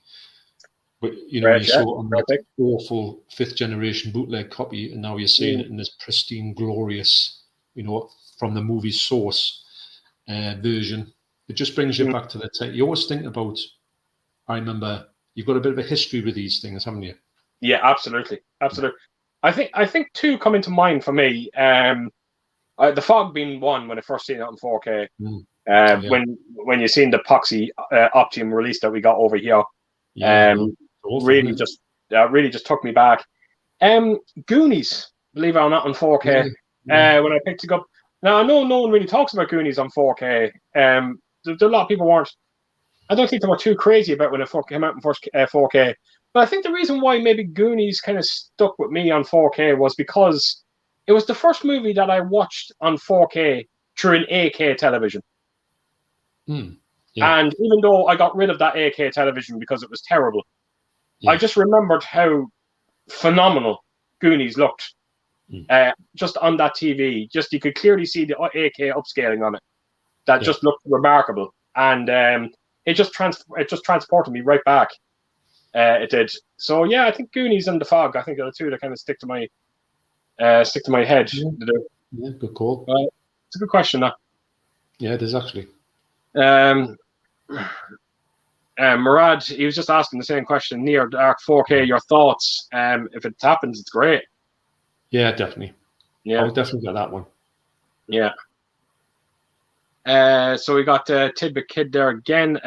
Landis deserves what he sold. Was it? He and everyone knows he was guilty and lost the respect of his peers in the process of not pleading guilty. What was that for? That would have been about the whole Twilight Zone movie. Oh wow! Yes, of course. Wow. Yeah. It's a funny one, that, because obviously his negligence in the whole thing was plain to see. And to be honest, it's funny. I don't know how he recovered from that one, if I'm honest. Yeah, but isn't there a lot of people behind that? Because I'm sure Spielberg was just as guilty as well. He was a producer of the movie, wasn't he? I think that Landis is the one who kind of is the poster boy for that particular episode. But I do think that there's a lot more people involved with that, and it did come down to negligence. And I don't think that should have been a thing to happen in that. It's a horrible thing. It's Jesus when you see the footage of it. Oh, it's astounding to think that this thing was. The fact that it was allowed to happen, I think, was a big thing. I know it changed a lot of rules, but absolutely too late. And it's good that it's probably never going to touch wood. It would never happen again. Well, If there is ever a bit of good that comes from it, is the fact that will never happen again. Hopefully. I know, but it's a very it's a funny one, that, and it's to this day it's I don't think he's ever going to rid himself of that one. No, I don't think so. I don't. You're right. Absolutely. Yeah. Absolutely shocking. Really was. Counterpunch. But then look at sexy Matilda May, Life Force. Cooper had no luck finding a female lead who would do full frontal to camera. Once again, a French beauty came to the rescue. Yeah, these French women, they seem to be game back in the day. Yeah. Undead Sick we have here. That's always a tricky thing. Dr. Impossible. Women in the European and Italian cinema were much more comfortable doing scenes like that. Also, back then they didn't have intimacy. According to that's absolutely true. That is. Rock God 2004 is Scream Factory's Amityville 2 cut. I don't know. I honestly don't know. Gonna have a little mooch on here. Just this is in my mind thinking I would love to get it, but I would hate to get one that was actually cut. I'll see if I find anything out.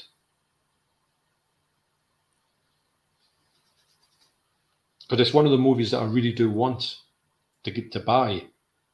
Yeah. But I've never really seen it. It's not as if you can go down to HMV and buy it. Right.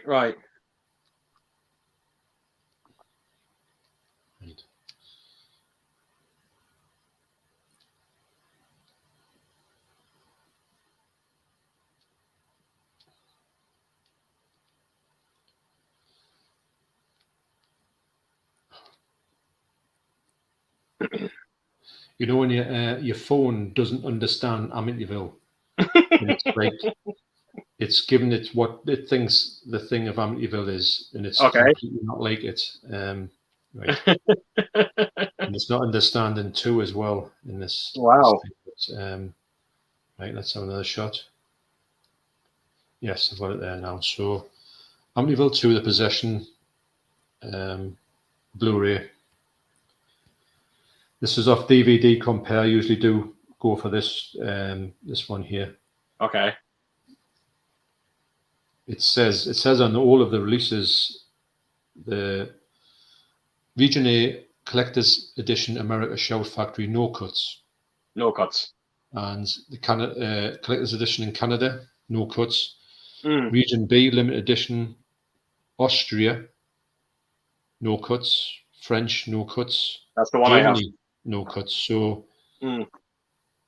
it should be, and there's just differences with the 5.1 surround sound and has the original mono on the US Canadian releases. So I'd imagine that's staying that the American one is the best one to get. Well, that's something when you That's see the Shout Factory one, but that says it's uncut on that forum. you see the problem. It's usually pretty good. The problem with Amityville 2 is, I think what's the problem with it is, I think I'm nearly sure I'm right about this. I think it was so poorly edited that it actually does look like there's cuts when there's not cuts. You know what I mean? Like really poor editing. Yeah, it's fair enough. Yeah. So I think that's what's happened, because we did watch it, and I have the uncut version of it. But when you do watch the uncut version of it, it still looks like it's cut. It does. It's just like I said. It's poor editing. That's all it is.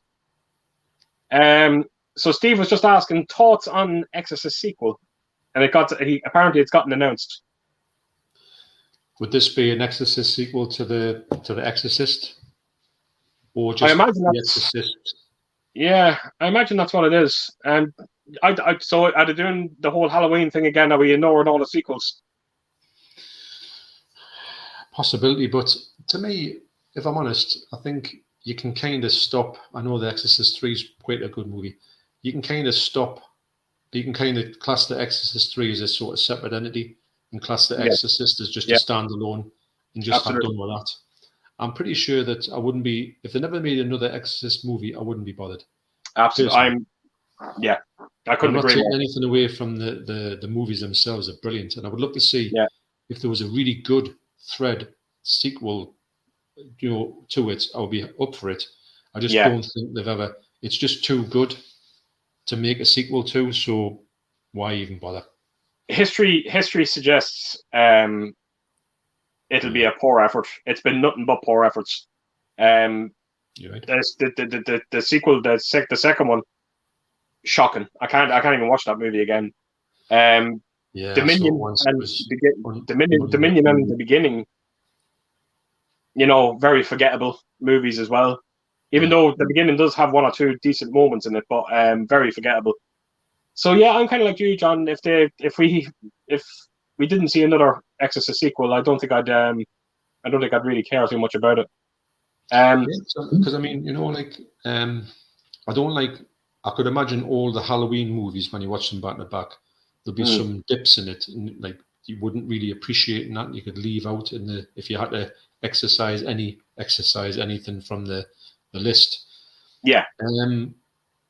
But I would want to see Halloween 2, 3, 4, 5, probably 6. Maybe I might not go for the other ones. I would definitely not go for the Rob Zombies sequel. Halloween 2018 is good, but it's not as good as I thought it was when I first saw it. Halloween Kills is really good. Maybe Halloween Ends might not be that good. So I could do that, but with Exorcist, if someone says to me, you can only watch The Exorcist, nothing else, I would say, that's all right. But that's if they said okay. that for Halloween, it says, you can only watch Halloween, the first film, and you can't watch anyone else, I'll be up in arms. Absolutely. Yeah, absolutely. I couldn't agree more. Peter's just saying that she's sold on Innocent Blood. I'm sure he's going to look to pick that up. So Gary's just 2 for £15 on HMV. Yeah, happy days. So Gary's just asking, does anyone miss running down to Blockbusters, grabbing the latest VHS movies back in the day? I miss those times. As the great Peter Vincent once said, gone but not forgotten. Yeah, definitely was brilliant. I don't know about you, John, but wait a minute, John. There's a fella here. He's just been an absolute asshole. He just keeps asking about Near Dark. I'm just going to block his ass. Sorry. There we go. Bye bye. No, sorry. Just let me see where I just kind of lost myself here. There we go. Yeah. I don't know about you, John. I spoken to Ellen about this there not so long ago. I find that the best of times when it came to me collecting was VHS. I remember I've never been as excited collecting as I was when I used to collect VHS. Mm. And I don't know what it was. And just it's funny, just Gary mentioned Blockbusters. Wow. I really do miss them days. But there's a shop down, it's in Dublin. It's actually reopening, believe it or not, over here called Chapters. Yeah. And I remember you go in and they would have hundreds upon hundreds of VHS, and they'd only cost around £1. Yeah. You know, and this was back in like 97, 98. You know, they only were £1, and I was like a kid on Christmas morning going into that place. Yeah. I remember leaving with bags and bags and bags of stuff, and then us having to try to get home back to Dublin on a bus with these piles of VHS tapes. There was no feeling like it. So yeah, it's I do miss them days. I do. Well, I think that personally, and I do agree with that. But back in the day when you had VHS and you were going to the video stores and they would sell some X rentals, or you could get one and sometimes you could barter with a bloke behind the counter if you were that friendly with him. You could say, look, I really want a copy of that. How many you got? They might have 3. Just say, can I buy one of them? Sometimes you would get, if it wasn't like widely well known or something, you might be able to like score yourself a copy now and again. But there was no online, although you could buy some things from a thing called Adrian Records, which I did buy a few cassettes from, but it was so expensive, like 30 quid. It was ridiculous. Yeah. But you had that option, but it was like a niche market. It was like nobody ever bought any over the like for that because it was far too much.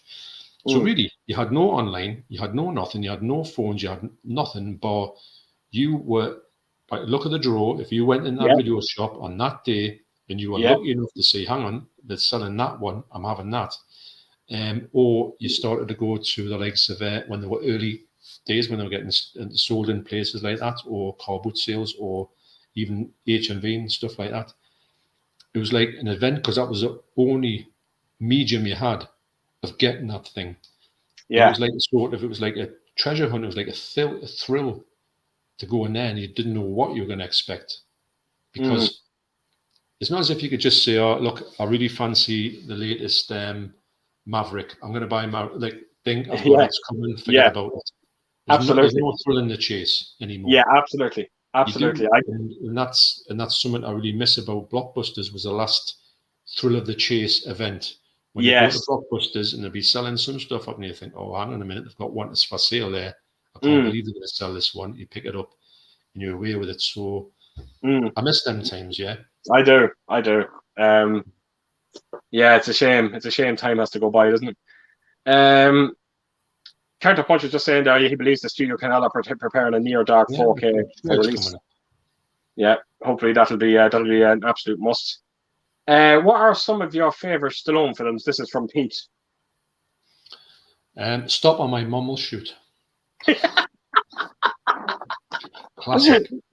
No, it's all right actually, but wow. I quite like any one of his films that I can get someone out of.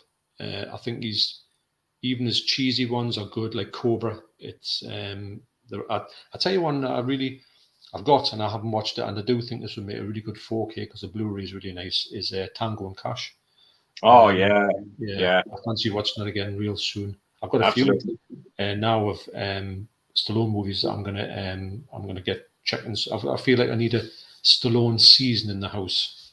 Absolutely. Yeah, because I rate him highly. I think he's a great. What he does well. Yeah, it's one of them questions. I honestly don't really. I can't really answer it, to be honest. He's just had that many great movies. No, not one of his movies. You know, Schwarzenegger. I probably could answer that question where I'd normally say Predator or something like that. But with Stallone, you're looking at the Rocky movies, you're looking at the Rambo movies. It's very hard. It's very, very hard.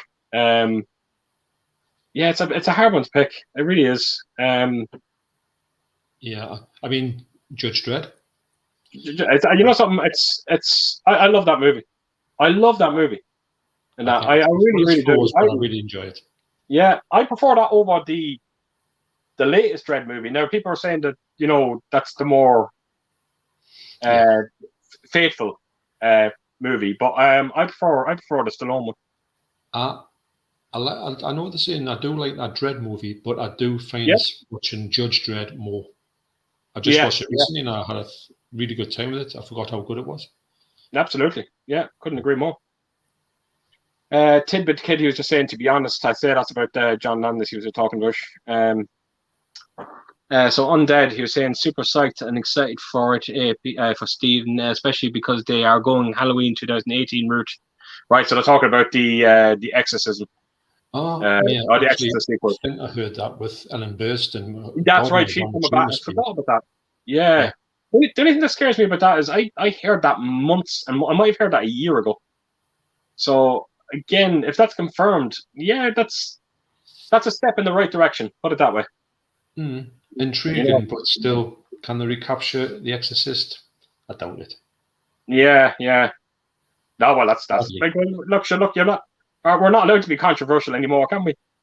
And with mainstream movies these days, so there's no way they're ever going to come remotely close to Exorcist. Let's face it. Right, Tidbit Kid.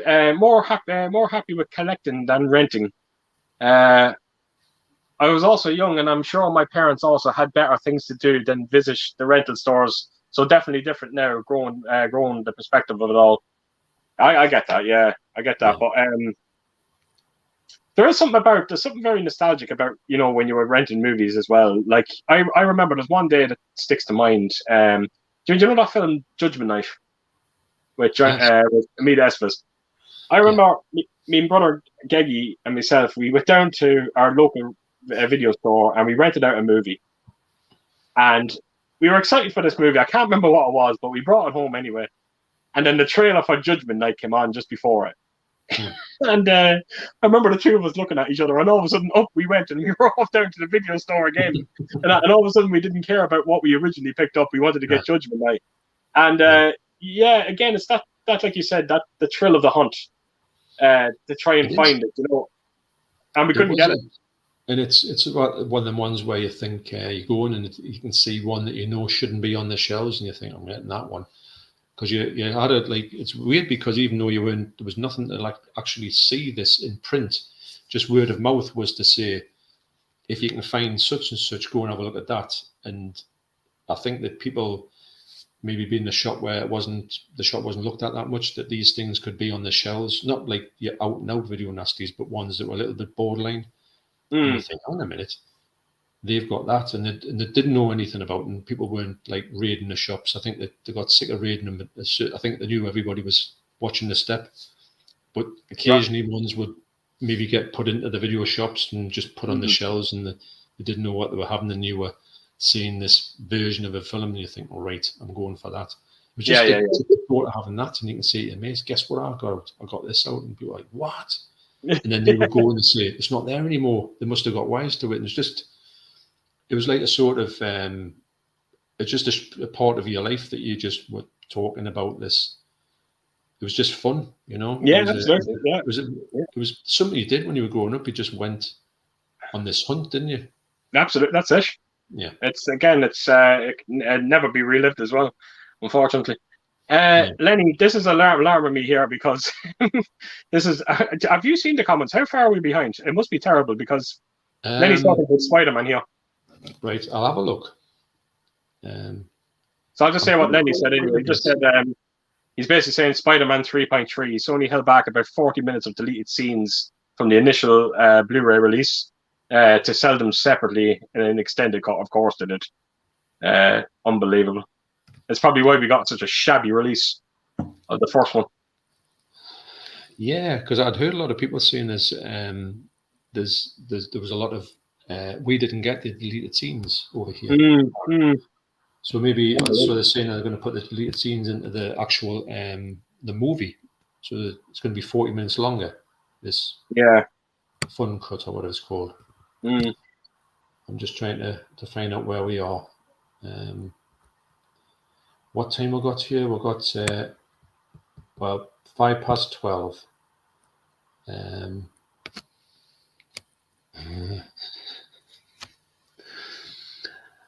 Well, are you? Yes, right there. Now that one was was from 9 p.m.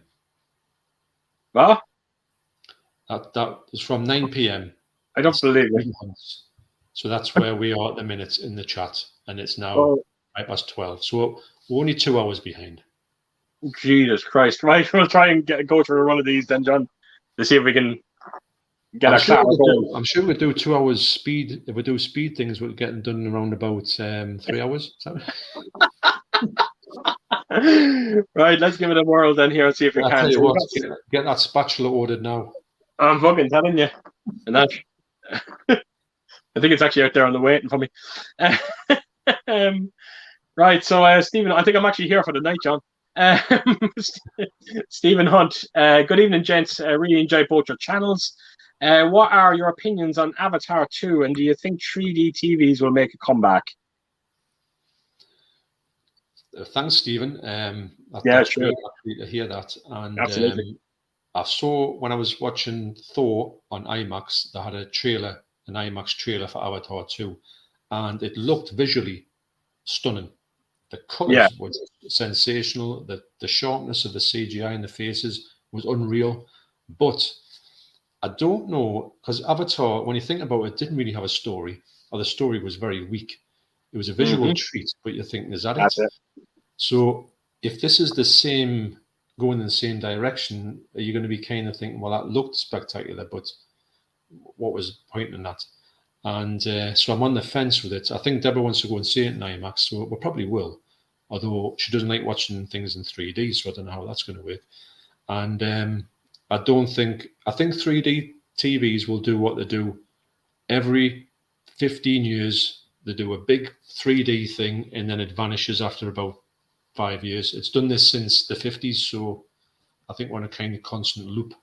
Yeah, I agree with you, John, because it's not a great thing when you go to see a movie and all you can talk about is the 3D. It doesn't say a whole lot about the story or characters, for that matter.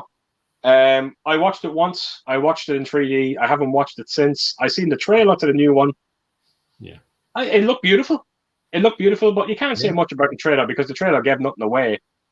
But if he doesn't evolve this story a bit, then I'll have no interest in it.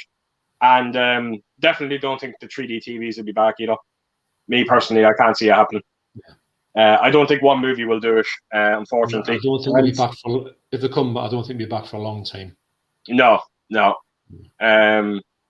Hollywood were the victims of their own demise, bringing out everything in 3D. Yeah, then converting 3D. It just never worked. It didn't. I think that was the flaw that they did. They should have done what they did back in the day. It would make a 3D movie as a 3D movie experience. Then they just went back to things that were like flat as a pancake and says, "Oh, we'll just make a 3D movie out of that." And you say, "Well, what's the point?" Absolutely. I'll tell you what I'm going to do, John, and I'm just going to say it on the stream here now. Just when people are actually just talking to each other, I'm actually just going to skip by them and just let them kind of just go about their own business. So, just Counter Punch was just telling Pete that it's worth picking up Innocent Blood. Bombed at the box office, but it's a hidden gem of a film with some tasty dark comedy undertones. Mafia vampires, quite a combination. Yeah, get it. So, I'm just going to let them just kind of chat amongst each other, just so we can maybe try and get through some of these comments. Right, so we got Stephen Hunt here. Also, what chances do you think there is of The Abyss coming out on Blu-ray before all Avatar sequels mode and release? That Abyss is never coming out. I can't see it. I don't think it'll come out. I'm interested to see if Avatar comes out in 4K when the Avatar 2 comes out on 4K, or does Avatar 2 not come out in 4K? I mean, we've spoken about this millions of times. I don't know what Cameron's thinking of. that he seems to be just dragging his feet when it comes to anything. He seems to take forever to do anything. And I think he's got to stop doing that. He's got to just pull his finger out and just say, look, it's obvious people want the Abyss to come out. So just get it done, get it properly. Get it done. Get it done. And actually, never mind the Abyss. Screw the Abyss. I want Aliens. I want Aliens before the Abyss. And, to be honest, and True Lies, like you said, Titanic, actually in 4K as well would be beautiful. Yeah, so. Yeah. Don't forget Piranha 2. We'll probably get that first. When you see. So Thomas Pearson was just saying, are you guys getting the 4K super duper box set of Rambo First Blood? I don't know. I might do, but I'm not too sure because of the fact is I've got them. I've just got them on Blu-ray, and the Blu-rays look lovely actually. So I'm interested to see them all anyway. I think First Blood is my favourite one of the whole lot at this point, but I haven't looked at them for a long time, so I might do, but I don't know about that. But I think Thomas I think he's talking about the Zavvi exclusive one, John. That's like 110 quid. Oh no, I think if I'm honest, as much as I do rate the movie as a great movie, I just don't think I could spend that much on that movie. That's fair enough. No, that's not taking anything away from the movie or anybody who wants to spend that. If you want to spend big bucks on stuff, feel free. It's just sometimes you've got to sort of say, I mean, there's certain movies that if they got released, I would probably do that. I don't think that Rambo is one for me. I have a pre-order. I do. But I am thinking about cancelling it. If I don't get any kind of reassurances, because I'm going to contact Zavvi a week before it comes out. And if I do not get any reassurances that the packaging is going to be well packaged, then I'm going to cancel it. I am, because I'm not going through this mess with them again.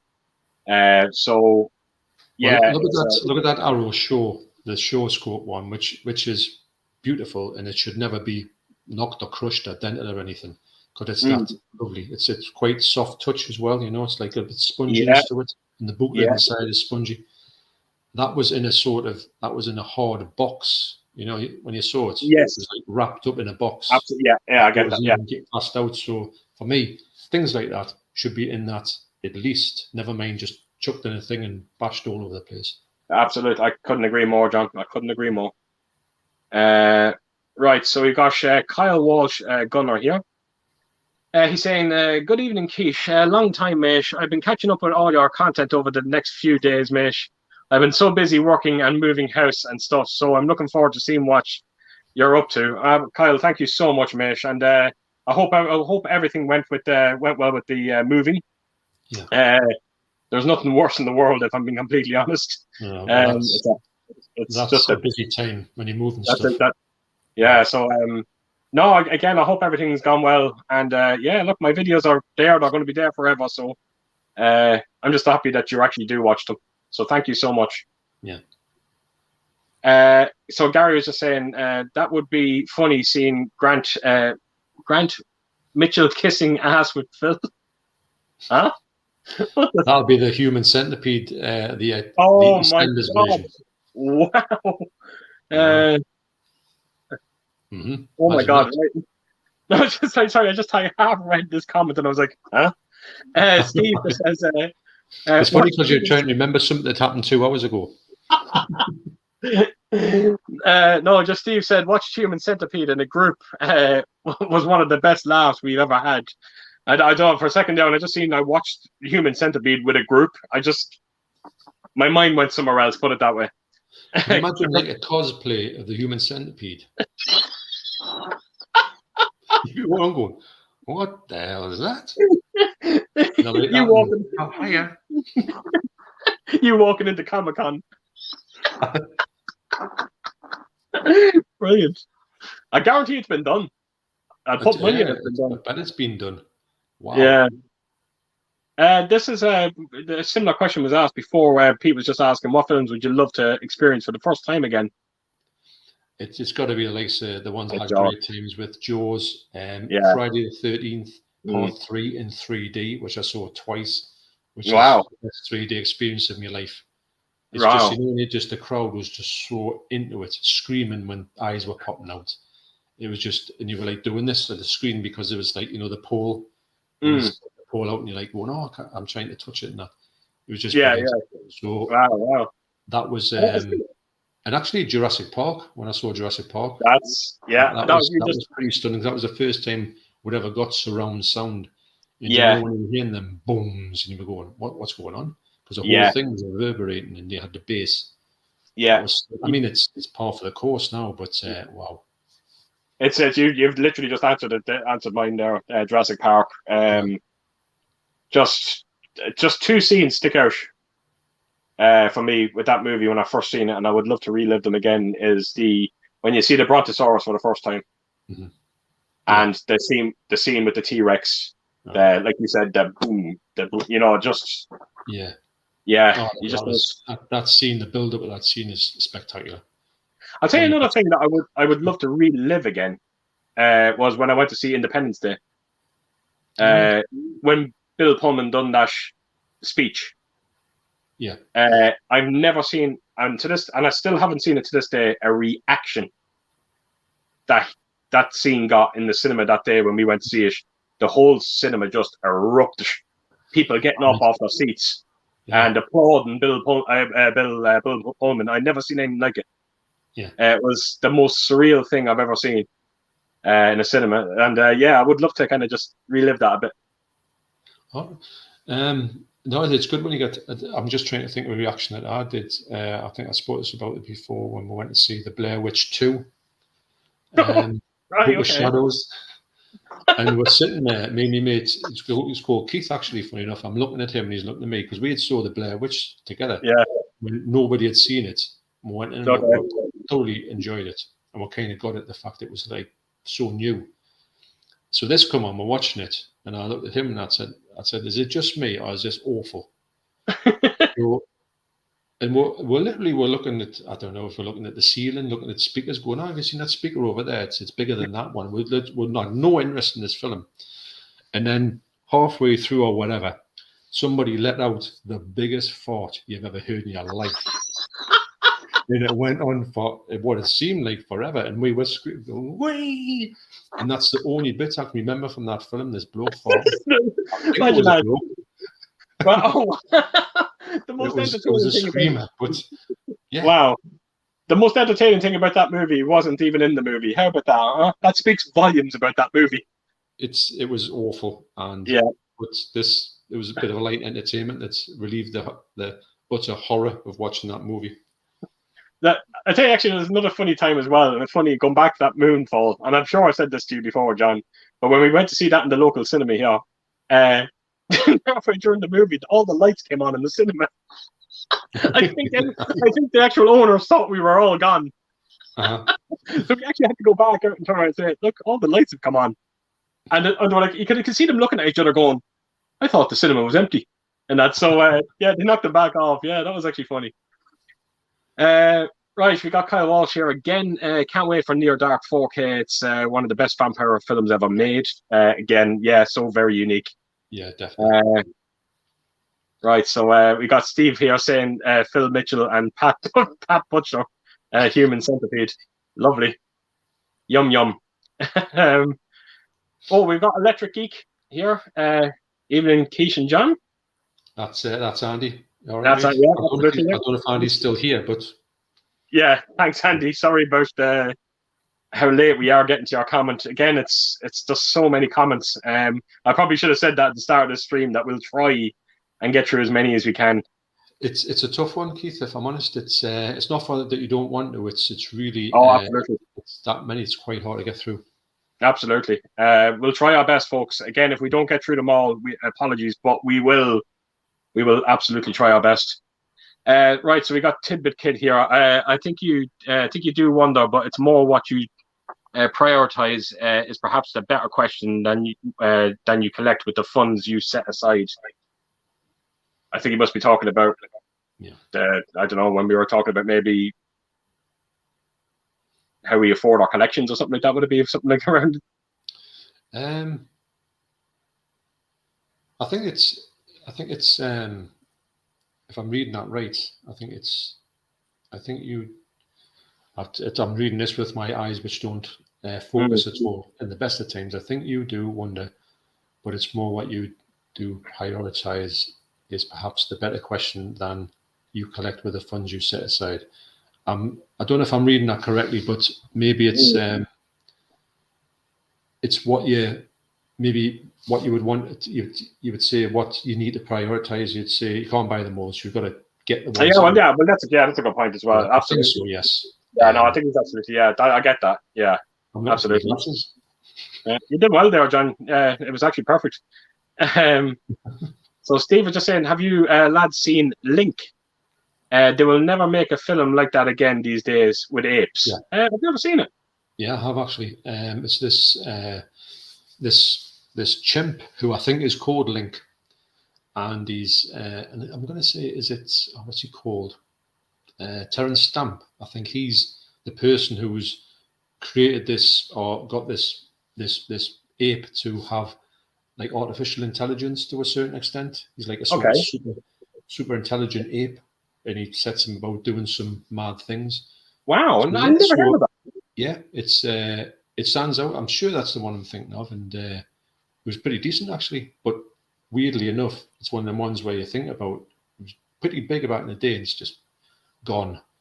Wow, that's actually a first for me. That's that's another one to keep an eye. I can't keep an eye out for. Then I'll check out the trailer to that. Mm-hmm. Right, so Brian Smith, can I ask you guys what is your memory of the earliest or even first horror movie you saw and where? Mine was the 1963 The Haunting. Well, that's a great movie. Well, you saw it in 1963. Wow. Whew. Wow, I can imagine what that experience is like. Very special. John, what do you think? What is your earliest?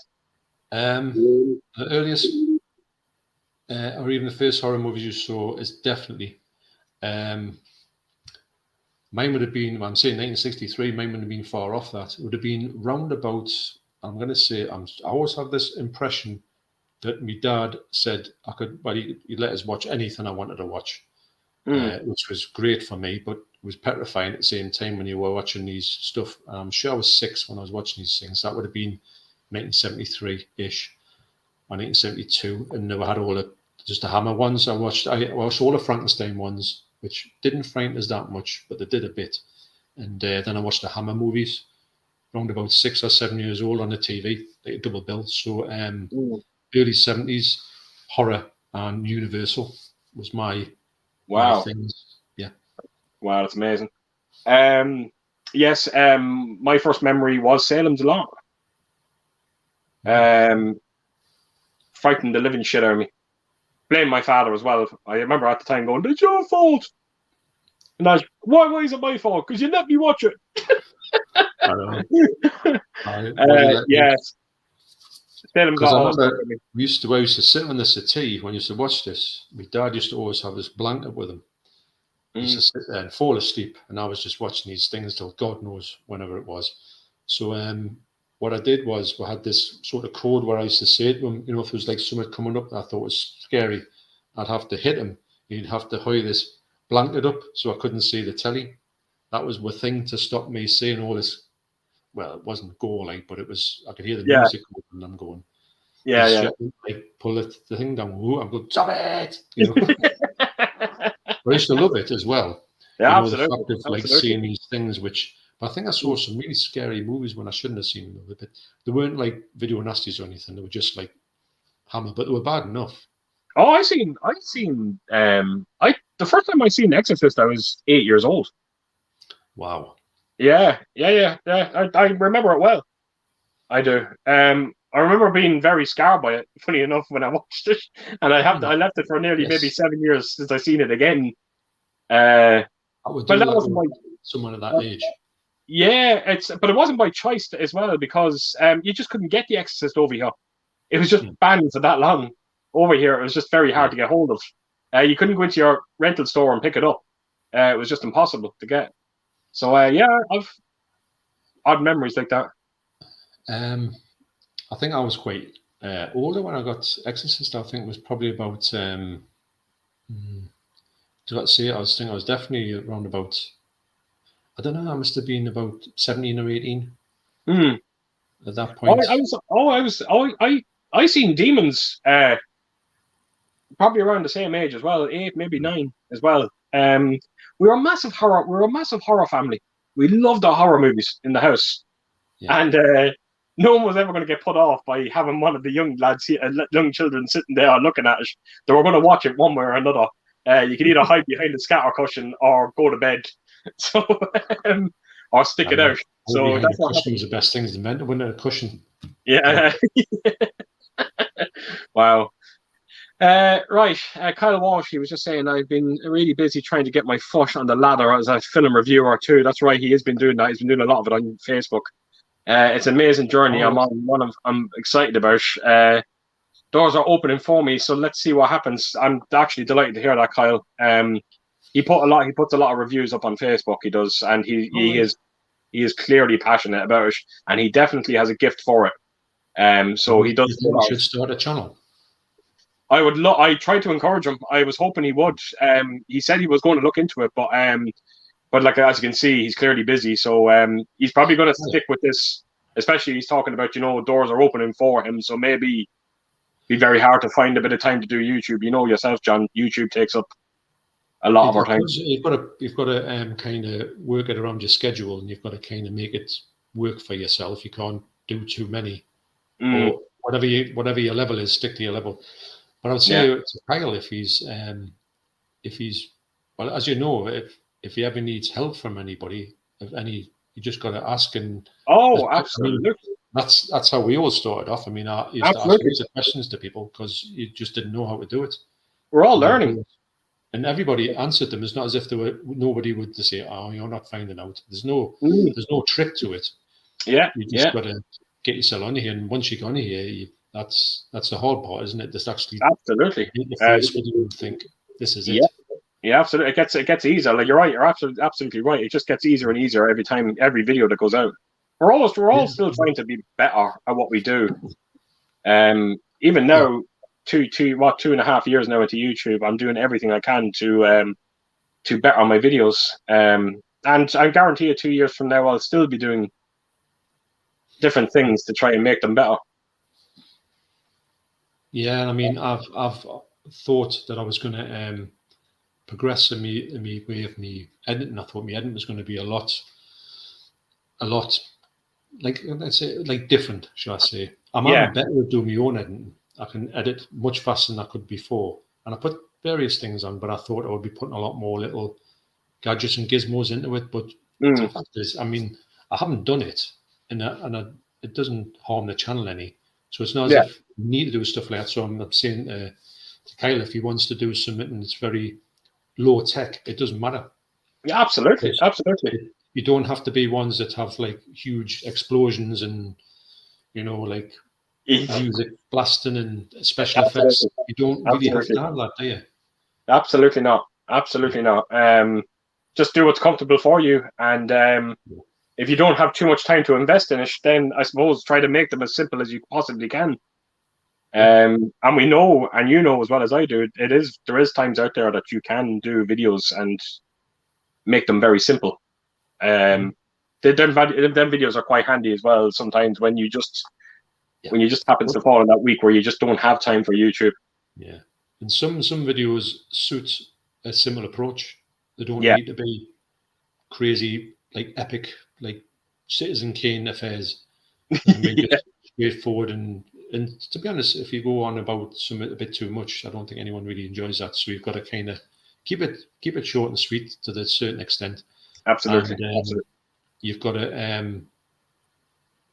I think the best thing about editing is, and I know recently I've been doing ones, and I think this is doing my throat because my throat plays up loads when I'm recording, which is getting on my nerves. But anyway, I need to get that looked at, get some antibiotics, as I was saying. But I can record a video. Sometimes a video will be 20 minutes long, but I can record the rough footage will be an hour long. And most of the stuff I'm getting wrong and all that, but I can get rid of it by the edit. So to be honest, if you can make as much of a mess of it as you want to, and I'll make messes. I mean, if I put out like an unedited version of my things, nobody would watch it. They're horrendous. But You can say things in the edit, and that's what I find out now is if I'm sort of what I'm getting to is I'm quite good at editing myself now. So if I'm Yeah, talking and then I'm talking about an object or a thing, and I'm looking at it and I'm going, in my head, I'm going, you're waffling now. That's irrelevant. You've said that twice. No one's interested in that particular thing. If you say, well, I went to the shops and I went and got this VHS, but I remember I bought a pack of Toffos, and the Toffos were 25 pence, and I couldn't believe it, like 45 pence. You know, and you just think that's going, but it's just rubbish. yeah, So I think you do get better at picking what you do actually put into your video, as opposed to just saying everything and thinking people are going to love that. They're not going to yeah. love that. You know, do you know what I'm saying? Does that make sense? I completely understand what you're saying. I find that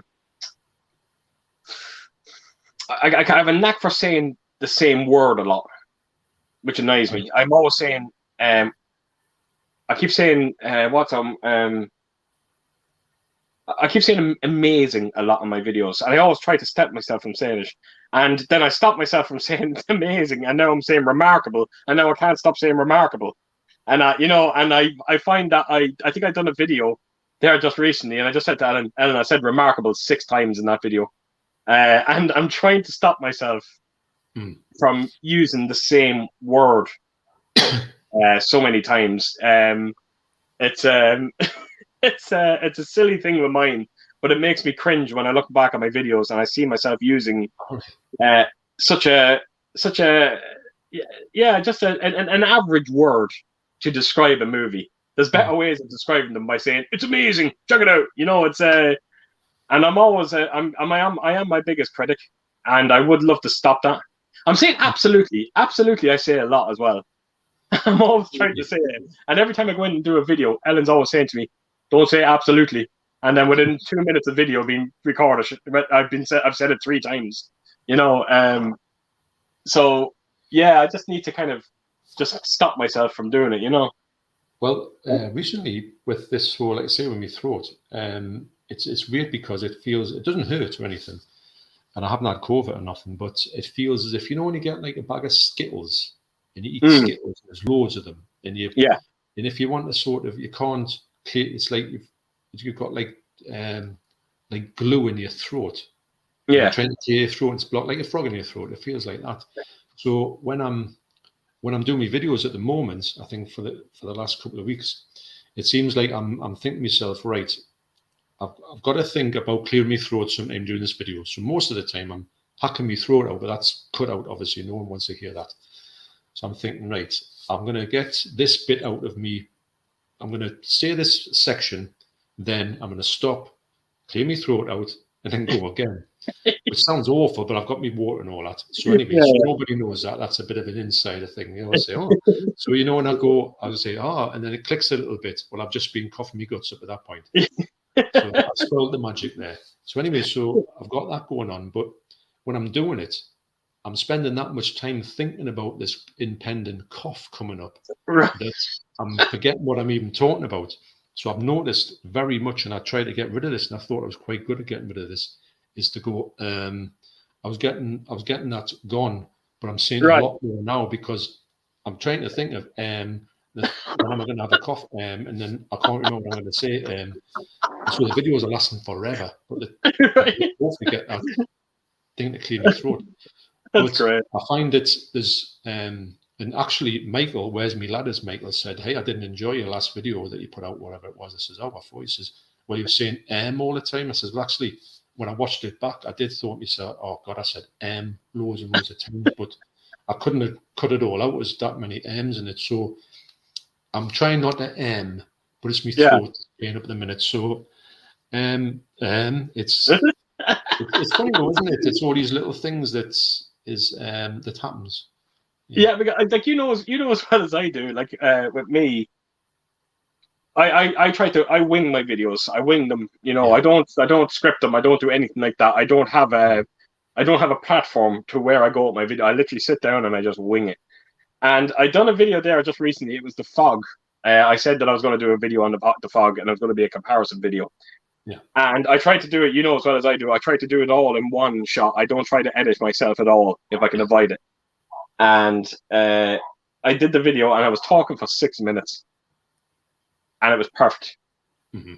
And then I get to the ending of it, and I went, so right, folks, so there you have it. That is the fog, and that's the comparison. So as per usual, if you liked my video, please do give us a thumbs up. And then I went, and I couldn't get.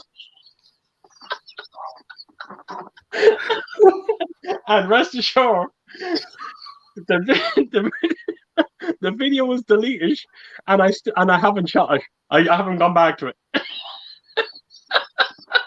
I was 5 seconds away. Oh my God. And I screwed it up because I couldn't say leave a comment. Oh, Jesus. It's horrible. It's frustrating. Can you not dub yourself? Can you not go over and redub the vocals over your thing and give yourself another redub? I know. Oh, Jesus Christ. Anyway, Steve, with inflation and massive electric bills, it's the hardest time with collecting for sure. I absolutely agree with you, Steve. It's hard on everyone. It's hard on everyone. I don't think that this can. I was talking about this to Deborah because she said this is going to come and it's going to hit everyone hard. I says, yeah, but I don't think this can go on forever. This will be madness. I says because no one's got any money, and the economy needs us to spend money to get it going again. So absolutely, this has got to. It's got to come down. There's no way it can go at this. 200, 300, 400% going up. Ridiculous. No, it's ludicrous. It's ludicrous. Diesel over as well here as well. The prices of diesel. It's hitting us hard over here. I don't look me. I just do that. Bzzz, and then just pay for it. I try not to look at what I'm actually putting in my car because it would fill us with dread. Yeah, you're absolutely right, John. I think that's the best way of going about it as well. Right, Tommy Pearson here. I've been collecting for over 30 years, but due to break-ins and a few years ago now, I had a storage facility broken into, and they cleared my unit. Wow, my full collection and household goods were taken. Oh, Tommy. I hope that you got some. There was something you could get some money back for that. I really do. It was like a unit. It was like had some insurance on that. Yeah, that would be soul destroying. That. Yeah, no, I to be honest with you, if it happened to me, I think that's my collecting days would be over. I wouldn't like to try and start this again. Yeah, you know what I mean. I know what you're saying. It would be soul destroying. Wouldn't know where to start, would you? Yeah, absolutely. So I'm sorry to hear that, Thomas. I really am. That's a shocker. It's horrible. Some people are just absolute, cruel bastards out there. Has to be said. Yeah. Tidbit Kid. The only issue I have with a lot of YouTubers reviewers, is that they often don't have a great sound system set up when a movie is equal parts video and audio. I kind of agree with that as well. I just mentioned I was talking to you about the kind of Labor releases that I had, John, and I was just saying that the audio was lacking a bit in them, and I think that these companies really have to realize that it's not just picture; it is audio. So is that on? Is that actual? What was it? Is that when they're putting the video out that you can't hear what they're saying? Is that what? Sorry. Have a great sound system set up when a movie's equal parts video. Yeah, he's basically. I think he's trying to say that I think they talk about the video and maybe not so much about the audio. I don't know if that's what he's trying to get across. Okay, right. I thought you meant the actual audio on a video. I have an issue with a lot of YouTubers reviewers is that they often don't have a great sound system set up when a movie is equal parts video and audio. No, because I'm thinking that I know he hasn't said that, but I'm thinking about like an audio on the actual quality. Yeah, I think I know what you mean. I think I know what you mean. Yeah. I was going to say that my audio on is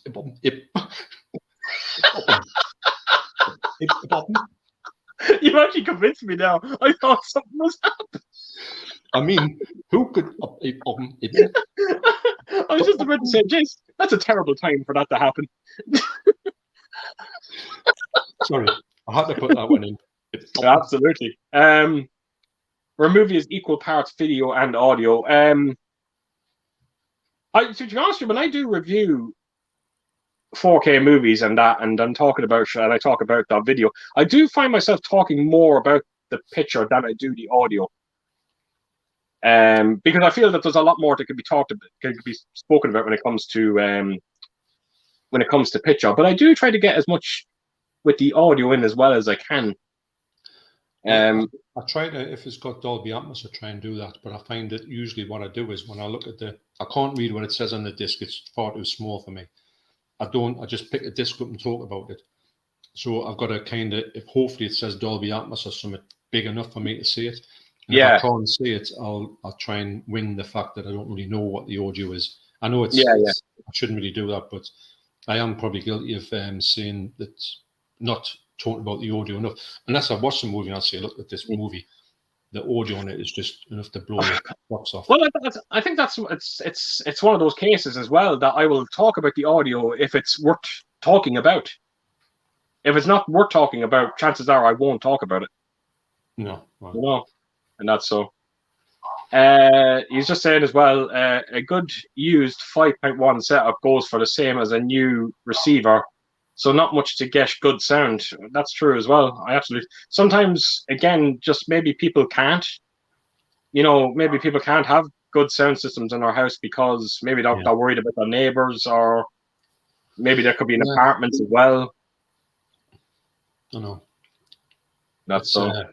I mean, I've got my soundbar. I'm quite happy with that at the minute. Actually, I was telling you that I was thinking about going for the Dolby Atmos soundbar, but my soundbar is working really well at the minute. It's coming out with some really good sounds, so I'm quite happy with it. I'll get one down the line. It's not going to kill us not having one at the moment. Absolutely, it's not going. Like I said, they're going nowhere, and the longer you leave it, the cheaper they're going to go down anyway. So it's probably better off, So. Right, we got Mark Tallon here, and he says, I hope Kino put out Red Dragon to complete the Hannibal Lecter trilogy. Right, so did they bring out Hannibal as well on 4K? I didn't realize that. Didn't know that. I only heard of Silence of the Lambs coming out in 4K. Yeah, I didn't. I never knew Hannibal came out. I must look into that then, because I might pick them two up as well.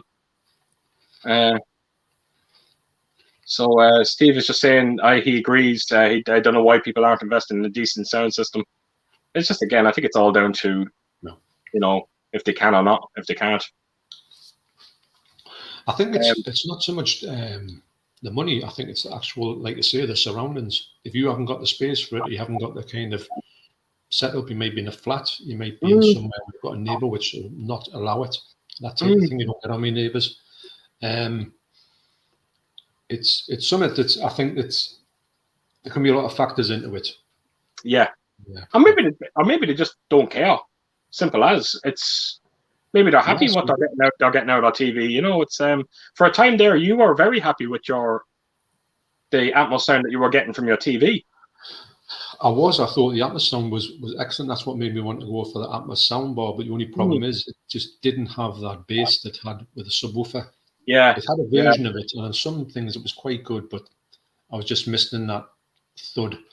Yeah. That's why I had to go back to it, and it sounds. I don't know if it can sound better, but it does sound better to me. I haven't got a TV on it; it's just through the soundbar. Yeah. Right. So moving on here, we have got Movie Mad here, and he's saying, "Hi, folks, late to the party." I'm very late to the party. To get to you to the party. Yeah, unfortunately, again, huge apologies for that. But thank you for coming across. I really appreciate it. We've got Mark Tallon here again. Hi, both. Do you both agree that there is a big difference in picture quality between LED 4K TVs and OLED TVs? Worth the upgrade? Yeah. Yeah, I was preaching to you for nearly a year, 2 years probably, to get an OLED. If I'm honest, I mean, that TV there, it's a Sony Bravia from whenever. It doesn't have HDR on it, but it looks really nice. It's a great telly, but when I see HDR properly and I see black levels properly, because I remember you talking about it, and I was looking at my version of them things, and I think if you said as a movie it looked really good in the black scenes, I would put it on. I would agree with you. But when you see it's something you can't really understand until you've seen an OLED with a 4K and a good a good movie, which is like a demo version with the OLED black levels, then you're seeing something totally different. It's a whole new ball game, isn't it? It really is, because, like I said, with OLED TVs, you've got a full backlight on the back of your TV, whereas a lot of LED TVs today, you have an edgeless backlight, and what happens is that edged backlight can bleed out onto the blacks, and it's so noticeable now especially when you go from OLED back to LED, and that's why I got rid of my 8K television. Yeah. And I said it, and it was The Invisible Man. And when I reviewed The Invisible Man, I put on the thumbnail, I put down The Invisible Man 4K Blu-ray, the movie that made me sell my 8K television. That's how I actually put it down in the thumbnail. Yeah. And if you've seen that movie on that 8K television that I had from Samsung, and you can just see all the brightness coming through all the blacks, it was horrendous. And yeah, a week later, I had the TV sold. Mm-hmm. So yes, OLED is the future of 4K. I honestly think it is. Never go back. Never. Someone said to me, if they said, however many years, they'd say, "Oh, yeah, you're going to have a new telly." You say, "Yeah." What's the sort of the thing that you're after? Says, well, whatever it is, but it's got to be an OLED.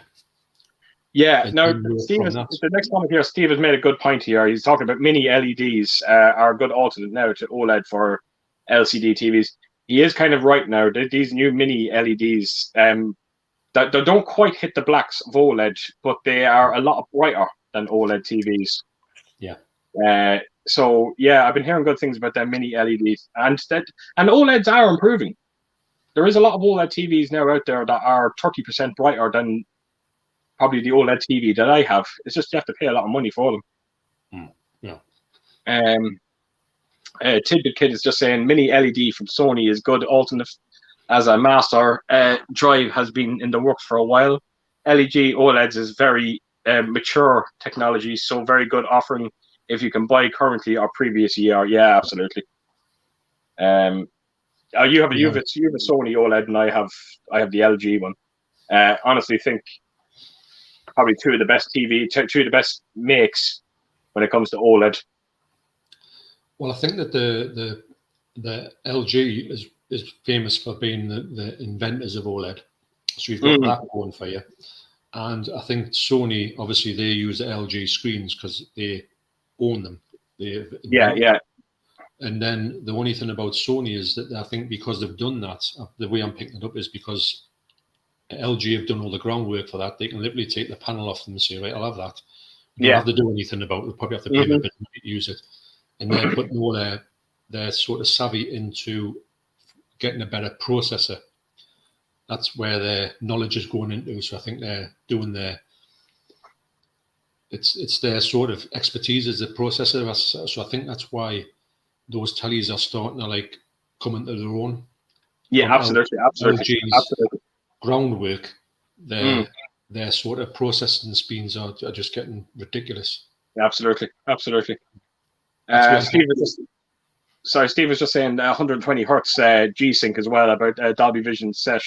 Must be if you're playing video games as well. Yeah, 120 hertz is an absolute must. You need 120 hertz. And funny enough, the 8K television that I had from Samsung, it was actually 60 hertz. I didn't realize it. I didn't do my homework enough on my TV. Yeah. Thank God I was actually able to get my money back on it. That's the only good thing I can say. Just do your homework. That's all I can say. It is. Samsung's OLED super new, and they have yet to release a TV that has been tested for burn-in results and giving an hour break for burns in the course of static usage. Yeah, TV burn is always a pain in the ass when it comes to OLED. I presume you wouldn't have any issues yet. No, it's touch wood. It's been spot on. It's it does get hammered to a certain extent. I don't really put anything on it. It's got there's no like signs or anything. There's no MTV things on the corners. There's nothing like that. I don't watch anything. Even the YouTube goes into a video, doesn't it? It doesn't go into a thing with YouTube on the side. So I don't play video games on it, so I don't imagining at this point I'm going to get that happening. Yeah, I'm the same. I don't, believe it or not, my OLED TV, I don't have it connected to like a satellite or anything like that. So this TV is just for movies and movies alone. That's fair enough. So the chances of you burning anything in is going to be pretty... No, it's not going to happen. Yeah. So Steve was saying, was a QD OLED? Yeah, I want one in the future. Yeah, well, I think again I'm already starting to look towards some of Sony's newest OLED TVs as well. I've never owned a Sony TV in my life, and I think that's going to be my next purchase. I think it's going to be a Sony TV. Well, this is my second one. That's one. And then before that, I had a Samsung. They were all right, but the journey from Samsung to Sony was just like chalk and cheese. It was just absolutely, yeah, absolutely. No comparison. Check this out, John. Check this next one out. Look at this, Alexander Wayne. Right. 79 pence. Look at that, huh? Isn't that incredible? Thank you so much, Alexander. Wow. Isn't it great? Isn't it? It really, really is. So we got Steve here. When it matures a bit more. Oh yeah, right. They're talking about TVs. Right. So we got Carter Putch here. Yep, it's the 1982 film that's getting the 4K treatment from Shark Factory, but the original is rather stylish. So that's the. Oh my God, that's the cat people, John. All right. That's how far we're going back. Yeah. I'm going to say that was about 5 hours ago, wasn't it? At least that. Wow. He's just saying as well, fuck me, Keaton John. I said this ages ago about the CGI in the new Jurassic Park film, and I got told it looked fabulous and realistic. This has been a major dip in CGI rendering. I never liked it from the trailer, so, and you've seen the movie, so you said there's some really good ones. I think towards the end, some of the dinosaurs look amazing, and there's some ones where you think, what? It just doesn't look good. Yeah, it's a bit of a shame actually, but I do like them. I did like the movie. I've got to admit, I will buy it. Yeah, absolutely. I'll buy it myself. I'm still looking forward to seeing it. So we got Tidbit Kid here. He's just saying, Razor Wire Reviews is similar time zone for you two. Never heard of him. I'm going to say, I think he's called Luke. Razor Wire Reviews. I'm sure he must have seen this channel. Yeah, I think he's UK. Definitely UK. Okay. He does more like Criterion sort of things like that. He's got some good stuff, actually. I do like watching him. I do like his he's got a lot of journeys of movies. You must have seen him sometime. No, I can't. That's not ringing a bell with me now, if I'm being completely honest. Although the Razor Wire Reviews is not really, it doesn't really like tell his channel. It's a funny name to have for his channel. I don't know. Yeah, I know what you mean. Yeah. But it's one of the first ones I ever started watching. Well, before I got my channel, ages before I got my channel. Wow. It was one of the very first ones I started watching. Okay, that's good. Oh, that's okay. He seems to disappear from time to time, but I'm pretty sure he's obviously still doing it. Right, I'll check him out and see. Check him out. Yeah, absolutely. I think I used to watch him because he was big into Twin Peaks. So that was very good. Okay. Right, so we got Rock God here, John. So he says, I'm 3 off completing the section 1 list, John. He said Bloody Moon, which I'm hoping to get before the stream. Mardi Gras Massacre, which is out soon. But the killer is the werewolf and the Yeti. Yeah. So that's the Holy Grail. I was telling Nigel I've actually got it on a John Hall had it. And he'd said it was, I'm trying to think of anyway, no, he says he was selling a few. And his brother, Davey, says, oh, Davey's done a copy of this one for you to have a look at. The Werewolf and the Yeti. I says, oh, brilliant. That says good. I've never seen it before and I wanted to see it. It's a Paul Naschy film, Spanish one, early 70s. So I thought, yep, going to see that. And of course, I was telling him I put it on, it doesn't play. Oh, wow. It literally plays about 1 minute, then just goes off. And I went, oh, man, just so I could have watched the film, with a view to buying it in the future. But that's years ago. and Yeah, yeah. that's never ever. I mean, that was on a DVD show. It's not a blue or anything. Mm. And but it's rock hard. You see, Wow. when Wow. these things happen, you can't get them. I mean, Mardi Yeah. Gras Massacre was utter. You just could not get it. In '88 films have released it, but Wow. for some reason, of like supposed to be out like 2 weeks ago, Right. and it got stopped, and then it seems to have like kind of as if something's happened to them, as if they've had a bit of a problem with it, but they haven't released it. I'm dying to see it because it's another one that Right. Right. I don't think it's very good, but it's ultra hard to get a hold of, or it was. Wow. Okay. Okay. It's a bit of a shame, that, actually. Right, so we've got Alex on the way in here. Hi, lads. You mentioned David Lynch. Where do you both stand? 1 June and its remake. I love the original, but thought the remake was boringly awful. Your thoughts? To be honest, I haven't. I think I've talked about this before to you, Keith. I haven't watched the. I have got June. I've got in 4K. The old one, the first one, and I haven't watched it because I do want to see if the new June is. I can't remember what happened in June. So if the new June is just 2 movies, I'll watch the 2 movies. But if I watch the 1984 one, I'll find out what happens in the end of June, or what's coming in the second film. I hope there's only going to be 2. I don't know if there'll be 3. Yeah. I want to watch that June version on 4K, but I'm only going off my memory here, which is a long time ago when I watched June. Yeah. I found it to be the first one to be a complete mess and didn't enjoy it at all. And I did really enjoy the new one, although it's slow, but I don't mind that. Yeah. I think that's what you have to look at with the new Dune movie. You kind of have to remember this is the first half. Yeah. And naturally, I think it was always going to be a little bit slower. Hopefully, the next one will be a bit more fast paced. Sorry, I thought I seen someone at my door. I'm getting freaked out now. Oh, I'll tell you what. It's coming at Halloween. I haven't seen the original Dune in close to 20 years, even though I bought that deluxe 4K release of it. Yeah. But I think I enjoyed it. As far as I remember, I enjoyed it. It's one of them movies, John, that I need to be in the mood to watch it, and it just hasn't happened yet for me. I think it's looked nice, and I think the 4K looks pretty good. You're going to see a lot of the set designs, which looked great. Yeah, that's always looks great. Yeah, I just thought it was a mess. I don't know why. I just didn't have a good experience with it. I was quite confused by it all. And I just don't want to.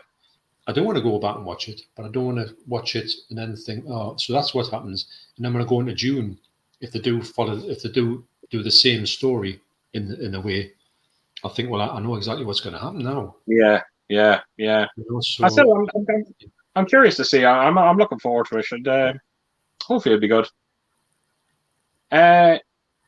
So Gary was saying you should ban them from the man cave. I'm sure it's something we probably said 2 hours ago, but I honestly can't remember what it is. Yeah, we'll have to go and watch the stream afterwards. We'll watch the stream, then we'll come on, and then we'll answer the question. We have the screenplay in the background. Oh yes, 2 hours ago. We have Gary North here saying good evening, everybody. Hey, Gary. Apologies again for getting so long to this comment. It honestly can't be helped. It's amazing the amount of time it's taken to get through these comments. It's incredible. Steve here, he's saying that Gangs of London was hilarious. 30 deaths per episode. From what I've seen of it, 30 deaths, it sounds very generous. I'm not kidding you, John. Check some of the deaths in that Gangs of London. You wouldn't believe it. One would say it's a bit too much.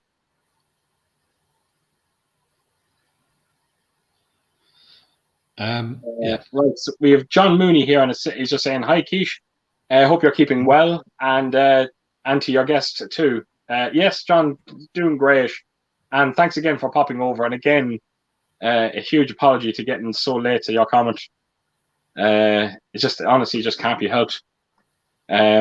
I think if it's one of those things, John. I think that if we just literally spent 30 seconds with each comment, I still don't think we'd get through them. I know there seem to be because I was thinking to myself, I think we've got a big chunk in there, but even when you say a big chunk, I don't think we went as big as I thought the chunk was. If you know Wow. what I mean. Right. Just trying to find out what you would be on in the way of when John actually dropped that comment. I'm trying to say Oh, I what think it's it would right. actually be in the way of what was in the real world. To be honest, I'm going that far back. Really? Yeah, that I'm trying to think. Am I actually gonna get to it? Wow. Well, I think that where you're at, I think, is going to be from what I can see is in the comments. My comments only on me on here. Oh no, hang on. It's a bit hard to see them. Yeah, I'm trying to find it because that it would be highlighted in blue, so I'm trying to go for that. Right. Ah, yes. So, oh no, hang on. That's it'll take us 3 hours to find the comment. Oh dear. Ah, so you know the yes. You know when I said the last time I watched what we looked at it was 9 o'clock Yeah. in the sort of like the past. Yeah. Now up to 9:48. I don't believe you. Alex's comment. Wow. Yeah. Right, So John. I think we're at yeah. this time of the stream now where we are going to have to come up with a cut-off time here now. Well, the record's 8 hours, so 9 8 hours. hours. Right, we're on 5.5. So yeah, let's go for it. So I don't know. How long do you think you can to last for? Well, if I'm honest, I need to nip to the toilet now. That's what I need to do. I'm starting to. My legs are starting to drop off with this. The seat's terrible. I need to get a new seat. Although I've got one here, but I'm too low. You'd only see that part of me, so that would be useless. But we'll. What do you want to do? Do you want to go for 6 hours? We can go. We can go whatever we can. If you want to go 6, we'll do 6. Is that okay? Yeah, we'll do 6. And I think that. I mean, and before on my streams, I had to make an apologies to say, look, we really are struggling. Yeah. And I think we went quite fast, and actually, I think I really thought we're much further down than we were. I know. I'm actually shocked when you just said that we kind of just moved 40 minutes. Yeah. We're just fighting a lost cause here, unfortunately. We are. So I'll tell you what, there's been some excellent comments tonight, I've got to admit. Yeah, absolutely. It's spoken so long. Absolutely. And again, just huge apologies for this, folks. We'll try, I think when John comes back here now, we'll try and do literally a rapid fire fly through as many as we can. But I don't think we can get through them all, unfortunately. Well, I'll just go to the toilet. Speaking of rapid fire, I'm just going to the toilet. I'm going to get a drink myself. Go on ahead and we'll come back. Yeah.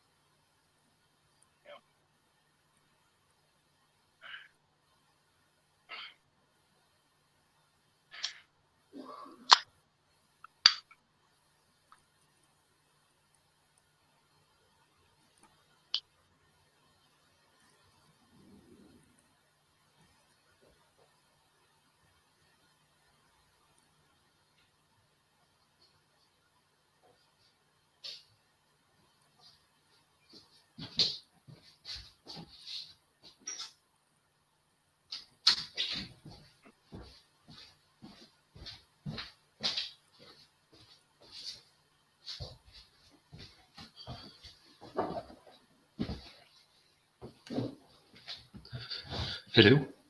Right. Okay. Right. Let's try and get through a couple of these here. So Let's do it.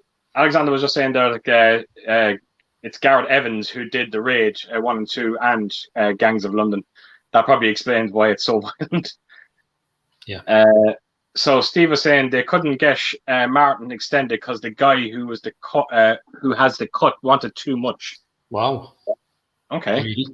Yeah, absolutely. That's a shame.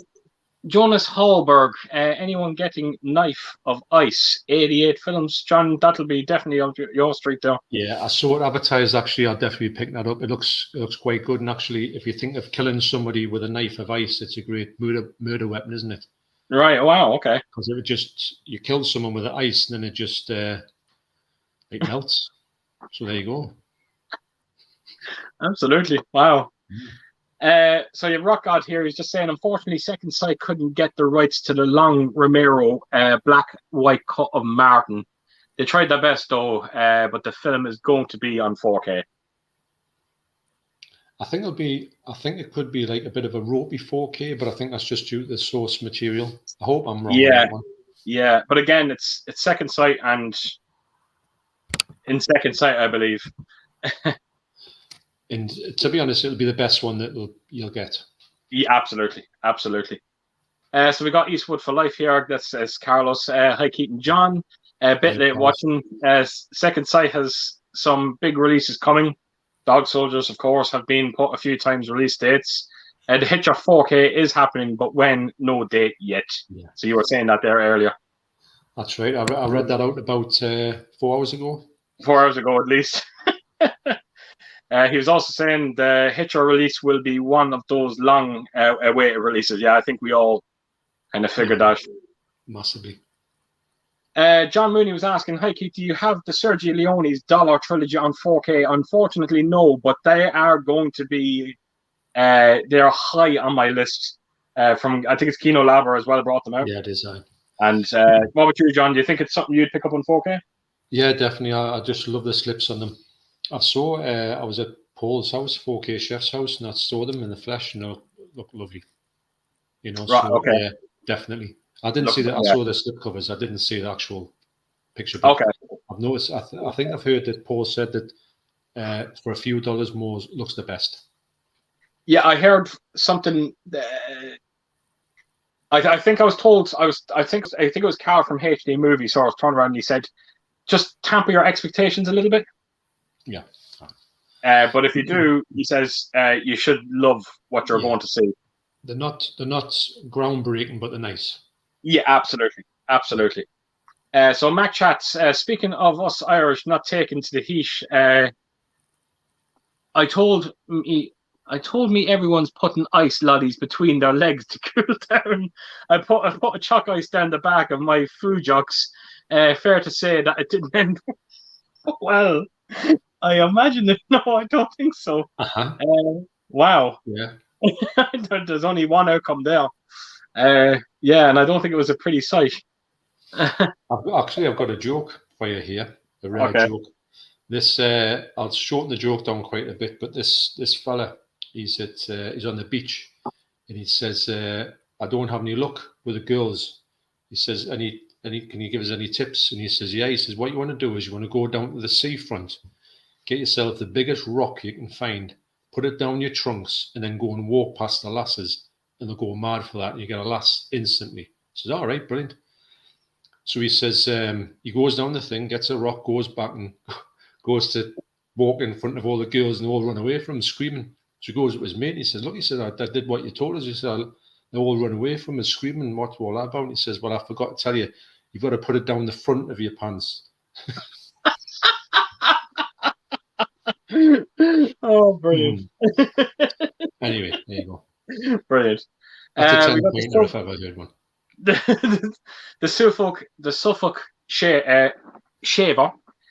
Sorry, Keith, just a little bit off subject, but the ladies' England team beat Ireland 5-0. Wow. That is not surprising.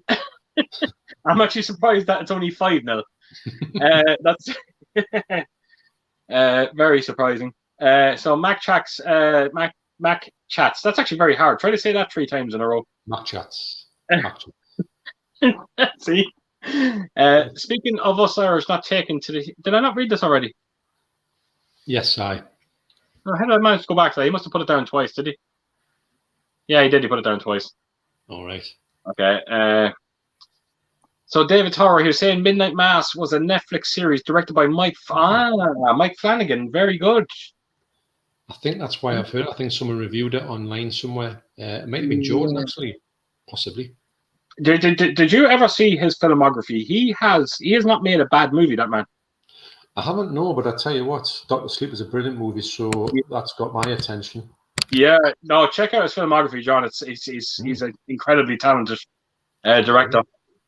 So Thomas was just saying, yeah, it is. It's on Netflix. Have a look at that. So Pete was saying, unfortunately, if the user is blocked, their old comment still stays for the host. Right, I didn't know that. That's very good. So I still see it where you don't. Right. So, because what I saw Sophie had blocked that one, and I was going to block it myself. I'd come up on there, but I didn't get to it because Sophie blocked it. That's why when it came up on yours, I thought, oh, that's all been blocked. Right. So, okay. So that makes. Yeah. So I think next time if I see anything like that, I'll just say, oh, there's some blocked ones coming up, so keep an eye out for them. Absolutely. Yeah. That's good. That'd be good. Yeah, that'd be great.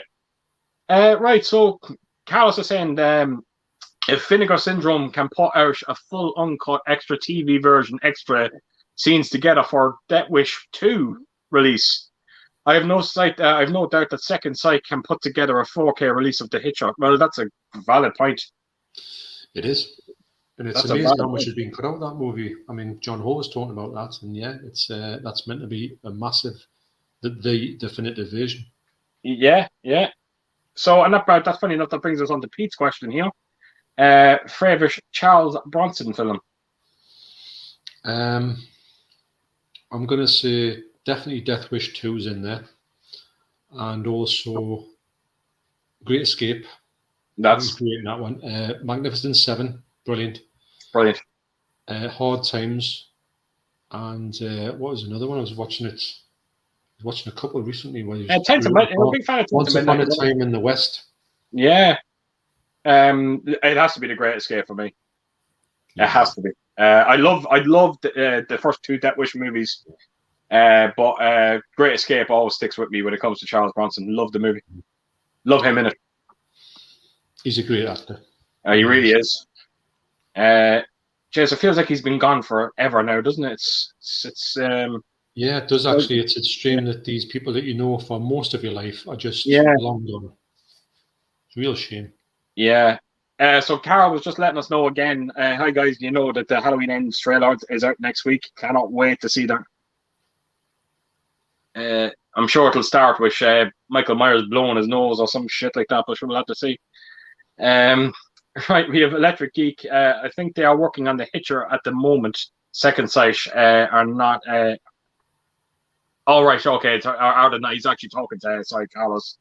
I'm sure they tease that on their Instagram, so they're just talking to each other about the Hitcher. Sorry. I think it's coming out. It's just a question of when. When exactly? It's just great. They've got the 4K elements, so we can know that it's coming out eventually. Yeah, absolutely. So Carlos, Keaton John, as some of us are old school movie fans and collectors, can you remember the first VHS, DVD, Blu-ray, and 4K movie release you ever picked up? I might be able to come close on this, but I'll let you go first, John. Right, first VHS was, and I'm going to say this is definitely the first one I ever bought, was The Elephant Man on pre-search, which I still got. DVD, I'm going to struggle with that one. I'm going to guess it had to be something along the lines of, which would have been around about 98. And I'm going to say, no, that was my Blu-ray player, was it? DVDs before that. I couldn't tell you about DVDs, if I'm honest. Probably be something like, I think it would probably be a Clint Eastwood movie. I think it would probably be like, Fistful of Dollars, that type of thing. Yeah. Okay. That gets into my mind because I knew I had that in VHS and I knew it was one of the first ones upgraded with. That was one of the first upgrades I remember doing. Okay. In the many upgrades that we have. Blu-ray, I'm definitely sure it was Rush Hour. And 4K, I'm pretty sure it was, well, I know it was that Fantastic Beast because I got it with my player. But Very I think good. the first one, I've got it written on my phone somewhere. I'm going to guess that it was probably 2001. Wow. Yeah. That's not a bad way to start your 4K journey, John. Yeah, I know. Wow. Right, for me, first VHS I ever bought was Alien. My first DVD was Halloween 2. I bought 2 that day. Halloween 2, and believe it or not, Hard Rain, with Kristen Slater. Yeah. Love that movie. I do. My first Blu-ray is Wall-E, believe it or not. Probably one of the greatest animated movies ever made in my eyes. And my first 4K movie was Ridley Scott's Martian. Oh, right. Yeah. I remember seeing that for the first time. Because I'm convinced of it. I probably had one of the first 4K players over here in Ireland. It wasn't getting released here for nearly. I think I got released in England. It did, and it wasn't getting released over here till around maybe 7 months after the release in England. And I was able to find a company in England that would actually ship over here to Ireland. So I got an actual player that day, and I actually picked up The Martian when I got that player. So I remember knocking it on and going, "This is something very, very special." I think I'll get on in 4K sometime. And actually, with my, you're just reminding us on there, with my Blu-ray player, I did get 3 movies. One was definitely Rush Hour, and the next one was Wall-E, which I've still got, and the third one was Mamma Mia, which I didn't keep. Oh wow, Mamma Mia. Okay. Yeah. You know how I feel about that movie. That's a real guilty pleasure of mine. I do love ABBA. I think. I'm a massive fan myself. Not too mad about what they're doing, John, with these concerts, to be honest. They should have definitely just done, even if they've done one concert and filmed it as the people and just left it at that. That would have done me. And just released a disc. Yeah, absolutely. I still think it'd be quite spectacular to watch. Oh, absolutely. But then again, they can tour forever, can't they now? That's it. Yeah, We'll never, it's very ever easy, isn't it? Go live now. There you go. Rake it all in again. Yeah. So Timber Kid saying Kimchi does really big deluxe sets. Non-niche Warner Brothers in North America has made some of the best deluxe sets that are wide released. I wonder if that's is that kind of anime? It sounds anime. It's the one thing I've never got into, anime. I've seen a few. The ones I've seen I do like, but I haven't gone. I think it's a rabbit hole you could really fall into that. There's that much out there. Right. We got Stephen Hunt here. He says, "Hi guys, apologies if you've already answered my comment or if it was missed, but I may ask it again." I'm not quite sure what he did ask us, unfortunately. Again, so sorry for that. Again, we are so far behind. We got Boogie CA Productions, or Cat Productions, sorry. Hey guys, just came on. Hope you are both well. Doing great. Yeah, that's Michael. He's sent me that's slipcovers. I've got many a slipcover off Michael. Oh, it was him because I'm actually well aware of him. He's a monster fan of Evil Dead. I think he probably has everything out there when it comes to Evil Dead. Yeah, he's got like the definitive Evil Dead thing. It's just massive. I think he's trying to. He showed us the pictures of his collection.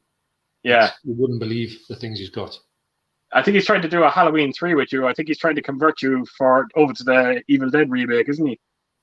Yes, I've got it actually. It's in my pile when I put it in the shelf. It goes right there. It is. I'm definitely going to get it. I'm trying to get Deborah into watching it. I don't think she will, but I'm going to definitely watch it first of all.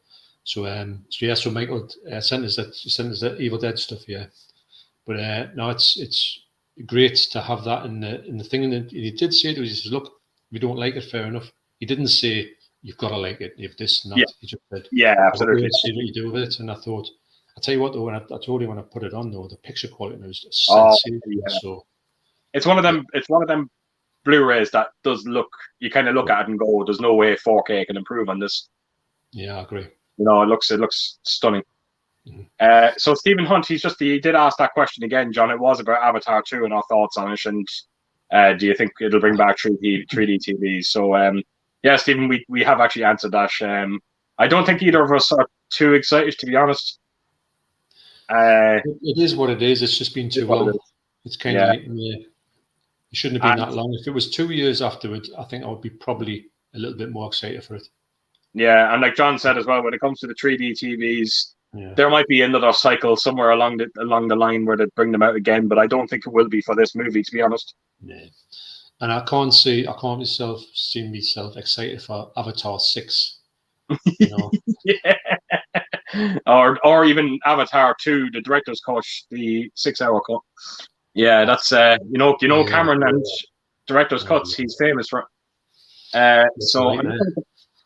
I'm just gonna go past. It's just again, people are just talking to each other about the Hitcher. So we got Pete. What is your least favorite boutique label? Oh, that's interesting. Um, to be honest, I'm going to say, and this may be a bit bad to say, it's Shameless, just for the fact they could be so much better. They could do much more things that they've got. They seem to be the releases are so far and few between, and they've been terrible and they've been brilliant as well. Inconsistent. Like if it was a school report, they would say, must try harder. And I Right, feel bad for saying that because I know they're trying to do something, but it's uh, it's the one I would put on the bottom of the pile. right. Um, I suppose I have to be true and faithful and say Criterion. Just for the simple reason that I've never bought a single release from them. I have two now because of Coro. But yeah, there just hasn't been enough out there to kind of draw me in. War of the Worlds definitely interests me, and I never knew Criterion actually brought that out. So but yeah, there's not too much. Yeah, I think Criterion would probably be my least favorite, if I'm completely honest.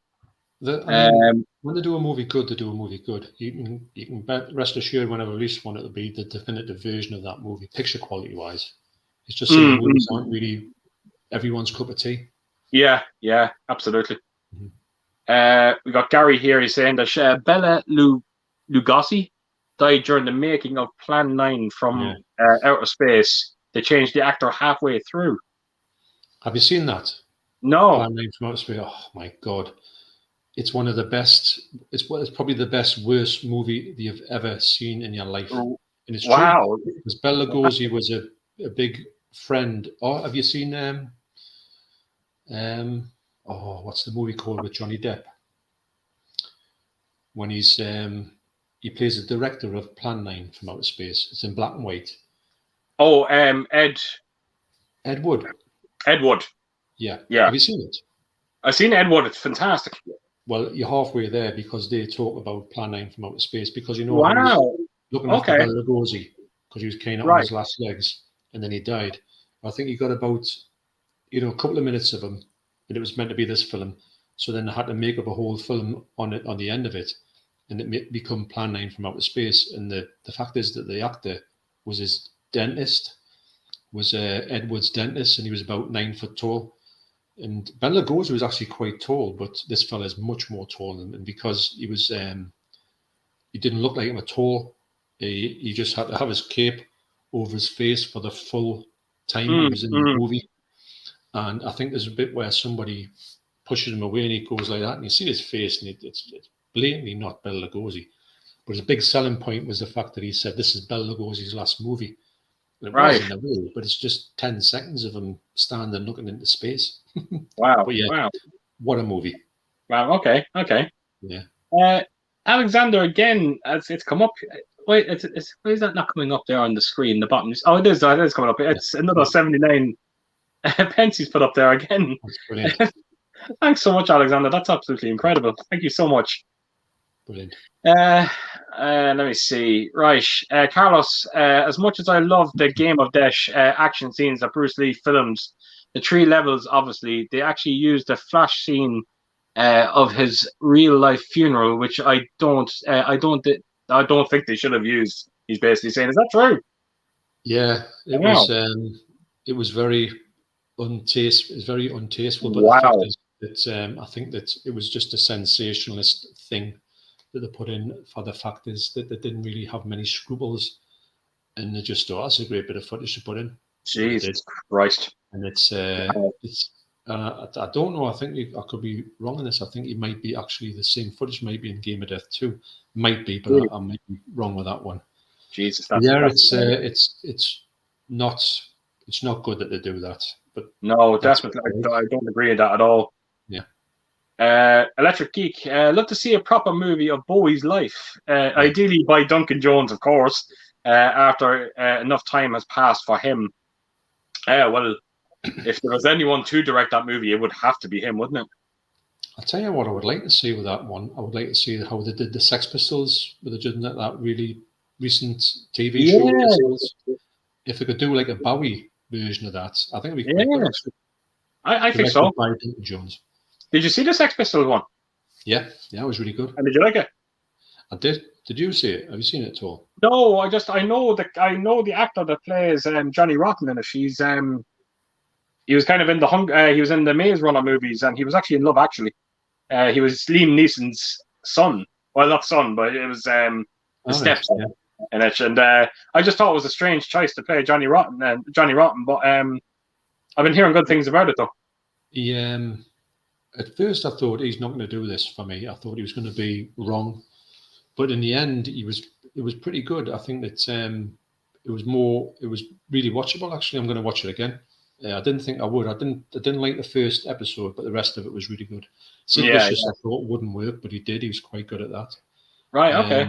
I do think it should have made it longer actually, because I think they rushed certain segments which I really wanted to see. There was certain episodes of the whole Sex Pistol thing, which I thought that would have been a really fascinating thing to explore, because you don't know anything about these things, and they kind of glossed over it very quickly. And I thought, but then again, if it was in Steve Jones' book and they didn't talk about certain things, then it's only going off Steve Jones' book, you see, so maybe he doesn't know anything about particular episodes, which is mainly to do with the fact of when they're recording the Grey Rock and Roll Swindle, what happened? Why did they get a string quartet to do the songs? Why did they decide to record in Spain with Sid Vicious? France? Why did that happen? Where's all the footage went of all this stuff? But the footage is all gone, or it's there, but no one knows where it is. Right. Well, that's one of the interesting bits, but they didn't speak about that because it's not really pertinent to the story. It's more like a sort of behind the scenes thing. But in essence, I thought it was very enjoyable. Okay, I must check it out then. I need to. It's something I definitely want to see as well. Yeah. Mac Chats was saying that the Exodus turns 50 next year. I bet there's going to be something good announced for its 4K. That it has. If it's not going to happen for the 50ish, then I don't think it's going to happen at all. Well, it usually gets re-released on every single thing in the past, hasn't it? 25, 40, 35, 40. So it's got to be. And speaking of 45, Halloween 45th anniversary next year. Expect something big as well. Oh God, that'll be my. What do you think they could do? I honestly don't know what they can do. I have every possible conceivable version of Halloween. What more can they possibly do? Do you consider the Scream Factory 4K to be the definitive version of that movie? That's the definitive. Yeah, that is the definitive. You know as well as I do, John. There's going to be something where, we found an old interview with Jamie Lee Curtis or something. It'll be, and we'll just throw it in, and yeah.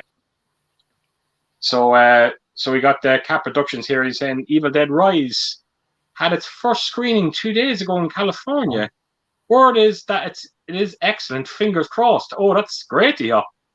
That's very interesting. I was thinking about that the other day, thinking when does it come out? But I don't know if Deborah loves the Evil Dead, but I don't know if she would see it at the cinema. Right. Yeah. It's the only thing that kind of scared me again with that Evil Dead Rise, and again I'm going back to this kind of, Predator 2, kind of taking, you're taking the Evil Dead now you're taking it out of the cabins, you're taking it out of the woods, and you're putting it into an apartment building. It's too. Yeah, but there you go. When you kind of think of that though as well, it kind of does make you go, maybe it might work. Well, to be honest, when you think about the TV series, which I thought was brilliant, a lot of that didn't happen, and it did go back to the shed, which I thought was great. A lot of that happens out in the wild, didn't it? So yeah, it could work if it's done good, and it has yeah, to be done good. yeah. I'm looking forward to it. I'm kind of curious to what world is this movie living in? Is it living in the world of Ash, or is it living in the world of the remake, or is it just its own thing? That's the question, isn't it? Yeah, it's going to be interesting. Yeah, definitely. Gary again, just saying thanks for giving the great Tom Atkins a mention. I love that guy. We all do. Yeah. Oh, aye. Steve is just saying with Tom Atkins, it was probably similar to footballers at the time that got paid peanuts compared to today, maybe low paid in cold tower. Yeah, that is true. Yeah. Unfortunately, it can be cruel though. It can be. There was no money in it, really, was there? Yeah, you're right. Yeah, absolutely. So you've Carlos here as two big horror fans, both of you. What do you like and dislike about the genre today? I like that they're still making horror movies. Absolutely. I like they're still making lots of them. I dislike about the fact that there's no new ideas in it. You've got a lot of things that are happening exactly the same as the other ones. You get the same jump scares. You get the same thing of like a girl who's walking out into somewhere with hair all down the face in rain, and the camera turns around and goes, wow, that type of thing. It just seems to be generic. But saying that though, when you do get a good, decent horror movie, it's usually done quite good. Yeah. But they're not, when you had the golden period, you had all the Hammer stuff, all brilliant. Then you had all the sort of Italian stuff, all brilliant. And the early slashers, all excellent. It just seems there's not really that buzz anymore. Yeah, I absolutely agree. My biggest problem I have with horror movies today is the so-called horror movies. That's my biggest problem. These movies like Midsommar and The Lodge that are regarded as fine horror movies that are just simply not horror movies. Yeah. And that's my biggest problem I have with these kind of movies. We seem to be seeing a lot of them now. I've seen there was one there recently. I can't even remember what it was called. I have it here somewhere in my collection, and they were definitely going for the Lodge kind of feel to it, and it was just a poor. I think you got it from subscriber mail there months back. Emily Mortimer, I think, was in it. Was it the Relic? What was it called? The Relic. That could be it. Or Relic. Yeah, just don't sit well with me, these movies. I definitely don't like this genre of so-called horror movies, if I'm being completely honest. That's so. Yeah, it's like I agree with you what you're saying as well. At least they're still being made today. That's the biggest positive. Imagine if you said, if I said to you, give us a list of all the horror movies that you liked in 1980, 1981, 82, 83, 84, 85, 86. You could probably do that until about 1996. Yeah, you probably give out quite a few every year, especially in the 80s and 70s. These days, if I says, well, what was the best? Tell us the best 10 horror movies from 2017. You'd be going, no. You may struggle to get one. Yeah. No, I agree. But like I said, it's still there as well. And John Carpenter did say that he says when all the bullshit is all done and superhero movies have passed on, the one consistent thing that will be in movies is horror, and it will always be there. And he's absolutely spot on. So you couldn't say, like in the Halloween thing, evil dies tonight, horror dies tonight, doesn't die at night. The Halloween twist. So we got Sean, true movie fan. Watched your top 10 horror 4K video. Well done, Sean. Thank you. Thanks for checking that out, my friend. It was the first top 10 that I done where I went, I don't think anyone can complain about this top 10. It's a good top 10. Whether it's the movies or it's transfers, I knew. And funny enough, I didn't get one single bad comment. I think the only thing that was kind of said was maybe people wanted to see more Blue Underground releases in there, but unfortunately, I didn't own any, so that's why they weren't there. I know. That's I'm sure they would have been. Oh, I think you would have put them in if you got any, but I think the list that you had was a pretty solid list. Actually, I agree with everything you had in there. The big one for me was Hellfest. Yeah. When you turned us on to, and I thought I'm going to go for that. It was one of the earliest ones that I thought when you said you've got to see it. I says right, I'll do that then. And I went yeah, this is, and it was a good movie as well. It's not as if it was just a good looking 4K. It was an actual good movie. It's a great movie, and I have to admit, I spoke to John Clancy the other night, and obviously we were talking about that top 10, and I said to him the only worry I had with the top 10 was Hellfest. But I have to admit, there was so many comments left, and everyone kept saying, "I'm so happy to see that you threw in Hellfest." Yeah, and that it's a very underrated horror movie, in my opinion, and deserves a lot more attention than it gets. It does, and it's got an excellent transfer. Oh, such a stunning! It really is stunning. Everything looks shit after you put it on. It's one of them movies. Yeah. So we got Carl Dicker here, and he says, "I met Tom Atkins 4 years ago at the flashback weekend. He is such a gentleman. I honestly well believe that." Yeah. I've never heard anybody say anything bad about him. No, I needed to like. So what have we got here? So we got Sean True, movie fan. Tom Cruise is actually filming the new Mission Impossible film in my country, in Malta. Wow. No, so that must be Dead Reckoning Part 2 then, maybe that he's... yes, but it's Part 1 and Part 2, which is a bit weird. Yeah. It's the end of the Mission Impossible movies. Well, funny enough, we were sitting in the cinema and it come on and Deborah goes, getting Mission Impossible. And then we knew it was when it come up like Part 1, it says, well, it's going to get split. And it says, coming next year, 2023. I goes, you're joking? Because I thought it was literally, they'd made it during the COVID break. And I thought, that's done and dusted. They just need to put it out. I mean, Maverick was made a while ago. They just need to put it out at the right time. I'm glad they did wait until it was like properly back at the cinema. Yeah. It deserved to be seen as much as it's been seen at the cinema. But Mission Impossible, I was quite surprised to see that's next year, not this year. No, yeah, it's next year. It's next year. And I think both movies were shot back to back. So so from what I've been hearing, this is the end now of Ethan Hunt. This is that's going to be or was it the end of him doing it? Yes, that's what I'm saying. I think that's going to be something very hard of him to let go of. That this franchise clearly means a lot to him. True, and I don't know anyone who'll do the same things that he does. No, it's going to be lacking, isn't it? Hanging off planes and whatnot. Yeah, absolutely. Really hanging off planes. Yeah, literally. Pete was just saying your thoughts on Michael Mann's Thief super film with James Caan. I actually have it on Arrow release here, and I still have not watched it. I watched it back in the day, but I can't remember it. Did you see it, John? I've got it, but I haven't watched it. Actually, it's as you go in the door now, it's the first one you see. When you're walking into it's on shelf 2 now in that place at this moment. And it's on my list. I do want to watch it. I want to watch James Caan. I want to watch a few of his movies with him. Sadly, passing away. Wow. It's heartbreaking, isn't it? That was a body blow. Yeah, that was a body blow. We missed it. We've lost a great one there. It has to be said. Rollerball's top of the list as well.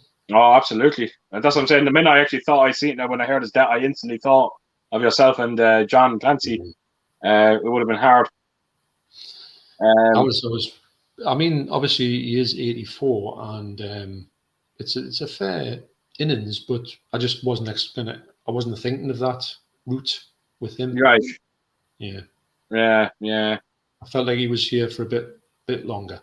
Yeah, I know. I get that. Yeah. I only watched. We watched Misery there the other night. What a performance in that movie! What a performance! He's great in that movie, isn't he? Yeah, really is.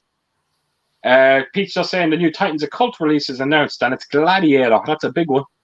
Oh, that's a big one. Must check that up to see if they actually released any pictures for it. Gary was just saying Tom Atkins had the most fun in Night of the Creeps. Yeah, someone was saying that earlier. It was one of his favorites. I can imagine that. Yeah. We got Bumper here a bit late joining. I'm on my holidays. Hope you're both well. Doing great, Bumper. Doing great. He might be finished his holidays by now. Oh, you know something, John? We actually are gone past the 6-hour mark. I've just looked at that there. Do you want to make it till 2 in the morning then? Yeah, we'll go to 2. Because I've been told, I've been handed a note. Nelly said nose. Of Deborah, and she says, "Don't show the stream it, but I'll show you the stream. I don't know if you can read that." We are going out at 9 a.m. No, on the nosy. She says, "We are going out at 9 a.m. tomorrow on the nosy." She says, "Wow, underlined on the nosy." Wow, because we've got to take Matthew's going to Manchester with his mates for something. I don't know what it's actually for, but he's going to do the whole. He's going to go there for the weekend, so we're going to drop him off at the Newcastle. Yeah, Deborah says, "I'm going to drop him off for the bus." I went, "All right," and she says, "I'm going to have to drop him off in Newcastle." I goes, "Oh, well, I'll tell you what, I'll come with you." What for? And I says, "Well, we could maybe go for something to eat, and I could go to HMV." She goes, "You're joking? You've been loads this week because I've been off." I says, "I know, but there might be one last few things I can pick up." All right. Why not? So that's me plan to actually do that. So right. The thing is, when you're going for something like a movie to pick up, you do find that extra little bit of a kick to actually get up at that time. Absolutely. If I was going there and actually not get anything, I'd be going, "Oh, I don't want to get up." Right. Now, I'll tell you, John, we are going to be solid on this. We're going to leave it in 15 minutes, and then we're done. Okay? Yeah. So if anyone is out there, I just don't bother leaving comments because we're just not going to get to them. Simple as. But again, I really appreciate all your comments. So let's try and get through the last few here. So Sean, true movie fan. Most people are really into Stranger Things nowadays. I haven't checked it out yet. Are they any good? John, you can answer that one because you just started watching it. Actually, I did. It's brilliant. You will love this, Keith. I've seen 4 episodes. It was going to be. I've seen the first 4.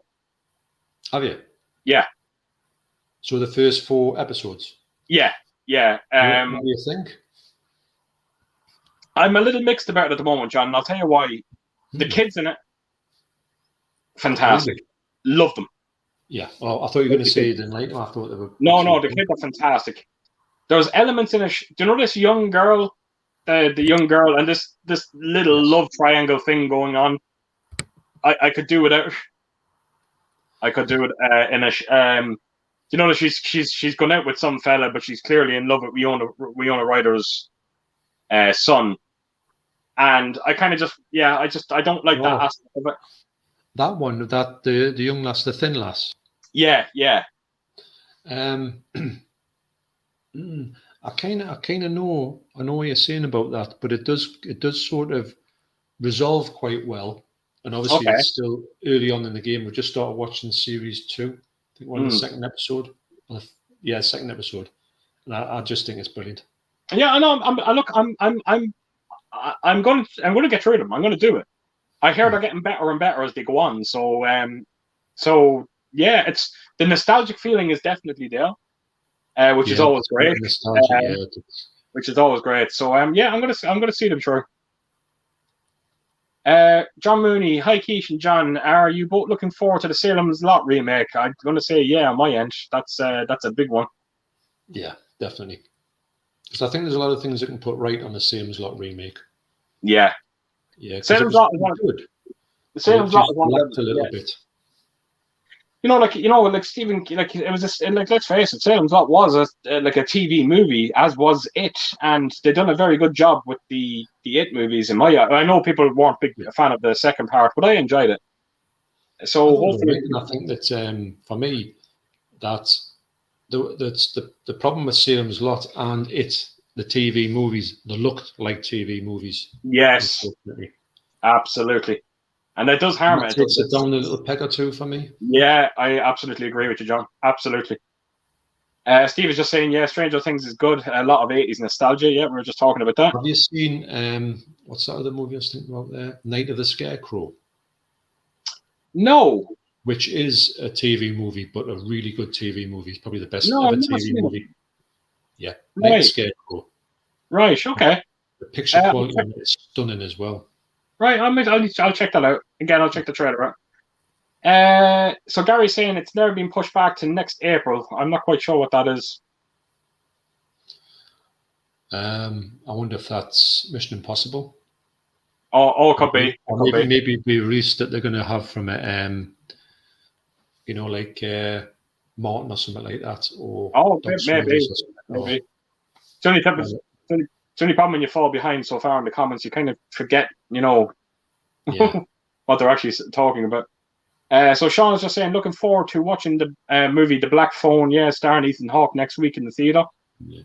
At least you can see it, Sean. It's gone over here, which funny enough, which is a shame. I'll have to wait for it to come out on. This was from 10:35. This comment just 10:45. Wow. Right, backyard pick. Have a wonderful weekend, guys. And yes, what the hell was up with that monster trailer? Yeah. Please tell me, John. As soon as you watch it, send me an Instagram and let me know what you think. Yeah, I definitely will. Mac Chats, the Mel Gibson role in Lethal Weapon was originally written for Tom Atkins. Wow. But the money men wanted a bigger name, so Atkins got a smaller role. You know something? You actually forget he was in that movie as well. I can't even remember him being in that. It's been a long time since I've seen Lethal Weapon.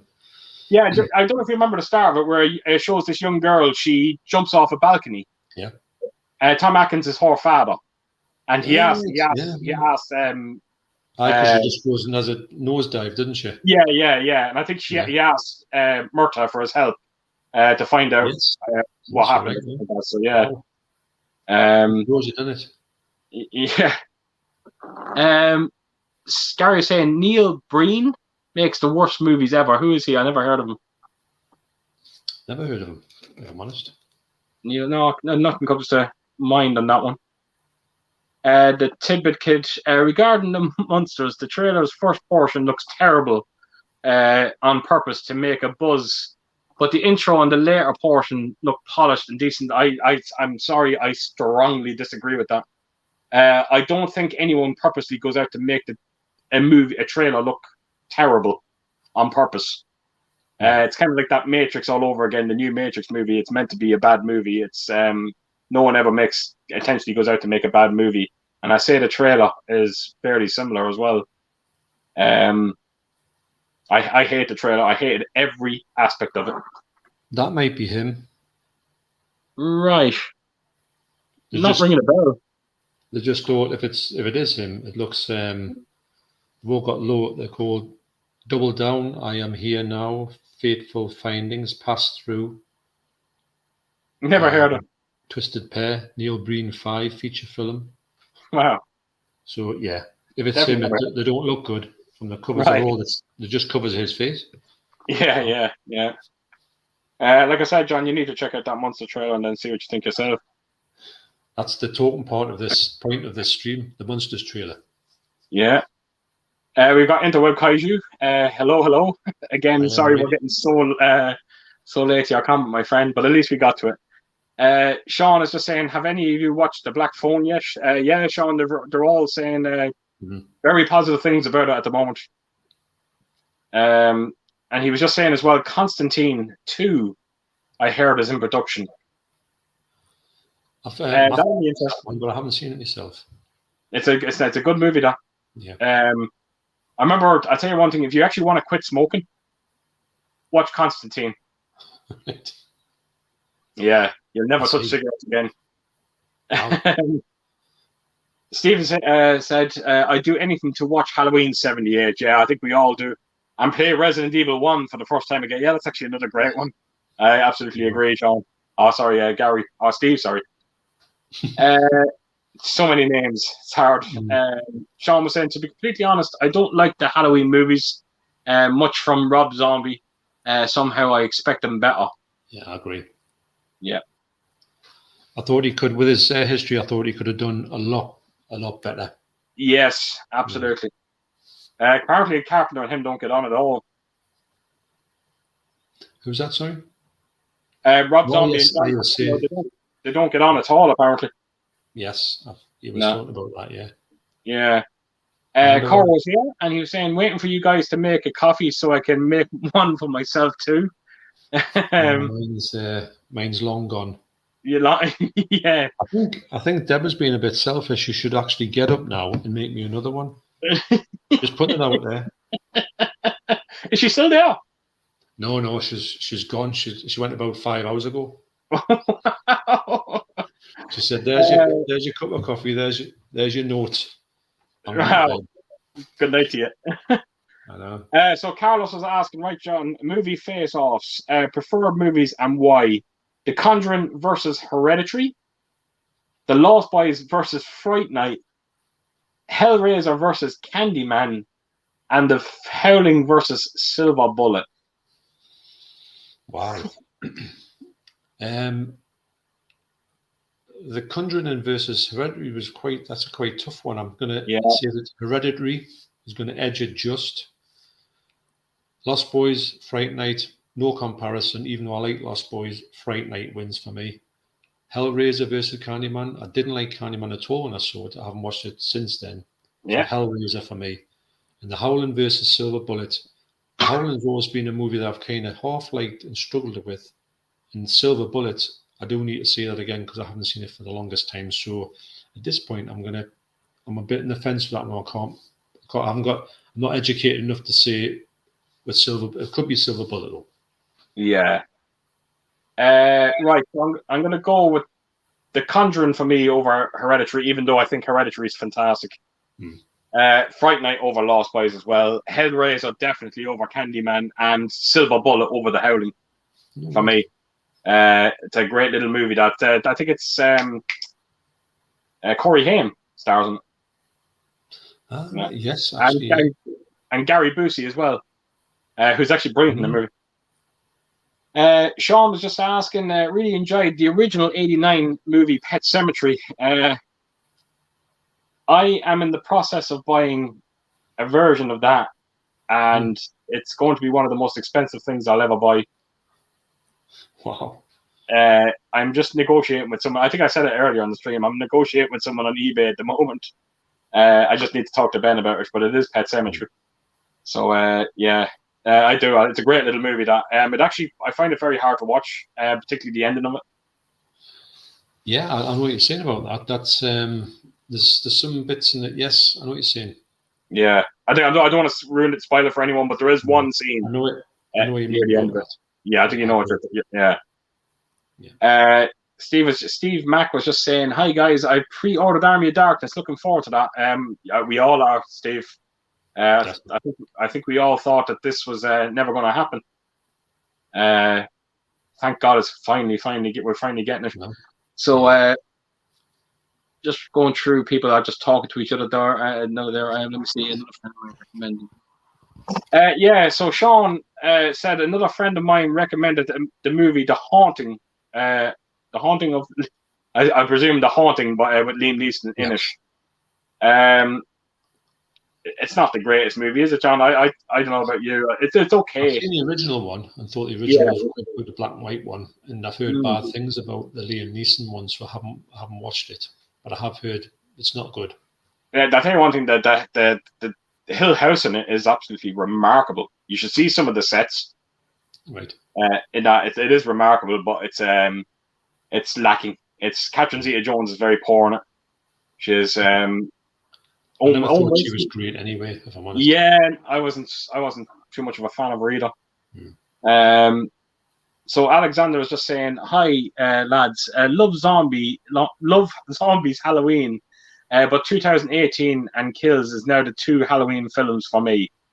And that's fair enough. I get it. I do get it. Yeah, I do really like that Halloween Kills. I've got to say, it's I don't know. It's just something about it. I just really like it. Yeah, yeah. And Alexander was just saying there as well, Top Gun is my second favorite movie of all time. Wow, that's a statement. Is that the original's Top Gun? I would imagine it Top Gun was. is my second favorite movie. I'm presuming. Oh yeah, it probably is the original. Yeah, it is. I say it is.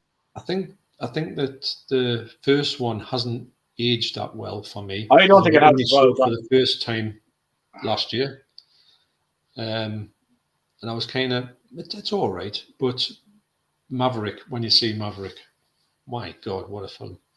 But Right? the Yeah. best thing about it is it's got like kind of they've interjected 80s cheese in it. It's Yeah. got some very cheesy moments in it, but I think it's had to have them in to sort of tie in with the other one.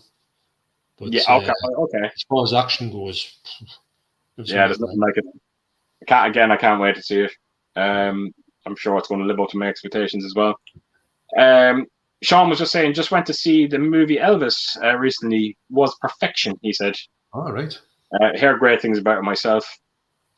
Yeah, Deborah says I'm not going to see that, so that's Oh, me. wow. She doesn't like it at all. Doesn't Right. like. Okay. She likes listening to Elvis, but she doesn't like looking at him. I says, well, it's not Elvis, is it? She goes, well, it doesn't matter. Right. Right. So Okay. I want to see it, but Yeah, I definitely want to see it as well. I will watch it, but I don't think I'll see it at the cinema unless you once. I don't know, but it's something I'm a big fan of Elvis, and I'm interested to see how they portray Tom Parker. Well, he's a bit of a rogue and a vagabond. Will they portray him like that in the movie? Yeah, well, I heard your man that's playing Elvis. He's supposed to do an absolute remarkable job. So, yeah, again, looking forward to seeing it. Sean was just saying, Jeepers Creepers for many years. It scared me a lot. Great movie. A lot of people say that. I haven't seen it actually, but a lot of people say that about that movie. You never seen Jeepers Creepers, Sean? No, I haven't. No. Wow. I've got it. I haven't watched it though. Right. It's going to be. I'm not going to get too much into it, but it's about the whole backstory of the director. I'm a little bit on the fence with that one. Absolutely, I get that. I can understand if anybody. I'm not going to say anyone shouldn't watch it or anything. I'm just saying. Yeah. I'm a little bit. I think someone did make a great point about that. You know, despite what piece of shit the director is, and he really is. I think people sometimes kind of forget that. Don't forget there was a crew behind this movie and a cast, and they probably all just worked as equally as hard as that director. So I think that should kind of give you comfort, so to speak. It's like I say, I'm not going to go to anybody and say you must not watch this. I'm not going to go from that point of view. I'm just at this point. I'm on the fence with it. It's not something I'm going to rush to at this point, but I've got it, so I can watch it if I want to. Yeah.